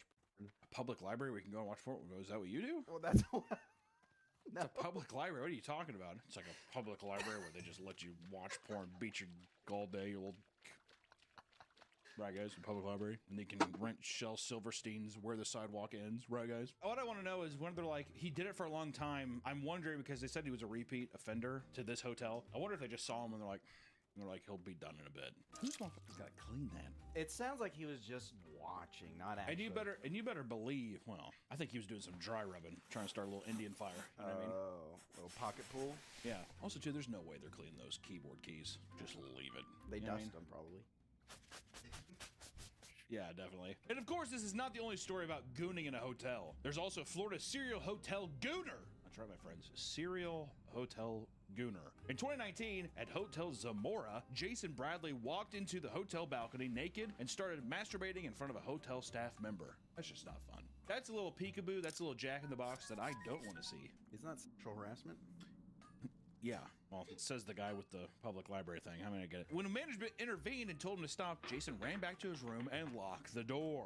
Like a little toddler. Like when your parents try to pick you up from your friend's house and you try to hide and be like, just see if I can stay over again. Except this time it's like a 6'3" naked guy, hard dick run through the lobby. Police were promptly called and he was arrested shortly after. 3 days later, Jason was again arrested for the same thing. This time at a Hyatt hotel near Clearwater Beach. This time Jason was caught jerking it in a beach house cabana that he didn't pay for, which was the biggest crime there. And that was after 3 women complained about him, so he was hiding there beating for a bit. Took 3 women to come forward and be like, there's a guy in there. And let me tell you, I don't think he paid. When confronted, Jason punched the employees in the face and then ran into the parking garage to hide. You think that was the hand he was using to beat his cock? No, I think he punched with his other hand and kept beating. So you think that he's beating and punching? That's an alpha. The police were called and Jason was once again swiftly arrested. He now faces multiple counts of lewd exhibition and assault. Just a few months ago, he was also arrested for indecent exposure involving a minor. Just had to put the little cherry on top. And there it is. He's just a guy being a dude. Okay, now he's a... Wow, all right. Today's video is sponsored by Hungry Root. While you stay busy and productive, let Hungry Root be your personal shopper for groceries. Hungry Root is the easiest way to eat healthy. Achieve any and all of your diet and health goals when you use Hungry Root to tailor your orders for items you care about. Plus, Hungry Root has great options for the whole family with healthy groceries like smoothies, kids snacks, sweets, ready-to-eat meals, salad kits, and even supplements. If you're looking for anti-inflammatory, gut-friendly, gluten-free, or dairy-free, all you gotta do is let Hungry Root know, and they will fill in your cart with personalized items that get better with time. Right when you get started, they ask you questions to see what you like to eat and how much you want to spend per week. That way, grocery shopping can be a whole lot simpler and stress-free. And when I'm stuck at my desk, I'll sometimes reach for snacks that I end up regretting later. But Hungry Root has helped me find healthier alternatives to keep stocked in the fridge so I can keep it healthy while I'm working. Hungry Root has over 15,000 recipes to share, so there's something for everyone. Plus, many Hungry Root's recipes can be made in just 15 minutes or less. So take advantage of this exclusive offer. For a limited time, get 40% off your first box, plus get a free item in every box for life. Click the link below or go to hungryroot.com and use code PAPAMEAT. That's 40% off your first box and a free item of your choice for life at hungryroot.com with code PAPAMEAT. Thank you, Hungry Root, for sponsoring this video, and back to the video. Some people have reported strange hotel guests sneaking into their hotel rooms in the middle of the night, creating a traumatizing experience. Natalia Taksisi, a model from Thailand, posted a viral TikTok detailing a horrifying experience she had in a Japanese hotel. She had traveled to Japan for a vacation, believing it would be a safe place for a solo trip. Natalsi decided to go to the APA Hotel and Resort in Tokyo, which is a well-known hotel chain. After a long day of sightseeing, she returned to a hotel and laid in bed before noticing a particularly repulsive smell. After some time, she had realized that it was coming from underneath her bed. Natalsi checked under the bed, coming face to face with a pair of eyes staring directly at her. She screamed and leapt off the bed. The Asian man climbed up from under the bed and stared at her for about 3 seconds. Do you think he was naked? No, I think he was just a weird, stinky man, little garbage man. At the moment, Natalsi claimed that those seconds felt like my life was over. Suddenly, the man started screaming before turning and sprinting out the room. Ah! Turns around, pulls a Kevin McAllister. The police were contacted where they found a hidden power bank that the man was using for his phone, meaning he had potentially been there for a long... He was there all day, for sure. He was charging his phone, playing like Angry Birds and shit. He's so old game. Due to the lack of CCTV cameras in the hotel, the police claimed that there was little chance of identifying the man, but eventually she was able to get a full refund for her trip. Thank God. I stayed at a APA hotel. Oh yeah, you did, didn't you? I forgot about that. They're nice. Apparently we need to fact check this, but apparently the APA hotel is run by a cult leader. So maybe it was a cult member. Yeah, maybe it was a cult member. They're like, look, that'll take this battery and let it charge. She'll be up there real soon. Hotel guests have a tendency to do whatever they want in hotel rooms, seeing as they're paying for it. While some will settle for cranking up the AC all night, others treat the place like their own personal trash can. This was the case for Kelly Tedford, the OnlyFans hotel pisser. In New Hampshire, an OnlyFans model named Kelly Tedford was caught destroying a Marriott hotel room with her bodily waste. She had the plan of filming a video for her OnlyFans, Kinky Kelly, in which she would cover the entire room in her own piss. She proceeded to pee all over the bedding, all over the curtains, even pissed on the AC unit, which it's like that's gonna blow it even more in the air. Which granted, the room's gonna smell like piss anyway, so she's like, fuck it. And she even pissed on the hotel Bible. For good measure, she even took a on the floor, which she would later hide in the upper tank of the toilet, the upper decker. That was that. She's being a little bitch, dude. That's one that just needs to be slapped around. She needs to be shown a thing or two. All right, we're kidding. She was arrested and charged with criminal mischief. Further investigation showed that she had been doing things like this for years. And in one case, she was arrested for peeing all over grocery store products. Jesus fucking Christ. And a whole new problem with hotel guests emerges when you look at stories revolving around luxurious hotels. Some wealthy guests can be straight up menaces. Some hotel workers have to put up with a very unique type of harassment, like the smear campaign orchestrated by a teenager named Theodore Weintraub. Theodore had been attempting to order a drink at the bar inside the Mark Hotel, an upscale spot known for its high-profile clientele. He was turned down due to him being 17, attempting to use a fake ID, which caused him to become aggressive. After causing a scene, he was banned from the hotel for I don't know if I'm gonna be able to get out of here. What the dinner hell? reservation with his family, only to be caught and denied entry. He begged them to reconsider, only to flip out since he didn't get his way. And according to the filing, the defendant began accusing the hotel of being anti-Semitic and spitting in people's food until his father calmed him down. Theodore, stop. Stop it, Theodore. Calm down. We're sorry. He usually gets his alcohol and he's fine, but God damn it, Theodore, calm down. There was also reports of hotel staff passing by him on the street near the hotel. Theodore became enraged and started screaming at them. This frustrated him so much that 2 years later, he returned to the hotel only to enact his revenge. He hired multiple protesters to stand outside the hotel and smear their reputations with signs reading, "Mark supports Epstein." Mark denies the Holocaust, and the Mark spreads disease. Check, check, and check. All the while, Theodore sat inside of his Cadillac parked out front so he could laugh at the scene unfolding. And at one point, hotel guests were physically accosted as well. Theodore made sure to do this during the busiest time when celebrity guests would be staying at the hotel, specifically Drake. At one point, they attempted to physically stop him from re-entering the hotel, causing a crowd of his fans to get into a physical altercation that ended in one protester being punched in the face. In the end, the hotel filed a restraining order against Theodore and barred him from continuing his protest within 150 feet of the property. They're like, so you can do it, but just a little farther down. Does that even work, though? I feel like they... Well, first off, if the protesters aren't getting paid, they're going to show up a couple times, but they're going to quickly be like, I can't keep doing this, you know? Also, him sitting in his Cadillac, he's like definitely like a little Nepo baby thing, just chortling, eating snacks. Like, can you pay us more? I can. My dad doesn't give me allowance yet. Other hotel staff members have recounted stories of guests making them incredibly uncomfortable in public forums. One worker tells a story of her creepiest night shift experience. One night shift worker explains that most of the calls they get late at night are from creeps, which just makes sense. People, little gooners going out there being like, I'm outside, I can smell your panties. Jeez. Like a little prank call stuff, you know what I mean? Yeah. I'm here, I'm outside. Whatever. Or just people just being like, what are you wearing? I mean, I could see that. Just weird shit. Also drunk too, maybe. Yeah, drunk assholes. I need a place to stay. She received a call at 1 a.m. from a hotel guest, only to find out that he was jerking off over the phone. What did I tell you? What did I tell you? Do you think she heard it? Yeah, dude. The pud. Probably definitely heard the pud was all wet, sound like a big like trough of mud. You think he was making little moans? Oh. I was wondering if I could get away. Oh, wait. Oh, wake up call. Another staff member recounted the time that a naked man ran into the lobby and started yelling at workers to give him directions to the bathroom. He was given directions only to go the wrong way and end up running into a wedding party. The man began to panic, crying profusely, and he turned back around, leaking all over himself and onto the floor. He had to be escorted out of the building by police, and the wedding event was comped with the hotel for the absurd interruption. How do we know that wasn't orchestrated? I was just thinking the same thing. I'm gonna do the same thing for my daughter's wedding. When my daughter gets married, I'm gonna be like, here's $200. Just shit yourself and run through. Oh, come on. Come on. The whole thing is free. $200 and you save how many thousands? Come on now. Easy to repeat too, because all you have to be like, the wedding's there, go up to the staff, ask where the bathroom is, go the wrong way. Easy peasy. The only problem is your wedding's in a hotel. Nice hotels. No, it's the true. Hilton. Yeah, but I mean, where'd you get married? The Hilton. Isn't it a typical thing, like just tiny chapels? Or barns. Or barn. I got married on a beach. Yeah, that's right. On an Oregon beach. I want to get married in Scotland on the cliff, and have my wife come down on a helicopter.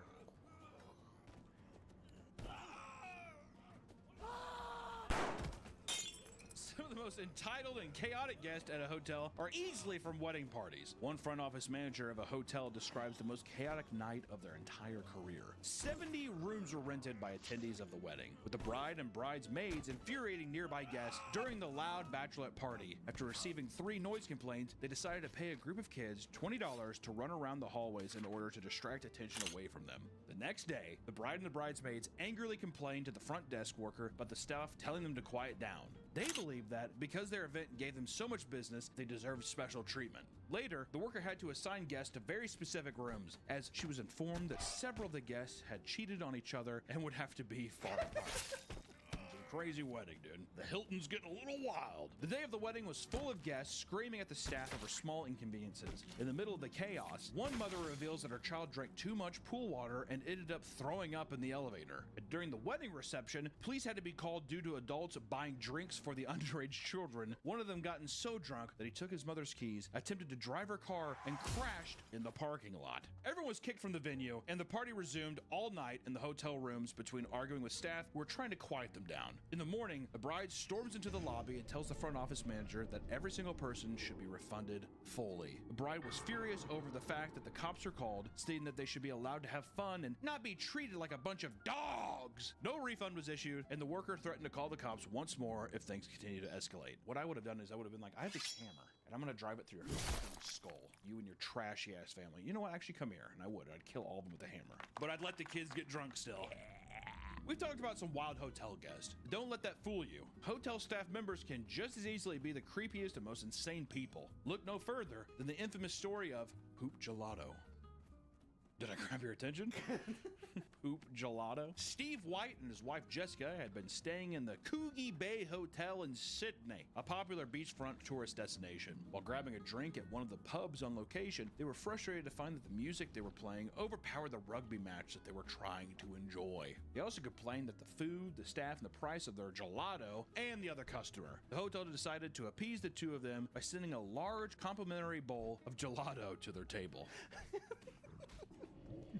Go ahead, I eat it. Would you like to have some gelato? It's from Italy. Among the various flavors of gelato in the bowl, the bottom seems to be layered with chocolate. Steve took a big bite, only to throw it up and retch over what seemed to be a giant log of shit hidden underneath the gelato. Jessica had already taken a bite as well, becoming violently ill. The hotel tried to offer them $5,000 to look the other way, which was denied. Instead, they took a sample of the feces and went to the police, who confirmed that it was indeed human excrement. Investigation into the poop gelato sample failed to reveal who the culprit was. To save their reputation, hotel employees signed contracts that forbid them from talking to the media. Jessica's reputation, however, was slowly ruined over the course of a month. According to her, everywhere I go, I'm now known as the woman who ate the poo. It happens when I'm shopping, when I'm walking down the street, and when I'm on the sideline watching my son at Little Athletics on a Saturday morning. In the end, an undisclosed amount of money was reached in a settlement between the hotel and the Whites. It had to have been like, you think it was at least 6 figures? They offered her 5, she said no, and then they're like, this is hush money. I bet you anything it was like at least 100. I think that she could have probably shut that place down. That's gotta be like bioterrorism, right? Some kind of crazy shit like that. And you got violently ill. I mean, like people would lose their jobs or strip. I mean, like I think that legitimately she probably could have shut that place down. I was thinking $1 million. You think $1 million for some poo? Nah, dude. Well, the damages too. People call him poo lady. Yeah, reputation. I'm just saying. I think someone would buckle under 100K. You want 100,000? Okay, I'm the poo girl. I'm the poo woman. I'd be that way. In another disgusting display, we also have the Hilton Toe Sucker, which is my favorite story of this entire video. In Nashville, such a beautiful city for music, right? Once again, at a Hilton downtown hotel, a man named Peter Brennan was asleep before the day of a big work conference. He awoke to a man sucking his toes in the dead of night. Peter immediately leaped into the air and started screaming as the man sprinted out the room. This man was David Neal, the manager of the Hilton Hotel, who was working a night shift. David made copies of the guest key in order to break into the room and perform strange acts as a part of this weird, sick fetish. Definitely sexual. Definitely hard doing it the entire time. Must have been a good-looking guy, huh? He had sandals on. Well, that's what I was going to say. He definitely saw You're in room 428. Have a good night. A warrant was put out for his arrest, and he was eventually taken into custody for aggravated burglary. This wasn't his first run-in with the law, as he had previously served prison time due to a slew of crimes. Britton told reporters that he started going to therapy after the whole ordeal and still does not feel safe in his own home. If there was something like that, that would f me up too. People can probably attest this. There's got to be viewers that we have that has had someone break into their home or anything while they were there or sleeping. That invasion of privacy and security, dude. But does it make sense if it's in a hotel? Because that makes sense if someone broke into my house and sucked my toes. Yeah, but hotels, I mean, that's the same thing. Any place Dude, how am I surviving this? I think that follows you. How did I make it out of this, bro? Holy fuck. I think if We made it. wasn't your home or your own hotel room, like let's We say you're staying at a actually place made it. forever. That's what I've been hearing, like rats in my ceiling. You said that too with why your voice was like broken. That's why I have rats. I don't think it's rats, maybe squirrels. I think that's you having like sleep paralysis and you're just envisioning things. You also get like 1 hour of sleep a night. I'm starting to hear weird things. Little gnomes running around my attic. Some of the scariest things to come out of the hotel experience is not the creepy people or staff members, it's the things people find in their rooms. It's common for people to find human excrement in their rooms. People, there's poo. Get over it. One hotel Marriott guest came out of the shower and pulled a towel from the rack, only to find that there was a baseball with smearing of poo on it. Others have allegedly found hidden cameras placed inside the hotel room, sometimes pointed directly at their toilet. That's the biggest thing. The amount of like hidden cameras I see in like smoke alarms, people put it in like AC vents, all that kind of shit. Also power outlets, like the screw for your power outlet, that can be a camera. There's apparently a wand you can do to like go around a room. Yeah. There's something people do with tape. I don't know if it's a troll, but they like put tape on windows and they put like a marker through it to see if it's like a see-through mirror too. Oh yeah. Well, I thought I've heard that too with like hotel paintings and because they're Wait a like, minute. go around a room. Yeah. There's something people do with tape. I don't know if it's a troll, but they like put tape on windows and they put like a marker through it to see if it's like a see-through mirror too. Oh. Tape on windows. I don't understand. And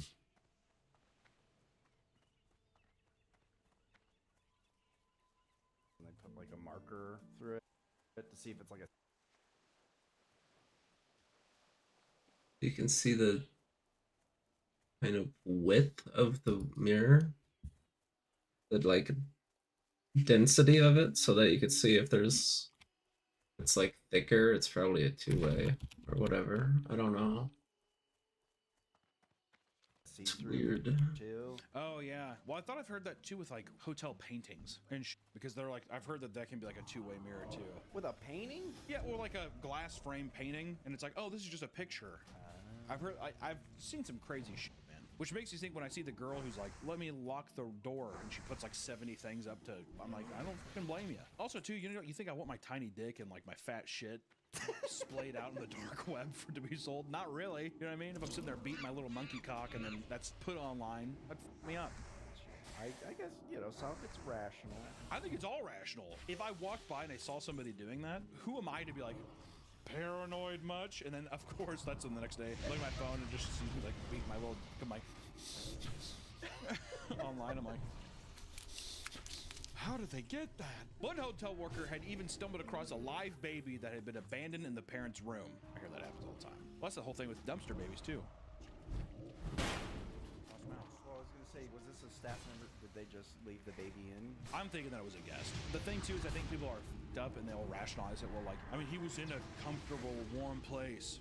Also, yeah, they leave it in a hotel room to be like, well, the staff will find it. Well, they'll find it. Yeah. As if that like makes it okay. Well, someone's gonna stumble on it eventually. We left a bunch of crackers and Pringles on the. I mean, it should be fine. Have you seen the baby boxes? Cities have a thing where it's like a big, like metal fucking box with a little window. You can put a baby in it, and when you close it, you pull like a string, and it calls the fire department.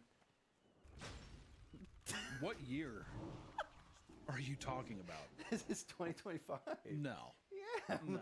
There is no way there is a metal delivery box for a child to first off bake in, and then also that you pull a string that calls the fire department. That seems like something in a Buster Keaton film. It's got AC and a little tablet that the baby. It's like you put a little string. That's probably true. And as you would expect, multiple people have had the experience of stumbling across a dead body. In college, I saw a dead body. It's f***ed up. I thought it was a guy sleeping. It's a homeless guy. It's been horrible. Was it kind of like Stand By Me? No, it wasn't as cool as Stand By Me. It was like really sad. Actually, I guess it's Stand By Me. It was pretty sad in that too. I don't know. You sit there and you're like, oh sh. Well, because you think at first it's just like a homeless guy sleeping in this park. You're like, oh damn, and then you like look at it and he was just dead. So we called the cops. That's my fear. I'm gonna be walking and there's a dead body. That's my fear. Not snakes. I'm not claustrophobic, but if I see a dead body, that's my biggest fear. That's why I've never been able to go to a funeral. Some people have found bizarre items like kangaroo tail covered in maggots inside of the oven. Another person found tons of raw steaks in their room. And apparently, he was being kicked out of the hotel and he started throwing the raw steaks directly at housekeeping staff. We caught him. Put him in a cooler. But nothing is as strange as what one hotel remodeler found during a job. He looked underneath a piece of furniture to find what looked like a dark human-like figure with large breasts. Show the photos of that. I don't know what I would do. At first, I think it's a real body. I'm like, oh my God. The man noted that there was old blood left behind on it, and people were convinced that it was some kind of weird makeshift sex doll. When asked how the material felt, he said, I will never forget the crunchy feeling. Sound like picking up like a pile of leaves. Some people will bring full weapons into the room only to leave them there. One hotel worker admits that housekeeping completely missed a loaded firearm in a drawer upon cleaning the room. An entirely new family was booked and checked out before anyone realized that the gun was there. In a strange scene, one hotel worker in charge of doing laundry walked into a room to find that a jacuzzi tub was filled to the brim with Jell-O, staining the material so bad that it had to be professionally cleaned and fully taken apart due to it being crammed into the jets. That's like how we couldn't lead with just like the Jell-O jacuzzi. Instead, that's at the end after everyone has clicked off for poop and blood, sex dolls, and dead people. Okay, hotels bring people from all walks of life. Sometimes things can lead to some truly bizarre and crazy encounters. If you're checking into a hotel, just act like a normal fucking person, dude. Don't bother anyone, and perhaps buy some extra locks so nobody bothers you. Thank you so much for watching this video, and good luck out there. Bye-bye. Have you had any weird hotel stories? Yes. Welcome back to the Papa Meat channel. How you doing? How you doing? Come on, sit down because today we're gonna get lost in the aisles of one of the most magical places on earth. That's right. We're talking about Home Depot. Summer is here, and it's the perfect time to do a little home improvement around the house. A little while ago, we did a video exploring the horrors that take place inside Walmart and just recently the Goodwill outlet stores. Well, if you thought those were the only retailers that had issues, you'd be wrong. After all, Home Depot is a big place, so there's plenty of opportunity for bizarre and dangerous things to go down. Whether it's crime rings, deaths, or weird sexual encounters, dark secrets of this American staple will have you watching your step the next time you go searching for supplies. And you know, we also want to talk about this too. We're doing a lot of renovation stuff, and let me tell you, every time we have to go into a Home Depot, it's an odd encounter. It's kind of like Walmart in the sense that there's a lot of old people that work the front, and there's just a lot of like, I just feel like every person working in the back of Home Depot is just sketchy as fuck. The more I go in there, the more just weird shit. It's just another form of Walmart. I don't know how to explain it, but that's what made us kind of want to touch on this video subject. And after digging down deep, I think every store has some kind of dark, but Home Depot, for some reason, it tickles my fancy. And if we're going to go into the insanity that is Home Depot, we got to talk about the customers, right? And I'm one of them. I have a Home Depot credit card after all, Nick. They got you at the sign up. I surprisingly use it way more than I thought I would. Oh, my dad has one too. Well, Home Depot differs from previous retail stores we've covered because its customers are not known for being barely dressed or smelling strange. That's usually our go-tos. Usually their tits are hanging out, I don't know, they're fat and falling down, or they're old and senile and screaming. That's usually what makes me chortle. I do. That's not really what Home Depot's known for. Instead, it's usually contractors or crafty people looking for supplies for their next project, aka contractors conning people in some way, being like, yeah, I need another $6,000 to fix your tub. They're walking around Home Depot just grabbing shit off the shelves. Take a nap in the aisle. However, that doesn't mean that some of these people are not building strange things, right? One employee reported getting stopped outside the front of the store by a man asking if they had any large hooks in stock. You got any big hooks? Why would you ever ask anyone that? I think there's some items, and I think everyone has had an item in their life where they're like, I'm not going to ask anybody because it's going to come off strange. To not have that social spidey sense scares me. Got any big hooks? Look at the hooks on them up. Think of like Texas Chainsaw Massacre when they hang them up on the hooks. Or he has a like little, like Kung Pao, whatever, that guy, his like little claw hand, like that kind of thing. Or the pirate, Captain Hook. Confused by their quest, she asked what, it was a girl too. Got any hooks? She's like, huh. She asked what he needed the hook for. Okay, hold on. What was it for? I feel like that's a bit invasive, isn't it? Yeah, why do you need to know that?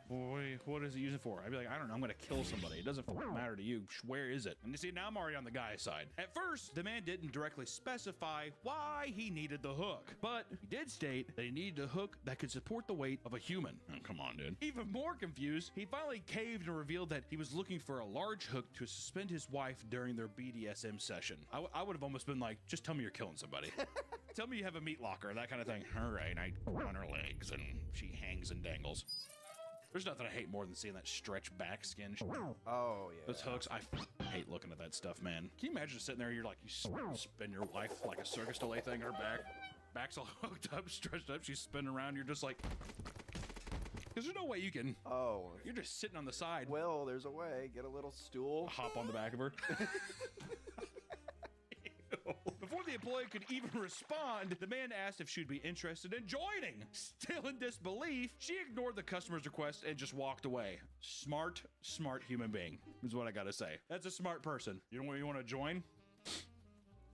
Throw your hands up and just walk away. Because I feel like if you address it in any way, it's gonna end badly. You think so? Yes or no? Yeah, I think the outcome. I think the outcome is the exact same. I feel like people like that, they act like deer. They're like wild animals. Or if you act away, he like probably forgets to even talk to you.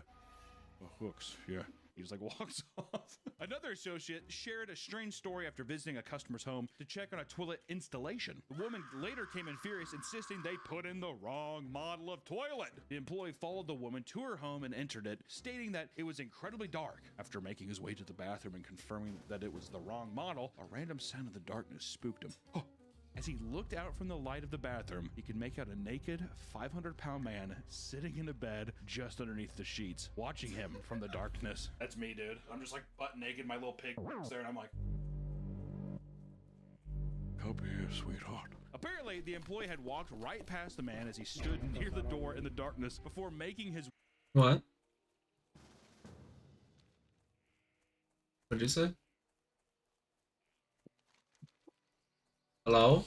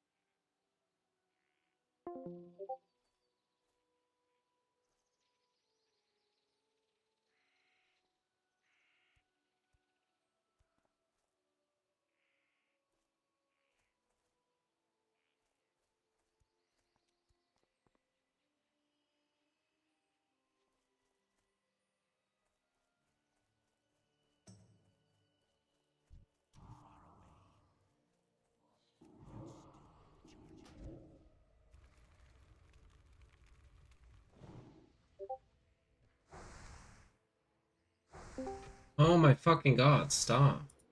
I think I wanted to fucking disconnect my internet. Said something to me, and then immediately stopped responding, and then apparently crashed. Don't care.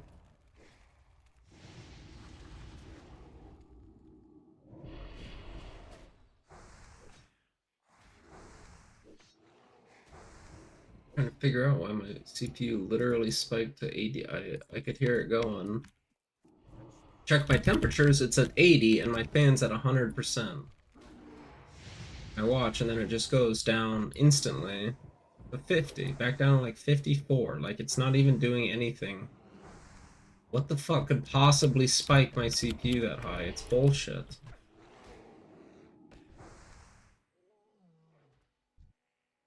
I've seen Windows processes do shit like that. I'm gonna do a Malwarebytes scan, but yeah, I mean, fuck me.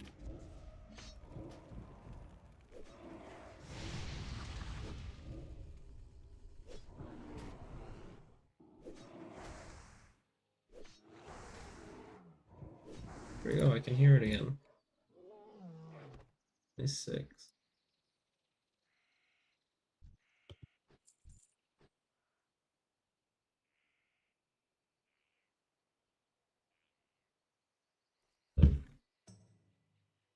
You. Obviously, I just hit Malwarebytes, so now it's doing it. Yeah.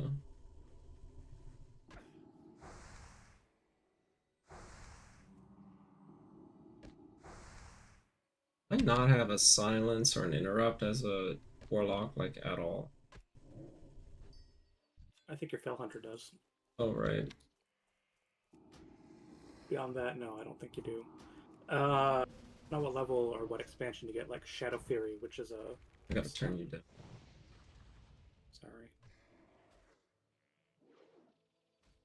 What, all my shit's just really loud and my headphones are kind of fucked up now.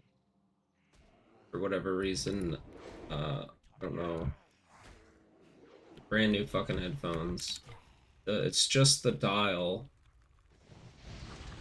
Certain... like... I have this, turn it up and down, like it spins, rotates, whatever, inside my thing. Certain, like, freak dial things, I don't even know how to fucking say it. Like, I don't know how to say it. I turn it, and certain, parts I can't hear anything out of my left ear, so I only have, like, 5 different volumes on my headphone that I can use. Either really quiet or really fucking loud. Because I can't hear anything out of my left ear on like 90% of it for no reason. Brand new headphones. On the dial. Didn't drop them, I didn't break them, I didn't do shit. Just never buy shitty headphones. I should have just bought really good headphones. These are fine, but of course they just fuck up for no reason randomly.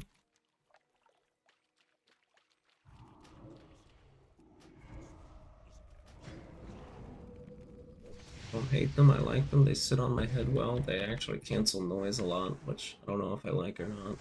I guess it's fine. Way to bed and alerting him of his presence. After seeing her husband, he quickly left the home and informed the supervisors that he refused to return and install the toilet. So wait, is he saying that the guy was like standing in the room?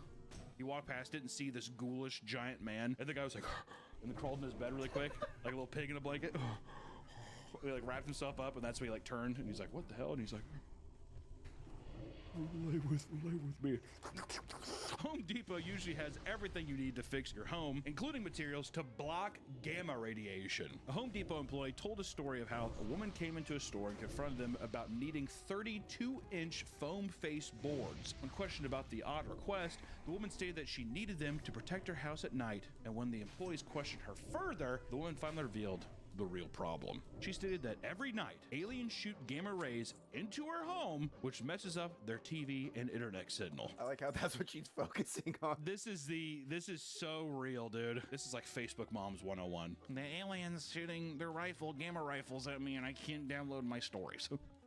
My Instagram feed is fucked. I'm getting like schizo, alien. They'll be like, "Look at my arm. I was burned by the radiation." I love it, and there's nothing there.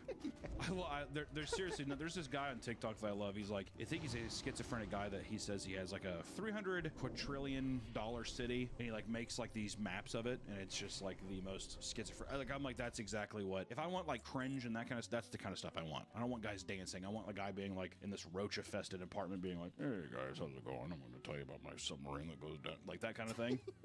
Awesome. She claimed that she had contacted the authorities from the police all the way to the FBI, but nobody believed her. So she went online and asked if anyone had this problem. People said that if she had covered her house with 2-inch foam face boards, her issue would stop. I always think that's people fucking with them, but at the same time, I think people online were like, "That happened to me last year. This is what stopped it." If she Googled gamma radiation and went into a forum, yeah, just any kind of forum where people are like, "Yeah, it happened to me. It's actually the extraterrestrial," and she's just like, "That's got to be it." That's actually exactly what I was thinking too. That giant floating spaceship outside my house, that makes sense that they're shooting me with lasers. Hey, would you guys off? I'd hate to be your neighbor, dude. She's definitely yelling out her window. Stop! Wait! We want to thank today's sponsor, GamerSubs, our longest, most beautiful sponsors on this channel. You can go to gamersubs.gg and get all Yeah, your raw meat. a little bit too late. I realized these guys aren't walking, of course. They're flying. They're gonna hit that and be there. They're actually all gonna be waiting on me a little bit because I wanted to quest. I want to get that quest done. But I am the warlock. I'm gonna help raw meat keeps going the way it is, Mage, Hunter, Shaman, Druid, Warlock. That's a team. Like a carbonated energy drink or more of the shaken energy drink type stuff. GamerSubs is the way to go. It's fucking awesome. It is Pop Rock. very, very nice. Green Apple Pop Thank you so Rock. much to GamerSubs for continuously sponsoring these channels. And hey, go check them out. You can get free samples. If you like big anime titty cups, they do tons of drops of different creators. It's just a nice thing if you're a fan of online content and if you're needing a little extra energy. People make watermelon Thank you so much green for GamerSubs for some sponsoring reason. this video. And back to the video. At a Home Depot store in Kansas, a customer rushed out of the bathroom and told employees that there was a serious bomb threat. I got a bomb! He claimed it was coming from a man inside the bathroom. What are you saying? Make it taste like something you wouldn't expect, like bubblegum or cinnamon. Gross. Bubblegum is nasty.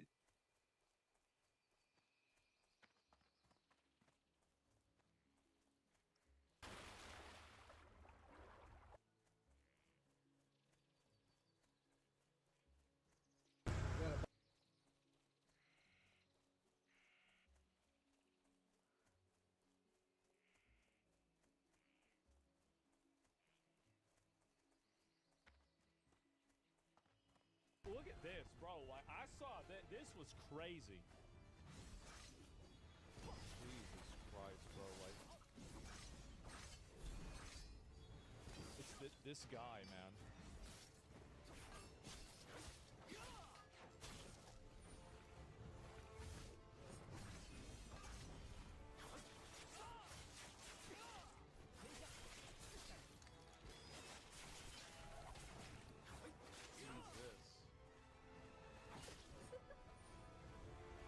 Man. Was that water? Yeah. Is the goat man? This guy, yeah, this guy is a legend. Like, anytime that you beat a video game, you can go and watch this guy's YouTube channel and see him no-hit the hardest boss in that same video game on the hardest difficulty. It's as well. And so, where is it? Gear? Yeah. Enhance. Oh, fuck. I gotta spend all my gear and all my money now. Cold iron. $1,000?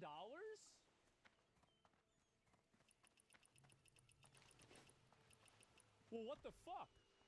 Well, I guess I gotta buy it anyway. It's okay. Alright, let's buy these.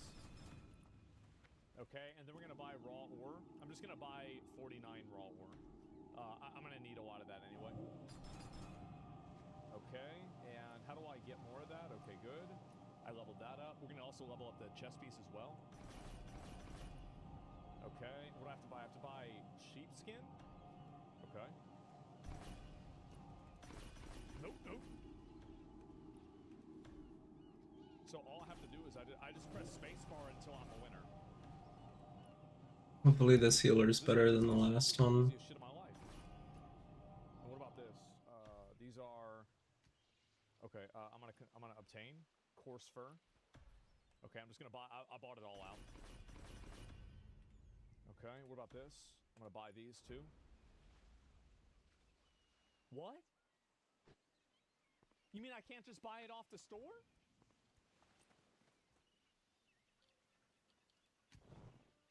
Wang Woodcraft. No. No, I want to buy it. Season shop? Like season shit.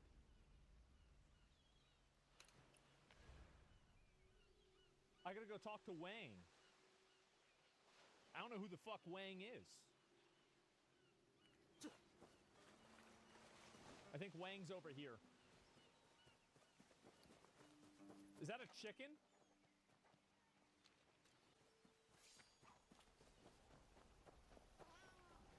Okay, wait, meow. Wait. Wait, I just...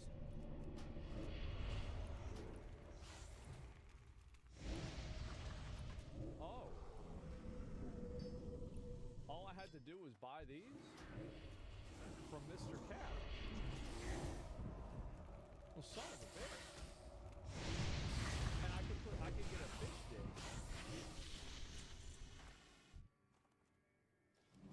I don't know if I want that or not. I gotta really think about that if I want the fish dig. Okay, so average item level. Oh my god, I need so fucking many of these. Holy shit. God damn it. You know, it's funny, I used to always fucking stare at my DPS meters.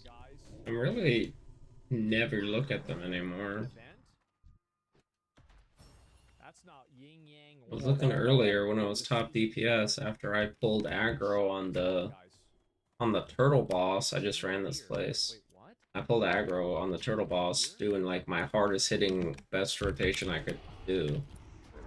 I was like, yeah, and I looked and I was like double the next guy. I don't know which one it is.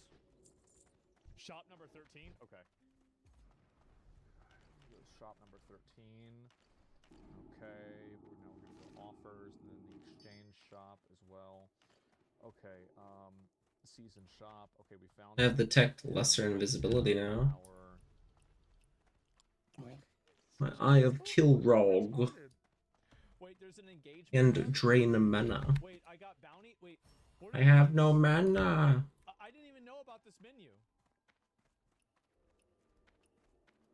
I don't see this anywhere. I have 25. Oh, the mage is gonna be pissed. You better hurry up. 25,000 fish. And I don't know where to buy them. Oh, I already bought it.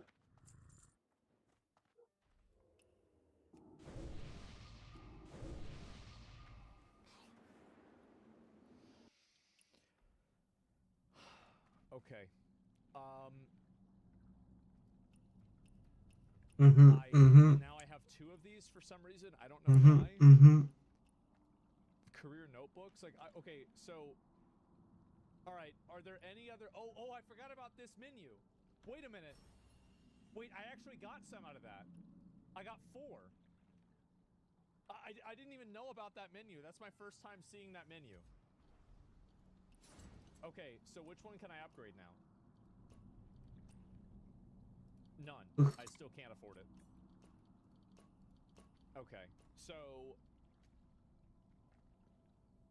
there has to be another menu that these are in. There has to be another menu. An event? Path of the Strong. Okay, all right, there's one more. Okay. Custom weapon chest. All right, that's great. And I'm not ready to use that yet because I don't know what weapon I want to use. Okay, so... Oh, improvement guide. Okay. What level do you get reincarnate? This here. And then I get this, get that, get this. Okay, Well. good. Oh, path challenges. I forgot What the about path reincarnate? What level? Okay, 30. so, DPS melee comp. Oh, I have this too? Okay, so... It costs like Wait, 20 what was silver that? a What was pop. that graph? Wait, My soulstone is free. Damn, dude, warlocks are sick. Soulstone is free, and I can put it on anyone I want. Oh god.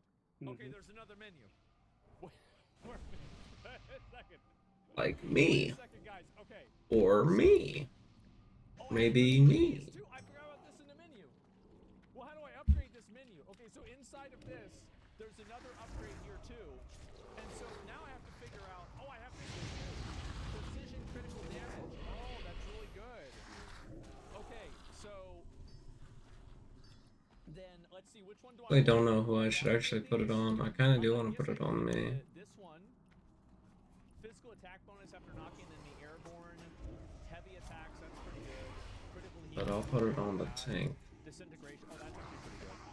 Okay, so now the power of 4. Oh, I got a new one. Oh wait, this is god. Last healer would not heal me whatsoever, and I get not wanting to heal warlocks that life tap, but I was eating and drinking food periodically and doing all of it. I was life draining. I was trying pretty hard not to just be a life tapper, but she didn't heal me like at all. All you gotta do is put like a renew or a rejuve or some shit on me. It'll be good. But no, not even that. And they were sitting there at max mana, not DPSing, not healing, not doing shit.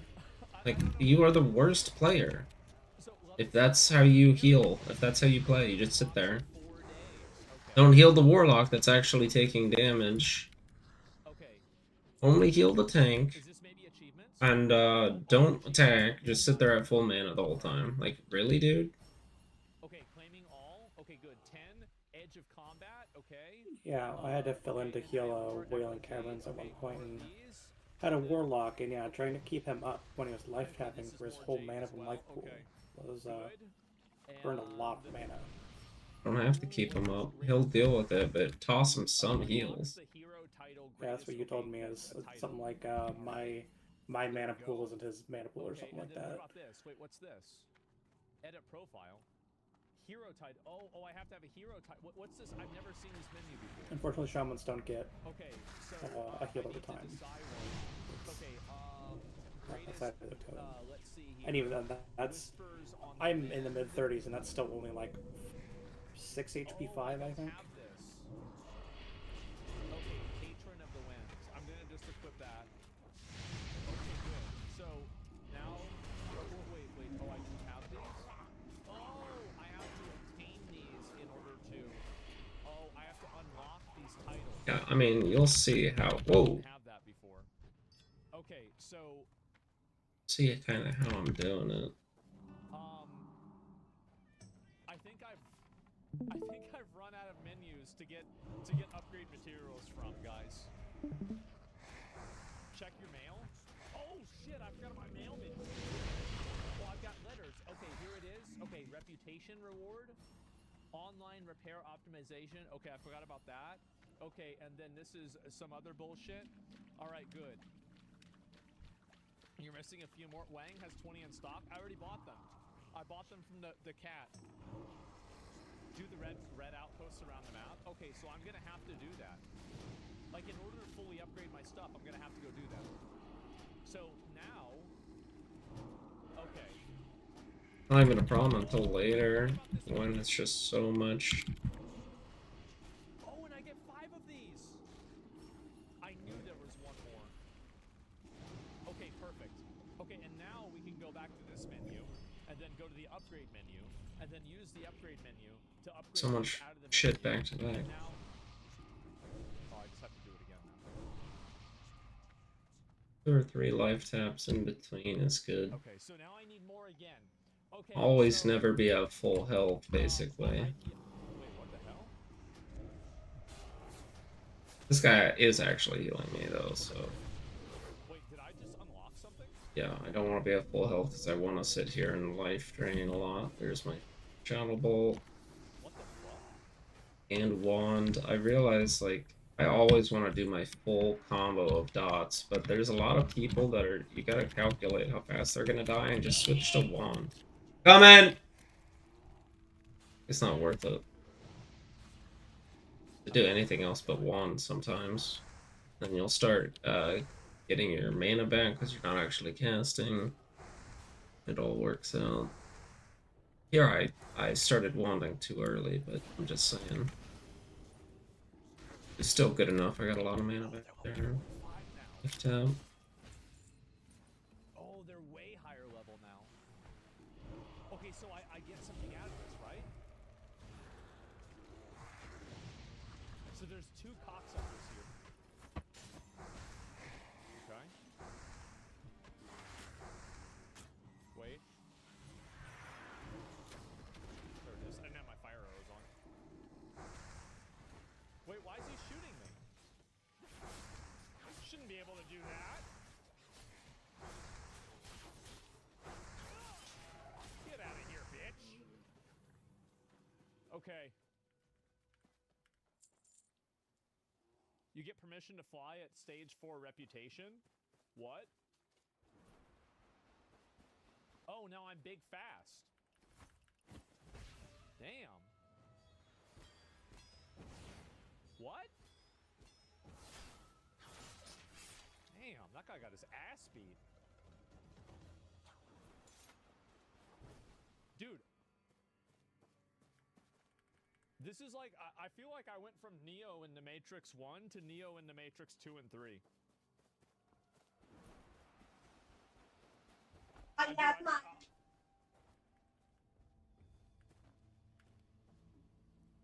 Go on map, bottom left.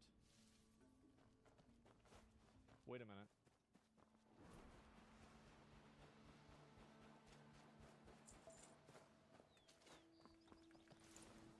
Oh, wait, hold.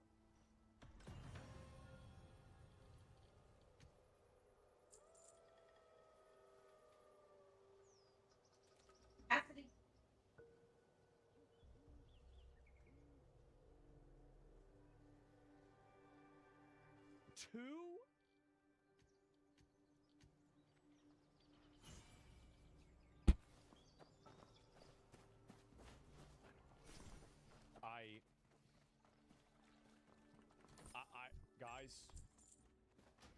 Guys, we're in a situation. Oh wait, I forgot about my other upgrade menu. Wait a minute, where's my talent menu? Okay, at my basic talent menu. Okay, because I forgot to do these. Okay, so Divine Craft Water. Okay, good. And then this is maximum HP, critical bonus, Mystic skill slot. Immune to a single instance of damage exuding. Oh wow, that's really fucking good. And what's the CD on this? Wait, I have to have 50,000 health? What?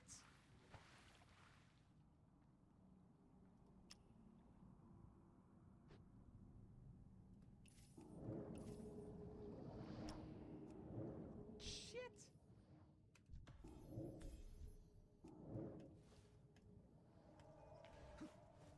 Okay.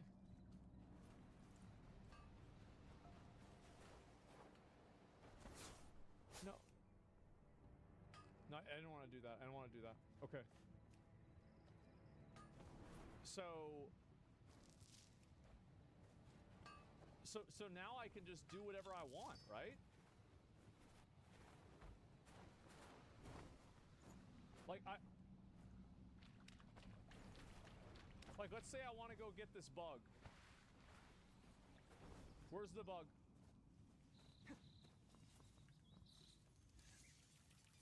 I'm all psyched up. I got it. What are you doing? What are you doing, fat bitch? Does the armor give you health? Yeah, it does. Alright, you guys want to see me try to go for the, You guys want to try and see me go for the horse?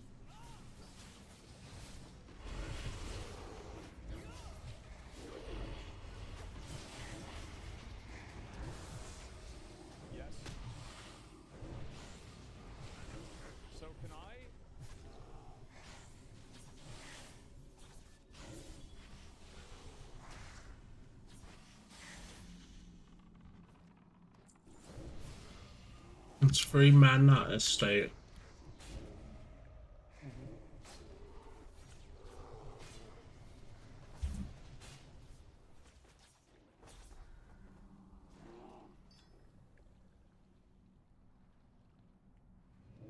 Oh my god.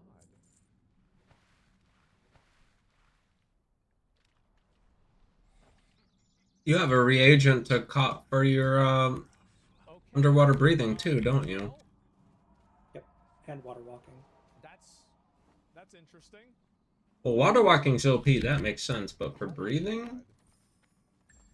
Yeah, I didn't know What's about that any OP? of this stuff. Ooh, what's going on here? Wait, so can I just... Can't Ghost Wolf. I don't think you can mount up. Can't take any damage. Doesn't matter. I'm saying my underwater breath is free. My self-res is free. And also can be put on other people. Like, why are shamans so shit? And they're like horde-only class. Shouldn't they be better? Shouldn't they be good? Oh my god. You'd think, but no, shamans have issues. They're really good in groups, especially with melee and group. Because I can, win Fury Totem people.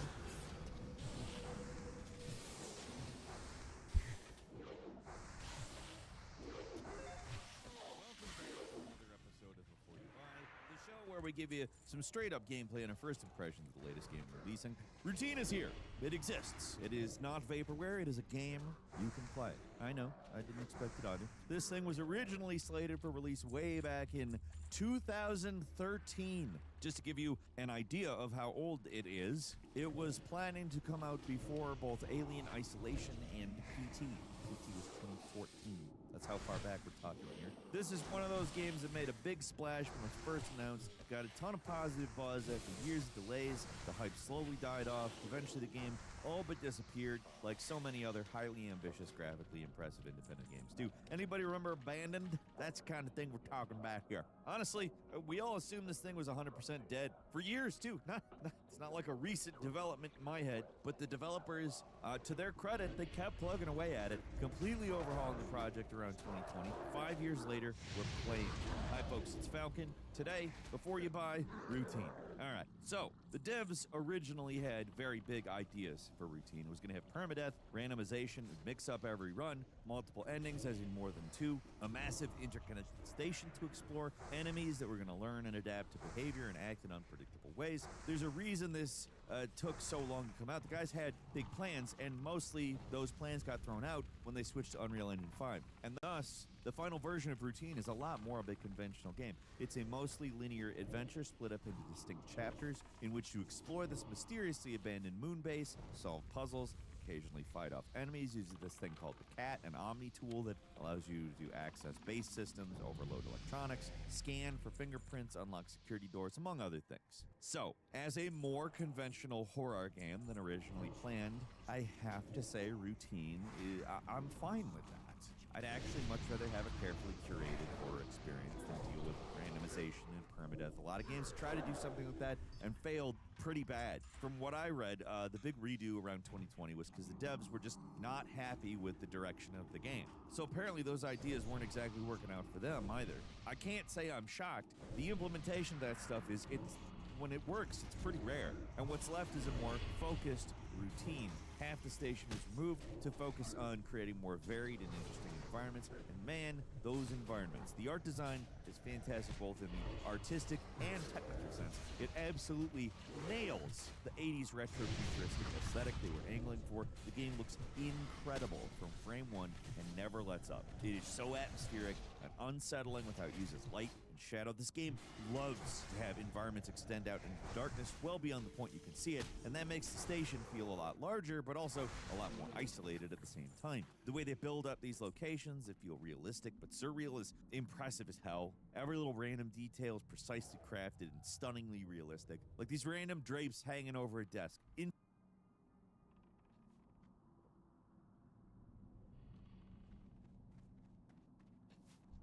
Huntard doing Huntard things.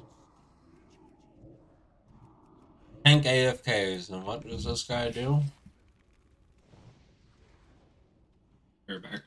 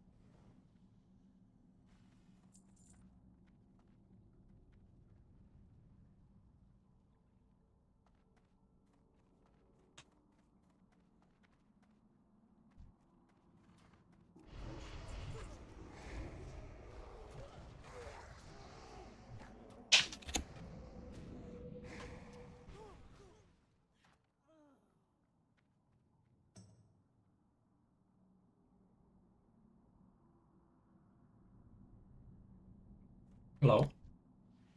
Hi.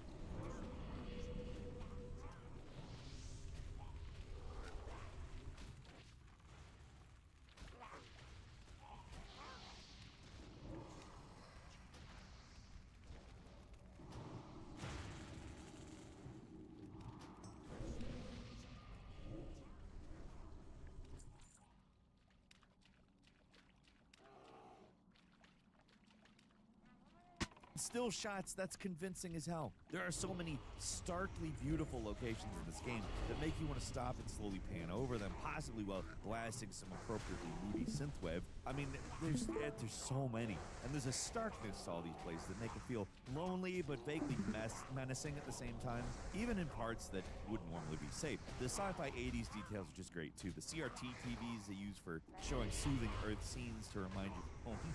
The commercials they force you to watch for access to apartments. There's a ton of character and detail in each area that helps create this immersive world that's got a little bit of this Paul Verhoeven 80s satire going, a little bit of Stanley Kubrick's dry menace. That's how great this game looks. If nothing else, the developers deserve all the praise for creating such a distinct world with this level of high fidelity throughout. I mean, it is pristine. And not only do I love the art direction, you can interact with a lot of the world. And the way you interact is satisfying as hell. There's so many little clicky buttons. The cat tool you're given at the start of the game is fully satisfying switches to press that make it feel like more than a generic multi-tool you get in a sci-fi game. It actually feels like something.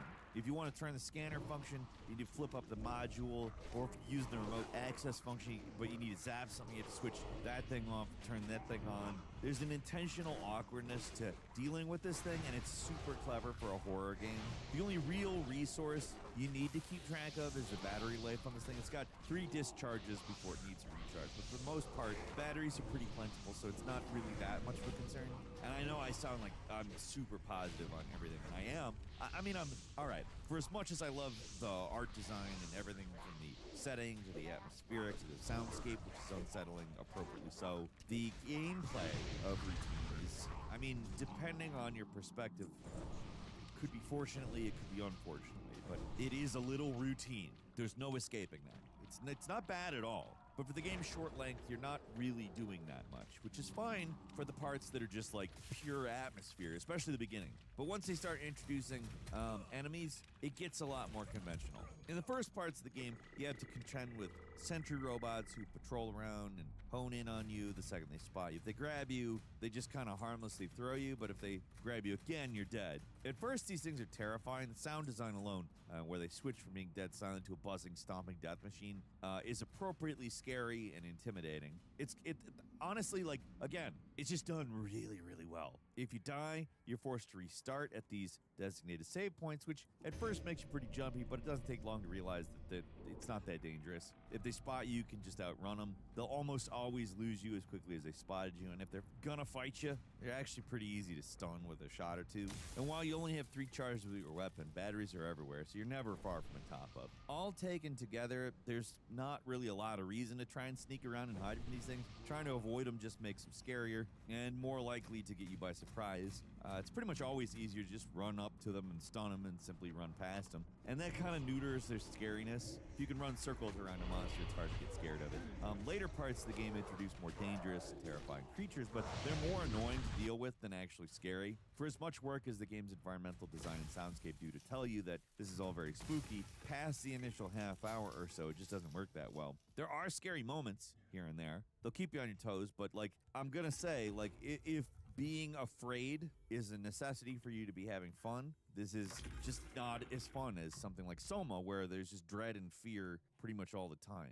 And the first half of the game, it's fairly well paced up through Chapter 3. The game does grind to a dead halt in Chapter 4 with an overly long, tedious segment where you're stuck endlessly wandering through this large facility, forced to deal with the most annoying survival horror game puzzles. The limited power area, you can only open a few doors at a time. Oh yeah, there's that. This would be annoying if there was just one terminal you had to constantly backtrack to, but there are multiple power terminals you have to constantly backtrack to. And on top of that, local and global power settings to deal with. Each thing doesn't just have one or two doors, usually 4 or more doors to cycle, and you have no idea what each door does, how they connect to one another, so it's a slog navigating this place.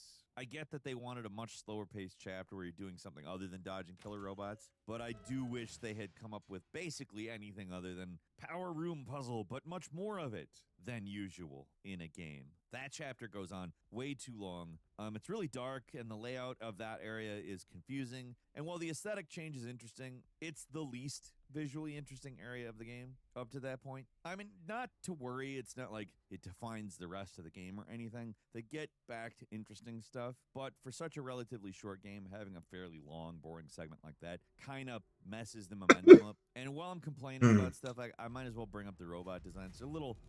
Yeah, this is nitpicky, but they're a little not 80s retro future. They're a little high-tech looking for that. They're also obviously horror-coded with their beady eyes and exposed skull teeth molded into a rickus grin. Alien Isolation's Worker Joes were creepy while also looking functional. Like, they're not actually meant to be scary, and that's part of why they're scary, like this very functional thing that's trying to kill you. These robots are just full-on horror monsters, full stop. You're not building these things unless you want them to jump scare people, like in Five Nights at Freddy's. It's a shame because the story actually is interesting. It's mostly told through like conventional text messages and audio logs, but the voice acting's really well done. The writing is straightforward, but with lots of personality. I appreciate they mix things up from time to time too, like finding worksheet printouts, explaining how your cat works, and whiteboards with sticky notes explaining the timeline of events. The plot at first seems like your average HAL 9000 evil computer run amok sort of thing, but without spoilers, I will say there is a lot more to it. This game goes in some weird and intriguing directions with the whole thing, and it gets a little trippier by the end. I do wish that it was a little longer. That's my main complaint there, because the story's quality. Could have lived with another hour or two. You could finish this thing in a lazy afternoon if you want. There's not a lot to it. Not unsatisfying, but just exploring the Erie space station is great, and I wish there was more of it, because that's when the game is at its best. The killer robots, the more they appear, the less invested I am. Like, I kind of can't believe I'm saying this, but it might have benefited more from being closer to their earliest ideas about the game essentially being a walking simulator. I know, like, that might sound like a weird thing to say. Like, generally, I'm not, like, averse to walking simulators. I don't automatically think they're bad. That being said, the majority of them are. And I feel like this probably could have been one of the better ones.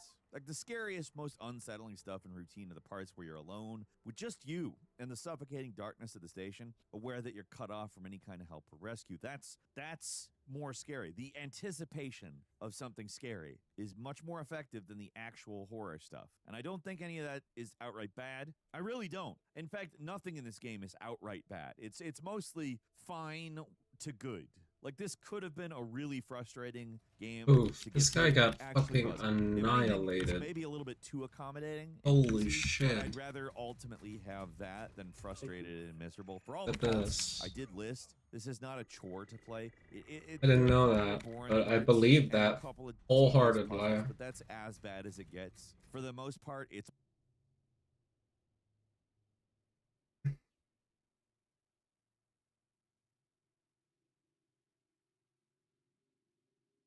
Yeah, it turns out working as an artist just kind of sucks. Working for Disney sucks.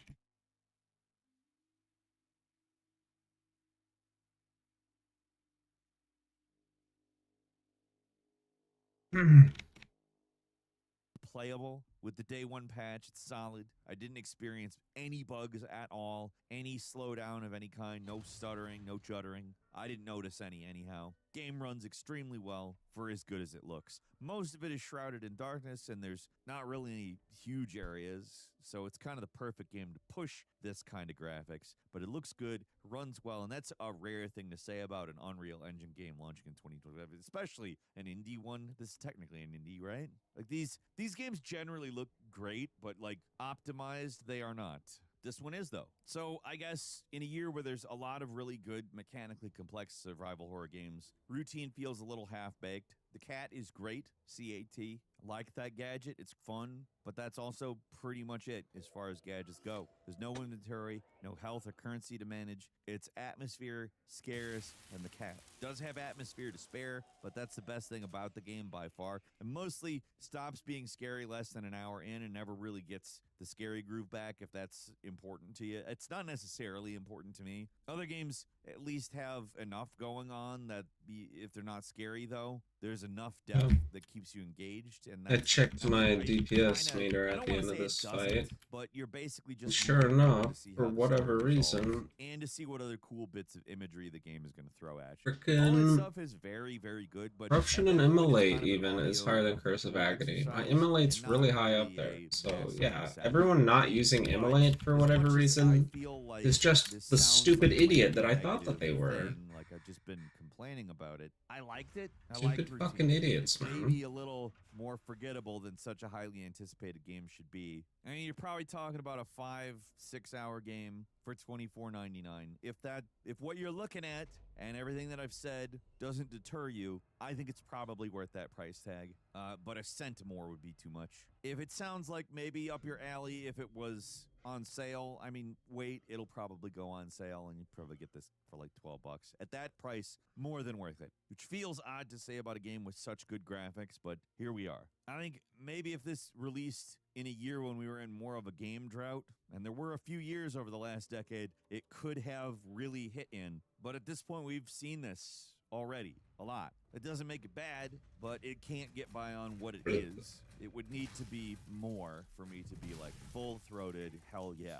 That said, decent game. I don't think you're gonna be like particularly disappointed by it in any way. So like, I mean, some people that's enough. I mean, on certain days, that's gonna be enough for me if I'm completely honest. So, I mean, not a game to shit on or anything, but definitely not the best 5 or so hours I've ever experienced.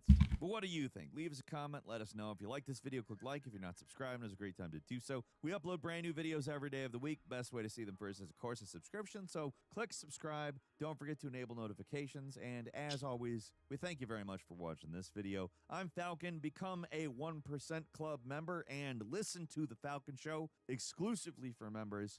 We'll see you next time right here on Game Ranks. You install Helldivers? Probably not, right? Yeah, it's installing. What?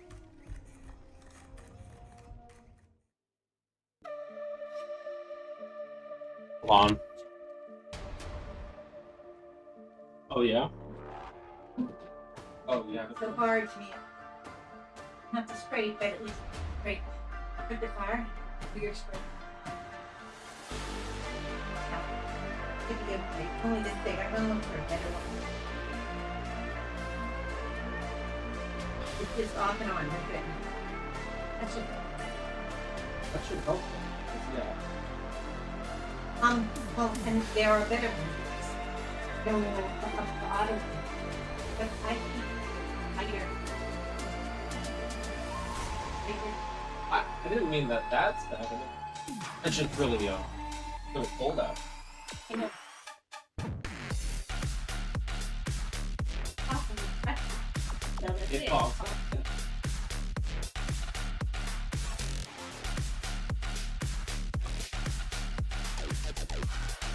That's all?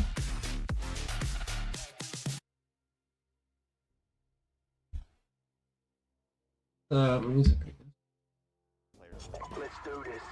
Look at that spread, bro. Yeah, right? Oh shit. She's gonna cut my ass, boys.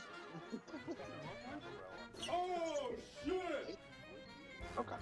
Why do you have that? We got donuts and burritos. Here, you want some donuts, Travis? You want some donuts?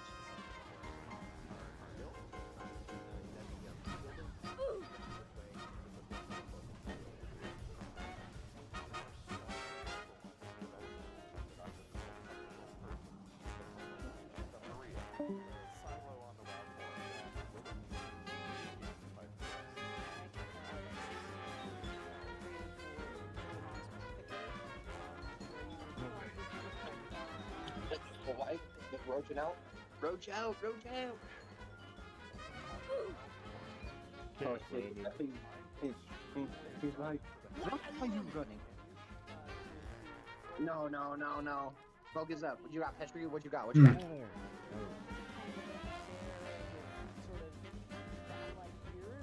You died? You died? Oh my god, bro. Опа, пацаны, мы, похоже, умерли здесь. Убегаю. Я убежал. А как вы убежите? Как вам помочь? There's only 3 of them in there. Нет, People be doing the stupid shit on hardcore, man. Это походу поездка. Это поездка. Дал стан. Oh, they're not in the dungeon, they're just at the bottom, but still very dangerous down there. Мне все пизда. Киднишот. Дам блайнд, дай им блайнд. I'm not sure that I would want to go down there. Like at all. Дам блайнд. Нет. Мисс. I've died Серега. down there a couple times, I think. Just like you just start aggro and shit, and it's bad. You think it's like big enough that you can kind of maneuver, but it's not actually that big. It's kind of small, and it's just too barely small. Is that the Dark Iron City? I can't remember what it's called off the top of my head. That's Blackrock Depths, but before you get into the dungeon. Бля, ебать он, конечно, бил жестко. Real dangerous. I don't think I've ever really actually explored that area. It's so damn dangerous that you don't get time to explore. There's a trillion mobs down there. It's fucked. Yeah. Погоди, там Паш стрим смотри, там пиздец заварушка. Ему сетки кидают. Паша, я думал, он выжил. Манекен ставим, за семерку тебя. Even the rogue died, like they all died. Okay, somebody. Get your marks out of the way and see the stacks. Mark 6 is coming in. Say when it lands. Mongo. Oh. Some warrior need to. I'm coming into frost. I need relieving. Yeah, I'm coming. I'm coming for Blemont. I'm coming for Blemont. I need help. No! Morgan. Can you take him, Tomsa? I have 4 stacks. I need help on the... I need healing. Come to map. It's gone. Shield wall is gone. I'm coming to map. We need to kill Morgraine now. Yeah, we need to kill Morgraine. I'm good for GG. I'm on 3 now, you can take it, you want? Oh no! Use potions, use your elixirs, use everything you have. Flexstall is going to die here. It's game over. The 4 horsemen actually wipe Warriors, if you... wipe groups. I would not go into the 4 horsemen. I'm a hardcore character. I'd be like, yeah, I'm leaving the raid at this point now. I remember that one guy who wiped out like the entire guild. Yeah. But like, it's different with 4 horsemen. You pretty much are guaranteed to die if you don't do it exactly perfectly. And like, you just don't have to do them. I mean, you do if you want to go to Kel'Thuzad. But I don't know, I feel like there must be a ton of social pressure or something that really gets to these guys. Because I would be like, I'm just gonna bop out or tag out here. I don't actually want my character to die. But it feels like all these guilds, it's just like, it's not even their character. They are really one cohesive unit of a guild almost. They're all in here and they're all just gonna die. Yeah, that's not true, but yeah, I just thought it would be too dangerous for this fight. I would leave. I don't think I've ever seen people do that, although I don't actually watch hardcore. I just watch these clips. I don't actually. But I would leave before 4 horsemen for sure. I don't want my character to die. Guess you could still Petri out on this. But like I said, it's that dangerous. That was like 12 people that died instantly. They couldn't even Petri in time or whatever. It's a hard fight. Someone needs to pick up Celiac. Someone needs to pick up Celiac. Hemograin needs to die. Yeah, if one of the tanks dies, it's like, oh, can someone pick up Celiac? No, no one can pick up Celiac. You're fucked. You are fucked. 07. No one's gonna go picking up Celiac in time, bro. 07.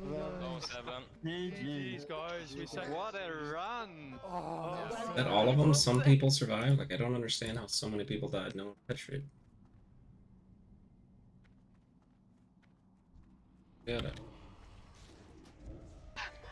My dad and Mob's probably talking right now. He just said my dad's about to try Sunken Temple. I don't care, bro. Imagine this was, Why are you telling me great this? death clip. Yeah. Oh, okay, cool. Let's send that. Oh shit, wrong. Hello? Whoa.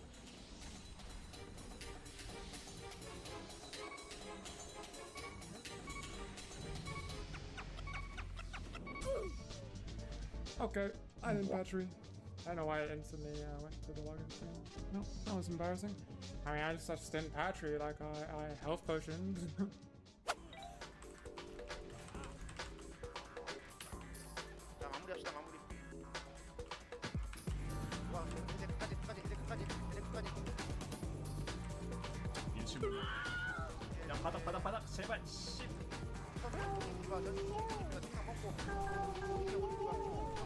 What the dog doing?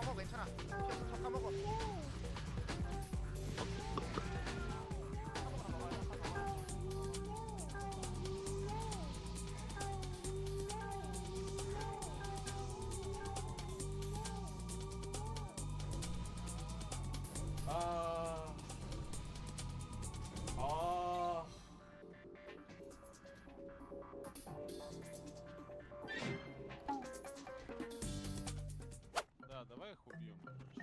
То мне кажется, потом плохо. Да. Я просто знаю, чем так. Прям ебало.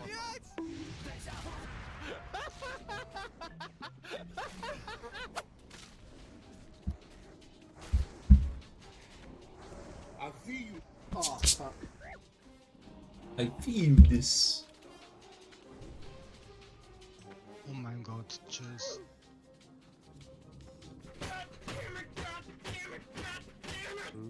Die, that's tot. Давай их убьем.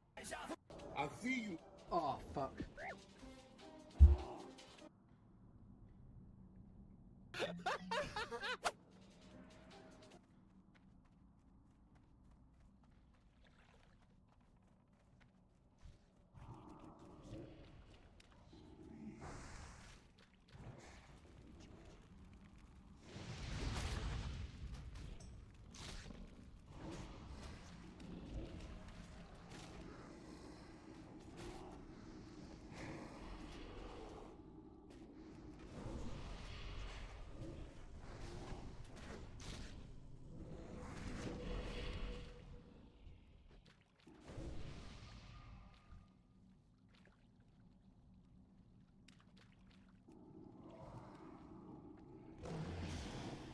Do it.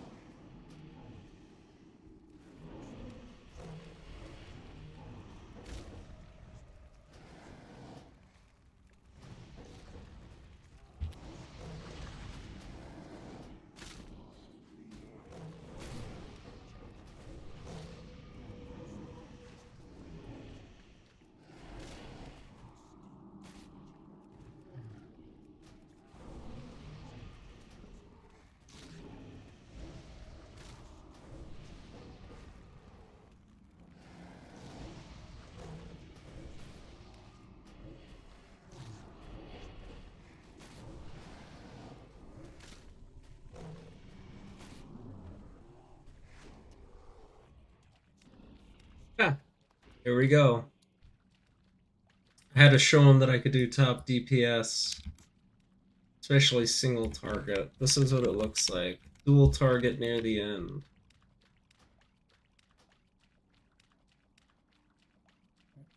Destroyed that mage, even destroyed that hunter. Annihilate. Corruption, bro. It'd be schmacking.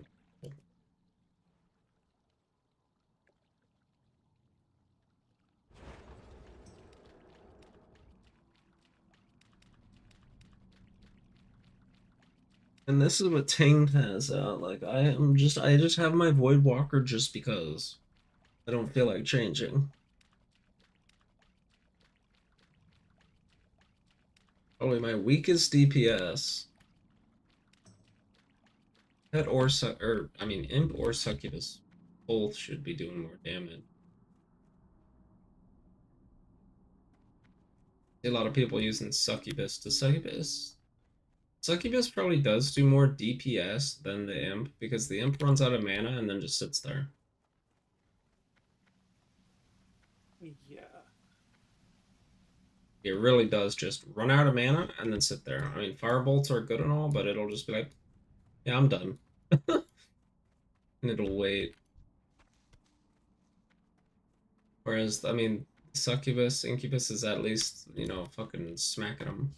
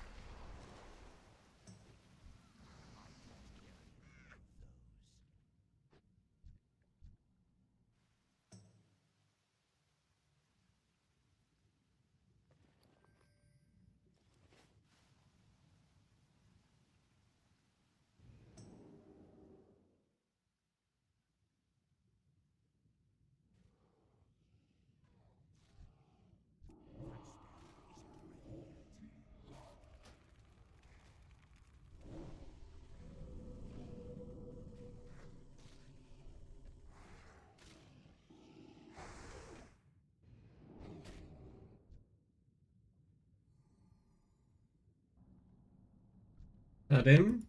No, that's not. The guy just gave us all underwater breathing.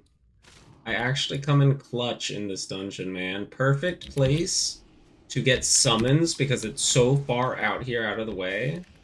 Actually, not that far. But yeah, you only need 2 people. And then we could summon the rest, which we did.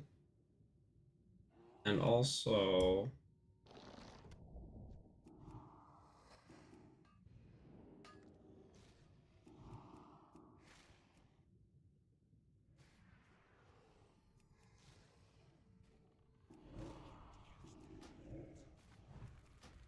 fucking tank is literally retarded.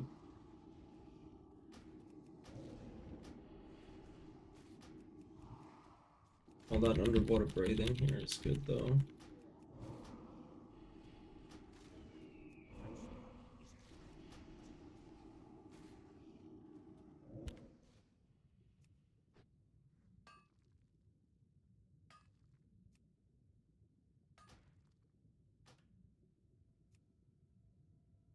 Jesus Christ. Especially with the fact that this is an actual underwater boss, like, we're underneath the water entirely. There's no air pockets. If we fought this guy here, you could definitely just... It sucks.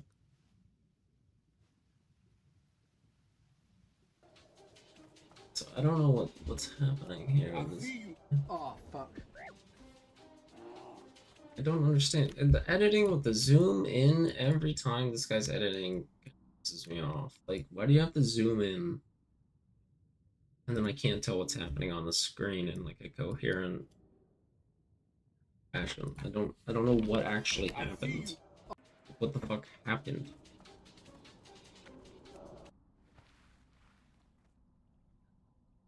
You just zoom in. Why does he turn around? Why did he turn around? Fuck.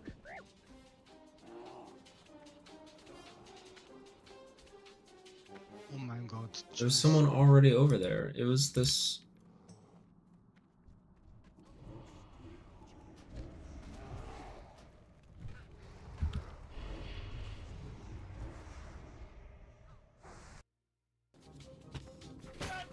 There was a freaking Orc Warrior or something over there. Yeah, Orc Warrior tanking it. Resistic Boom is not the tank. He did a heal. Now tank lost all aggro.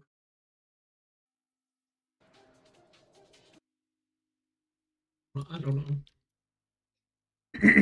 I don't know how he managed all aggro. That's not a Starfire or anything, that's just a heal. Oh, fuck. Yeah, he healed him. Oh my god, just...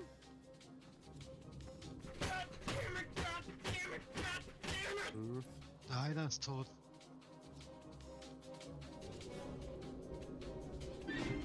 Yeah, he was just the healer that got bopped. Yeah, the tank was bad. No Sunder, no taunt.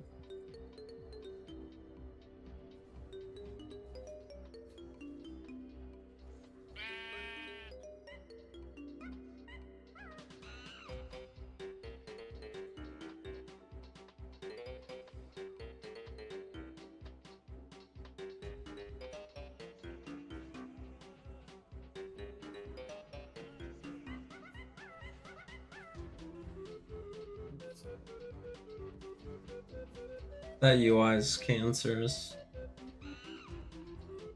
To me, at least. Good to go. Just going for the mage? Okay, cool. She threw a rock at the... Oh shit. I didn't put fear ward on. Ooh. How do you get hit 3 times? Is there a reset spot? You can jump down in the water. You got one-shotted? I tried to tell you. I saw the mage had aggro and I shielded him in anticipation of him getting thrashed, but then I just pulled aggro and got thrashed. Yeah, dude, no taunt in this is so stupid.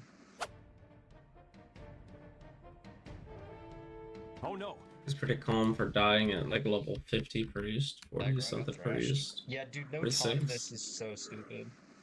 That's a high level for priest.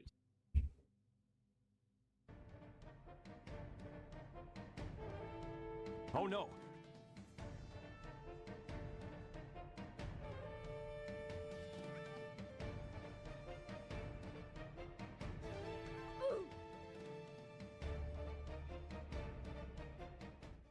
Wait, do I actually do it?